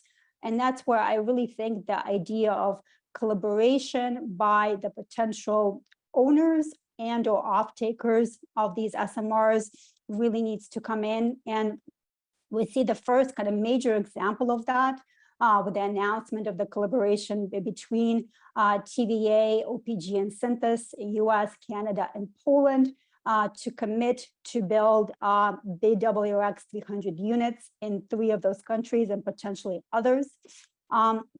But that is something that is, that could be carried out across the board. You have different ways you could do it. You could establish joint venture companies. You could have parallel procurement processes that are coordinated. You can have investments into licensing, investments into early development. And you really, you really benefit both the buyers of these technologies and the vendors. Because by leveraging the buying power of the combined buyers, you get the economies of scale, you get these long-term collaborative relationships that allow you to learn lessons from each other. And we saw that before with the deployment of some of the large reactors, right? The utilities trying to work together, but trying to do it kind of at a later stage rather than the earliest stage. And getting those nth-of-a-kind efficiencies, getting better licensing results. There's so much that could be done there. And this is not the first time that this has been done. This has already been done in the nuclear industry, granted on a small scale on fuel and waste management and decommissioning. It's been done in other parts of the energy sector like LNG. So this is something that is really actionable. And I would love to see more of that happening beyond what we saw with the announcement with TVA, OPG, and Synthos. Especially as we're talking about new markets. Historically, we've been relying either on governments or we've been relying on electric utility companies, especially when we talk about utilities, but also a lot of governments may not be always the best buyers for nuclear, and especially talking about advanced reactors. These are usually conservative and bureaucratic companies, and they're not typically investing into new technologies. However, you do have a lot of potential buyers could do historically. If you look at oil and gas companies, these are companies that have large balance sheets, are used to investing into new technology. Think about the fracking revolution, right? All the money that was invested into fracking that paid off. You have the largest chemical companies, steel cement producers, industrial gas companies. These are all companies that have decarbonization needs, could really benefit from these technologies, and could be both buyers and potentially investors into these technologies. And let's not forget, some of the tech companies. If you look at the bottom of the slide, the companies with the most cash on hand, most of them are large data center users, which also have announced ambitious decarbonization goals. So lots of possibilities there. One other takeaway for industry, we put together this list. It was actually a spreadsheet that we put together for a client that was about 10 pages long, about all the issues in past nuclear construction projects. And we've summarized it into this quick list in categories. If you look at the categories, almost all of them, other than the typical things that aren't specifically nuclear, like political and financial issues, all of them are things that could be issues in SMR construction projects. Because at the end of the day, even though they have larger manufactured content, even though there are more risks, there's still projects. They're still complex in a way, they have complex technologies, and they have lots of interfaces. So all of the things that are here, companies need to think about in addressing, both with contractual structures, allocating risk appropriately. I know George is going to talk about that in his presentation. But also, we had a lot of issues in the manufacturing side with large forgings and components. New suppliers coming into the supply chain with the Gen 3 Plus rollout that will be even bigger issues if we have larger manufactured content. And now we're in a different place with all of these amazing tools we have that we hadn't used previously, like digital twins, like advanced manufacturing techniques, like 3D printing. New technology is available today. Even AI could play a role. So it's both taking advantage of the lessons learned and using the new tools to really try to create the best projects. And last but not least, with the things that we're talking about, we're kind of case-by-case solutions. But if we're really going to roll out nuclear on a large scale, we need to think a little more transformatively. What can we do to enable this? One idea that I've had really the privilege of being a part of is setting up this international bank for nuclear infrastructure. You see the role that development banks can play. I know Luciani's presentation about BNDES. Multinational banks, development banks, and international financial institutions have really been able to catalyze the rollout of large infrastructure across the board, including energy infrastructure, including renewables. So why can't we do this for nuclear? We think it's possible. We think that an organization like this could really enable nuclear across the board, investing not just into reactors, but supply chain and all of the parts of nuclear that are nuclear specific that often financial institutions do not understand and have trouble getting their heads around. Creating standards that would actually drive better projects, bringing cost-efficient capital, and being a catalyst for what has been proven to be a 50x effect, 50 times effect for multinationals coming in and driving the scale up of different technologies and projects. So with that, thank you so much, and happy to answer any questions afterwards. Appreciate the opportunity.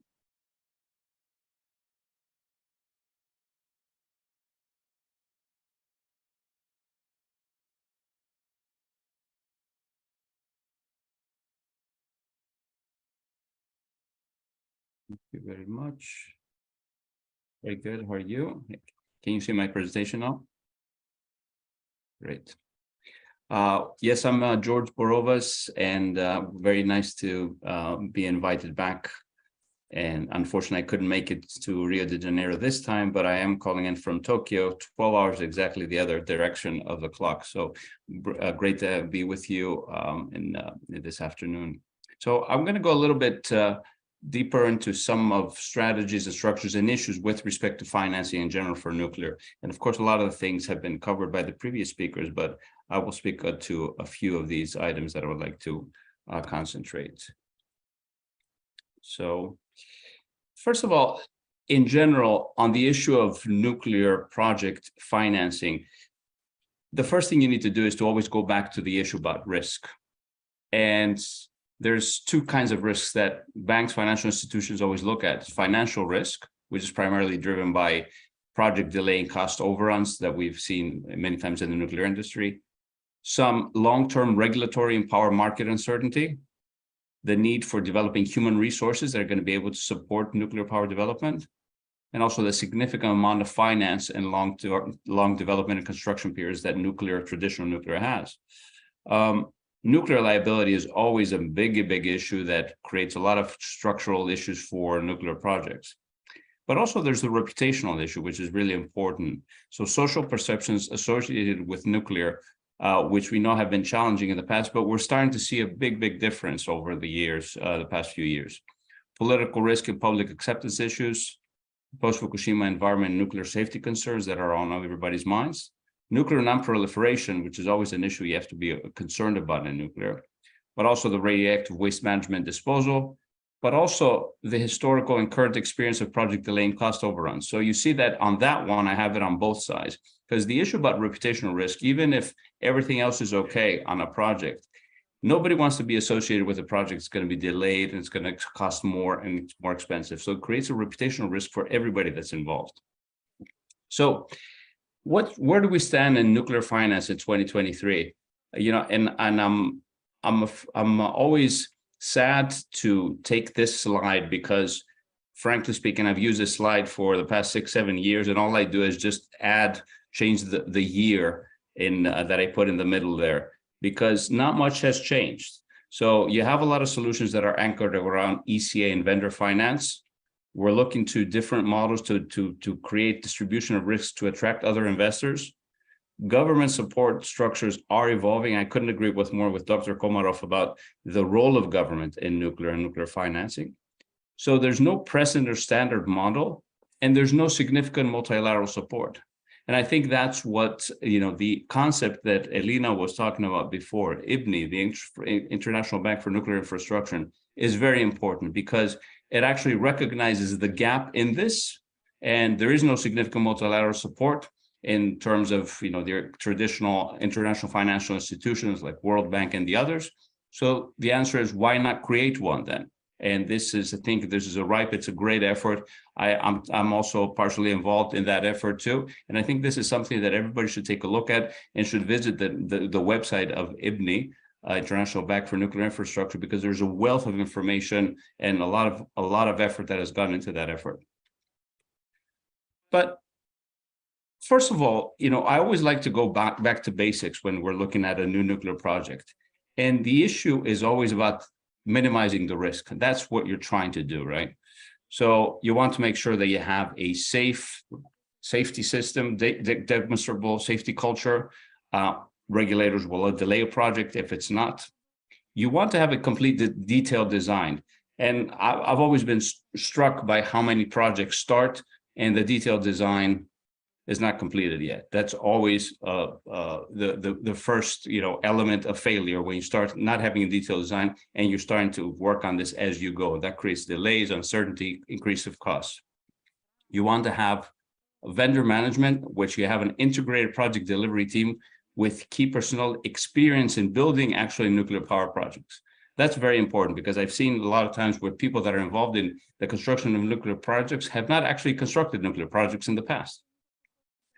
Owner management, very important to have that experience and that ability to manage the project. And the best way that I've seen this described by somebody in this industry that has built nuclear power plants all over the world, he said that you have to have sound project management in order to minimize the risk. So hands-off leadership by the owner is really important. What does that mean? It means that the owner of a nuclear project has to be the leader because it's your project, it's their project, and they have to be the driving force. But you have to be hands-off to your vendors who knows exactly what they want to do, how they construct things. So you don't get into the details, how are they going to get into things. You lead them into the right direction, but you allow the vendors and the people that are going to be doing the construction to do things the way they know how to do them.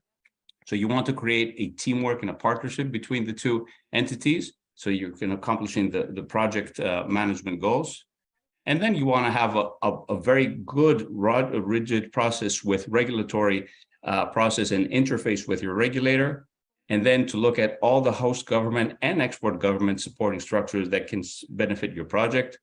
But also finally, to look at human resource development as a long lead item. This is not something that you can just wake up one day and just say, okay, now we need to get all the reactor operators ready. You need to start developing that even before you start your construction. So recognizing that human resource development for a new nuclear project is a long lead item, I think is very important.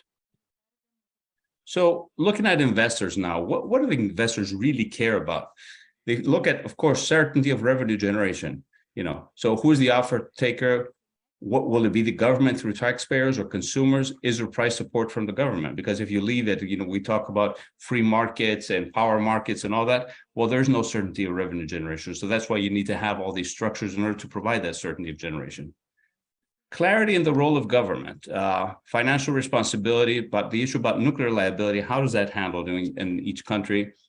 Position as a shareholder, maybe providing debt support, guarantees, the different structures that we've seen. We want to have a regulatory regime that is responsive, that's robust, responsible, and predictable, though. And also to make sure that things are following, that there is a reliable and good, quick way to resolve any disputes, because sometimes dealing with a regulator, especially in a new project, is becoming a very big problem. Reputational concerns about waste storage, pricing and planning of environmental issues, and the locals' political support, the states and regional support is also very important. Risk of the project management, construction risk, as we've talked about before, cost overruns, project delays, proper allocation to the risk, and who's responsible for varying market risk and the demand for energy, as well as exchange rate risks and things like that. So these are kind of like general categories of things that investors look at whenever they look at any project, and of course in any nuclear project as well. And going back to then the importance of credit enhancements. So, the unique profile of nuclear makes that non-recourse financing, traditional project financing, impossible at this stage. So financial support from the government, not in the terms of money, just like Dr. Komarov said before, it's not just about giving money, but it's like, what kind of support are you going to give is vital for these projects. So government cross-border guarantees, subsidies, power purchase agreements, take or pay contracts, cost of delay arising from government action or inaction that happens from time to time, because you have to recognize that sovereign governments have the ability to act based on their legislation, but that has to be priced in and has to be supported by the government. Foreign currency payments, placing of collaterals in other ways. So the support of government is essential. Why is that, though? And the issue is that many of the benefits that nuclear gives to us, that we all know, we all understand, but they really are sovereign in nature, the benefits. You have energy security. I mean, how do you monetize that? How do you say in a project of whatever scale, you say, oh, but the country has energy security. We're not dependent on importing gas. What does that mean? Who can price that? You cannot put it in a model for your particular project. The country can put it in a model about how it's benefiting from this. So you need to have that understanding. Diversification, so you're not depending on one source of energy or two sources of energy. Climate change, of course, this is something everybody's concerned about. Again, how do you price that into a project? Industrial development, you create structures around you, you create new industries, you create new companies, you create high-paying jobs. Again, how does that, there's value there, but not necessarily monetized within a project. Promoting higher education, highly trained workforce. I've been privileged enough to participate in the development of new nuclear projects, and I'm amazed on how much it transforms the countries, it transforms the people around it. Highly educated, become more confident, you see, engineers developing structures around them, new companies. It's an amazing transformational event for any country. Promoting research and development for new companies and for new ideas and new things to happen around the nuclear power plant. So only governments can actually properly value these benefits. That's why government support is essential. And in my experience is that I haven't seen any nuclear project really go ahead without significant host government's involvement.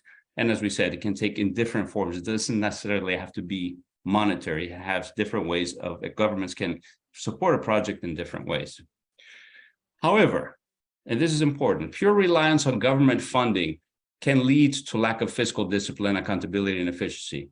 The idea going back to the model where you just say, well, government is just going to keep paying, taxpayers are going to be paying through whatever tariffs in their electricity is not the right approach either. We want to have some kind of support of private industry and private structures. So attracting private sector funding requires developers to begin planning and thinking as private investors would. And this is where I think we have to be smart about the role of government. And yes, there is, when you have a first project, the first reactor, the first units that are being constructed, you will inevitably probably going to have delays and project cost overruns. That's probably where you need more government support. But if you start going into repetition and start developing the nth of the kind, and you'd have developed the same project over and over and over and over and over again, same supply chain, same people, same contract, same everything.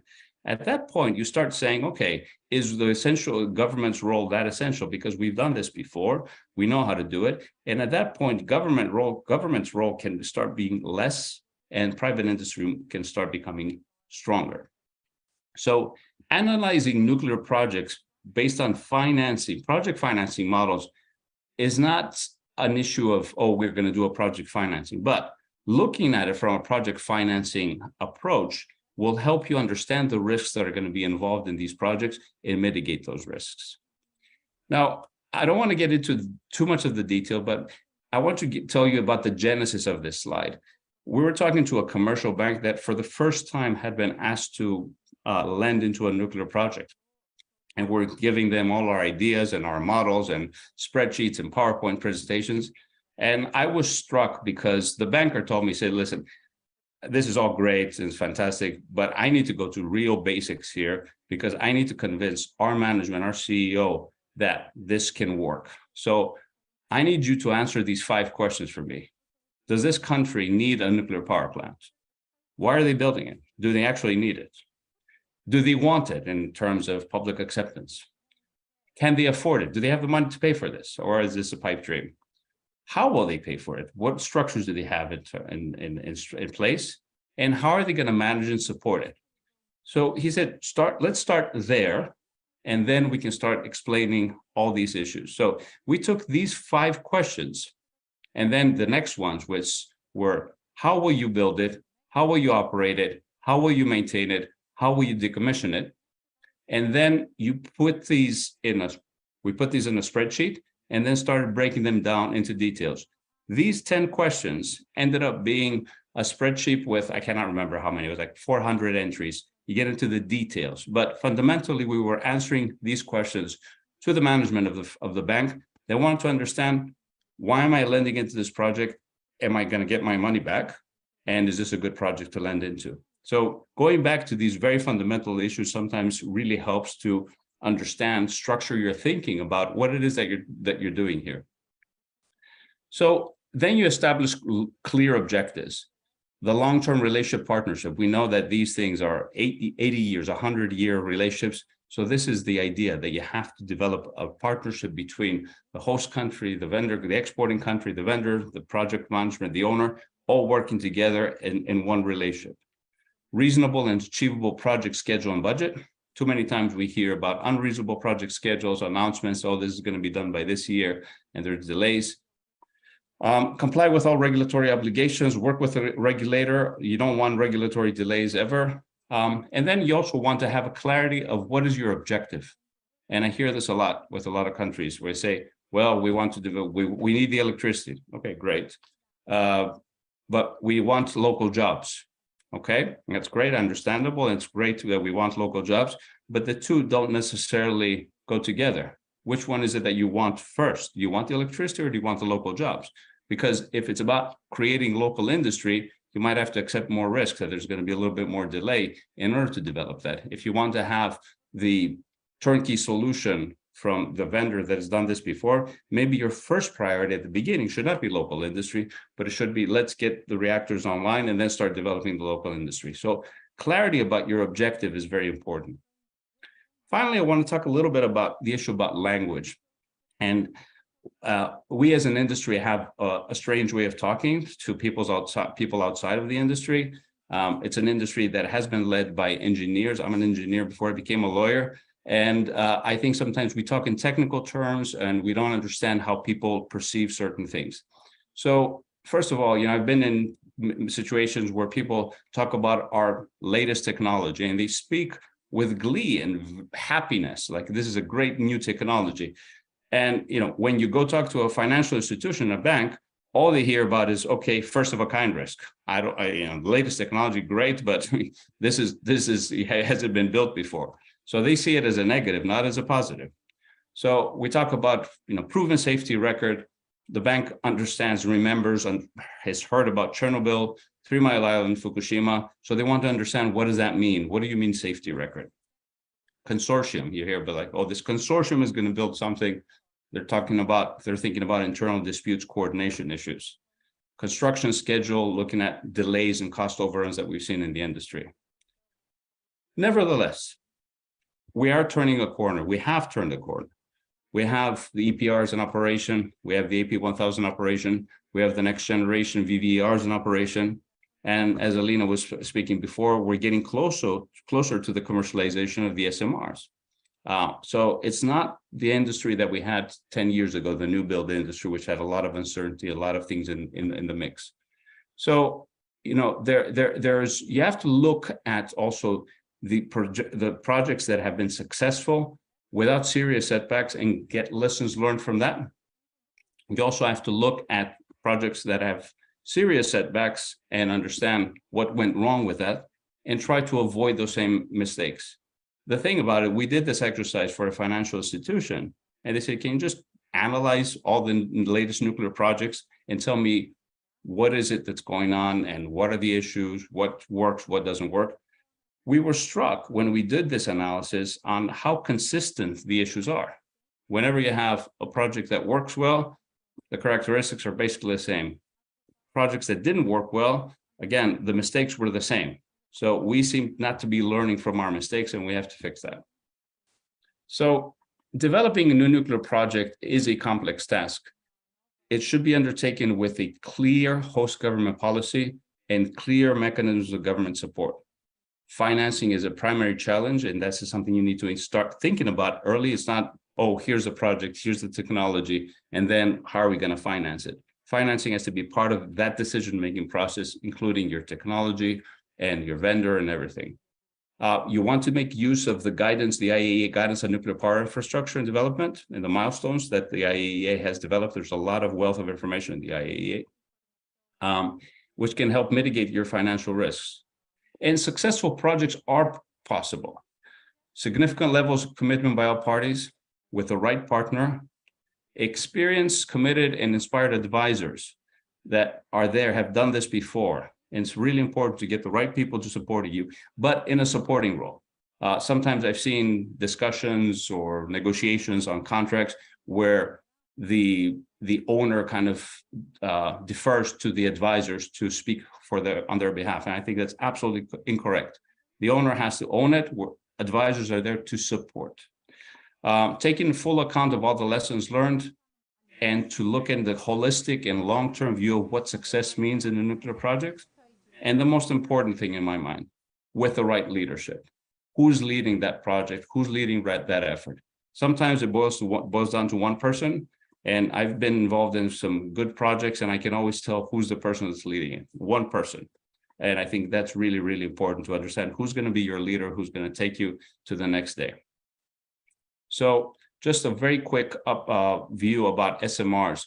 And, Alina gave a very nice presentation about the SMRs and where we're standing here. But the thing about SMRs I want to talk about is that it has this challenge, the benefits. We know the benefits: construction period, shorter, lower cost, simpler, enhanced safety and passive systems, can be built in series, phased financing, grid suitability, other applications, all fantastic. And this is what's so promising about the SMRs.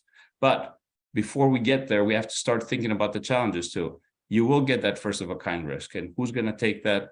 How's that going to be done? The first one that you're going to build, that's really important. You don't have a reference plant. Regulatory regimes that are untested in licensing these SMRs, so you will have delays there. You're going to have to deal with that.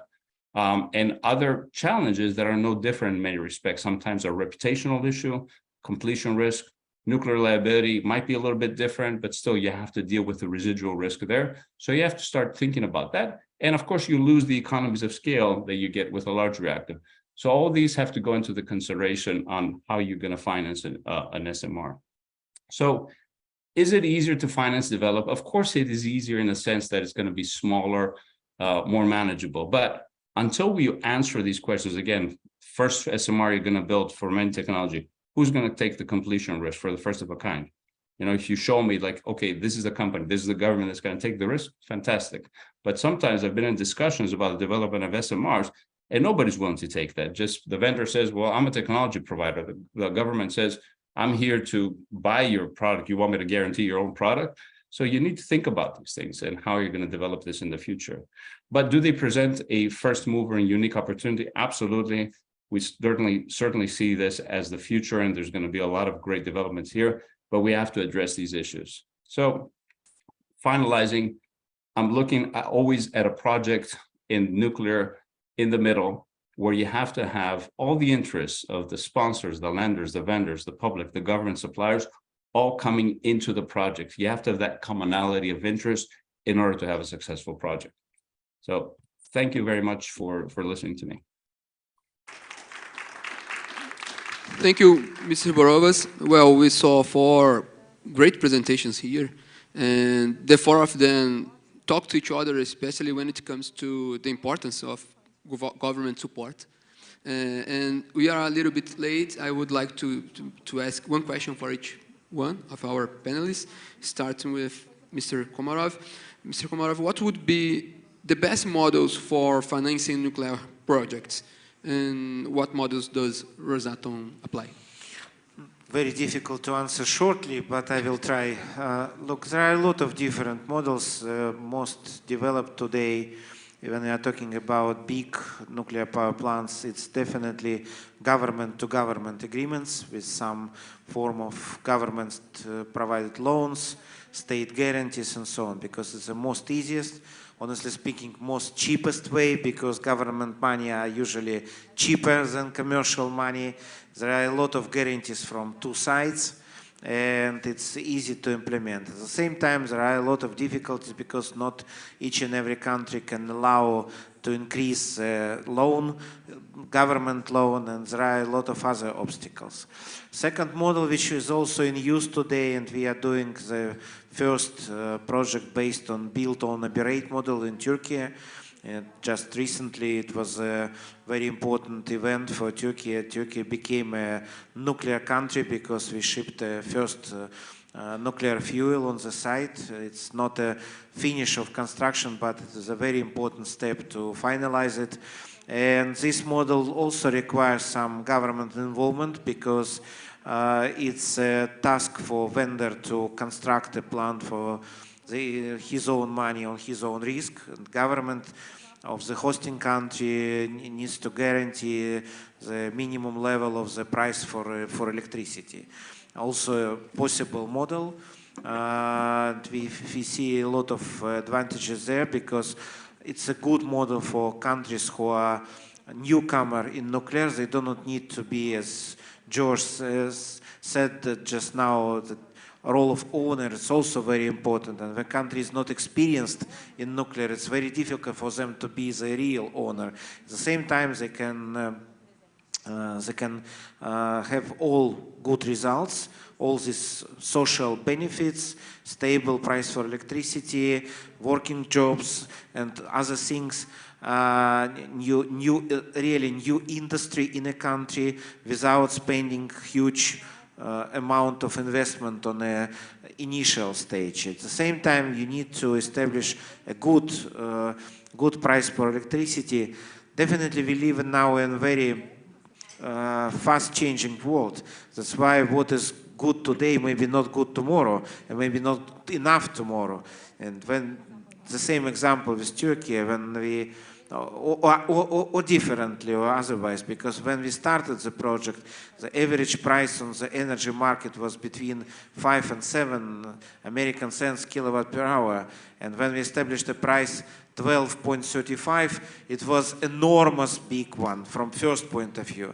Today, when we are finalizing a unit number 1, the average price in Turkey is 15 cents kilowatt per hour. What means that they are desperately waiting when we finish the plant and start to supply the electricity to the national grid system for the much lower price than they have today. At the same time, it gives opportunity to invest money to start a construction, to organize a construction, and to execute a project. Thank you, Mr. Babarov. Luciani, as far as Angra 3 is concerned, well, if you could, of course, give more color about the two models. When it comes to the auction of the EPC contract, if I'm not mistaken, the idea is by the end of this year or beginning the next year doing the auction. And what we want to do?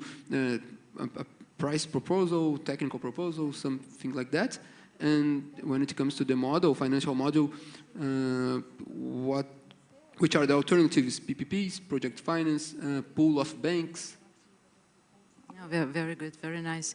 Well, I was really inspired by Ms. Borova's presentation because it really reminds us that despite of the uniqueness of the theme or the issue involved, we can't really jeopardize the basics. We need to go to the basics and ask the proper questions. So it was really amazing to see that no matter how complex is the task ahead, you do need to have a very well-built ground to step on it. It was very enlightening. So regarding to your questions, well, first of all, the next milestones that we see in our project is this: try to seek for approval from our National Court of Auditors. It is a very formal and important task that we have to accomplish.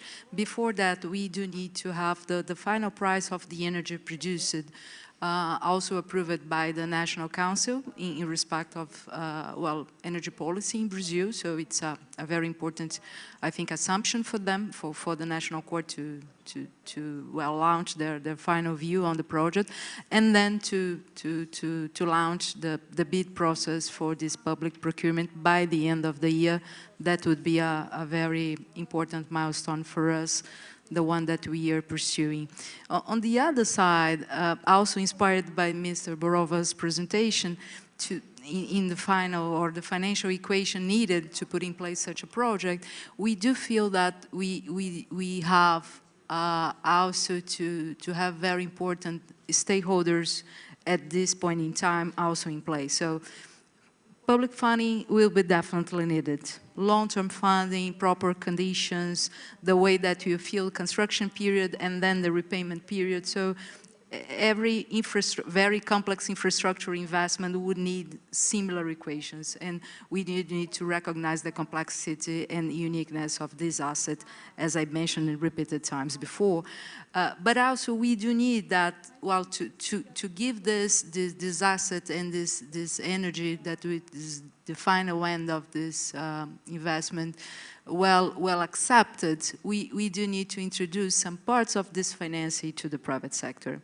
How we could do that in a proper way, trying to engage capital markets as well, but also the main players in this sector, such as multilaterals, such as ECAs, in the way or at the stake they could support. But that will be, I think, or we think, more fruitful to have them despite of in very or minor tasks or minor stakes than not having them at all, because we do need this kind of players involved in order to put this label of a very proper and well-structured project in place. And then till, if everything goes well, or if we can manage all the things that will happen in this project, that will be a, well, real-life project that will face definitely some challenges during its lifetime. Maybe one way or another, in some point in this very long-term life of the project, maybe those public funding could be replaced. equation to refinance, and that would be definitely needed.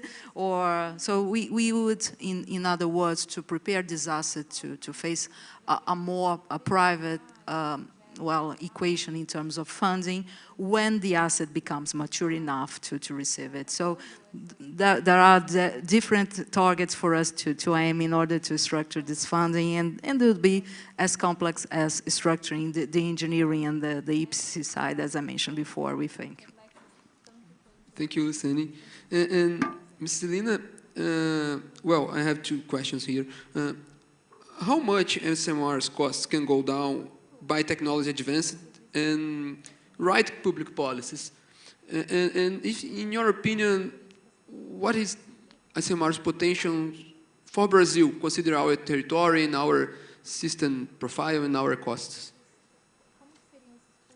That's a great questions. So, you know, it's hard to give concrete numbers, but I think if we look at some of the projections that we're seeing with companies that do have a supply chain in mind and have some backing for those numbers, we can see the cost of SMRs in fleet mode with the right support mechanisms, being competitive with renewables and being competitive with the price of natural gas, for example, in the United States, which is still quite low, you know, despite some of the global movement. So that certainly can happen. I don't think it will happen until probably the mid-2030s when we can demonstrate them in fleet mode. I think that's one the answer to your first question.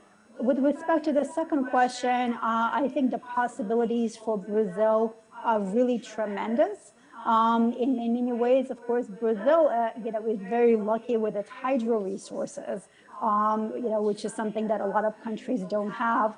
But Brazil is always, you know, I've spent a lot of time in Brazil over the past 20 years, and, you know, it's always said Brazil is always the country of the future. I think that prediction should hopefully come to be true, that Brazil will not be the country in the future, but it will be there among mature economies and very successful economies. And I think there's a lot that SMRs can do for Brazil with respect to industry, using some of the marine capabilities as well. I think there are lots of opportunities for offshore SMRs, including for production of hydrogen and ammonia, both for uses in Brazil as well as transportation to other countries. And then, of course, you have all of these regions, you know, in the Amazonas that are remote, that are not connected to the grid. You have communities. I know the community that borders Venezuela, you know, has had a lot of issues with access to electricity. That's really one where microreactors are an ideal solution. So I think Brazil can probably use every single SMR advanced reactor solution available on the market today for a different purpose. Thank you, Ms. Celina. And Mr. Borova, I just loved your presentation, a kind of handbook. But I would like to know how multilateral organizations could be engaged to support nuclear plants financially. That's a great question. This is also a big problem. Fundamentally, when you look at nuclear, the way it's structured, it is meant for multilaterals. The reason why you have multilaterals is to develop these kind of infrastructure projects that are transformational.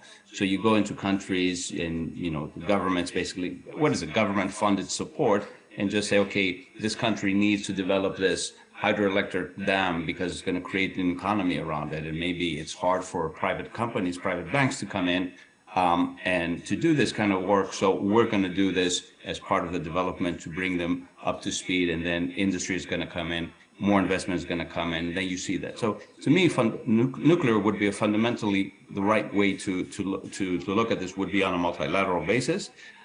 There is a long history on these multilateral organizations and why they do not fund nuclear, or they don't get involved in nuclear. And to me, it's always been a little bit baffling because, you know, these countries, these organizations exist as part of their member countries, and even the member countries sometimes seem to be have a difficulty changing these policies that seem to be there but for dogmatic reasons, that somebody decided we don't do nuclear. And the question is, well, why don't you do nuclear? But it's very hard. There's a lot of politics involved. There's balances in all these organizations. So it's a shame that's not the case. And we've tried in the past to get a lot of these multilateral organizations to engage, to at least explain to us why they won't support nuclear. They won't even have a discussion on that many times. So that's why, the solution could be this kind of multilateral organization that we discussed before, that Alina also talked about with IBNI, where you say, okay, let's start fresh from an organization that's going to be designated, that's going to be dedicated to looking at nuclear, understanding the value of nuclear, the long-term value, and for countries to support the structure through that organization, not in lieu of other support, right? This is going to be kind of like, could be like an umbrella organization where you can attach to that ECA financing. You can bring in other issues that you can put together, financing packages, but to have common set of principles, criteria, guidelines on best practices and how you're going to lend it to a project. And once you spread that risk along many governments, then it's easier for any organization to move forward because the risk is going to be spread. Even, if you take a private sector company, if you tell them, take the risk for completion, most of them are saying we can't do that. And there's some painful experiences in our industry. Unfortunately, that has proven that to be a legitimate concern. But even some governments, smaller countries, are going to have a hard time absorbing a lot of this risk. So the multilateral approach that looks at this as a development project for a country, for a region, and to me would be very, very helpful in order to see the kind of growth that we need to see in nuclear around the world. Thank you, Mr. Borova. And, well, we are finishing our panel. I would like to thank our panelists for sharing their knowledge and insights with us today. And thank you, the audience, for your participation. Good evening. Thank you very much. Thank you. We breathe energy. We depend on energy. We produce energy. We transform energy into brilliant ideas for a greener planet. For medicine.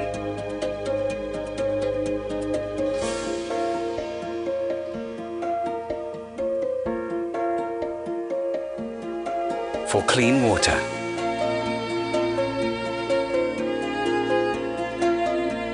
For safer food.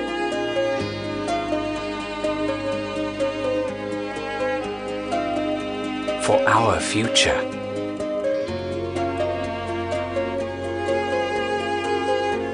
Energy for life. Rosatom.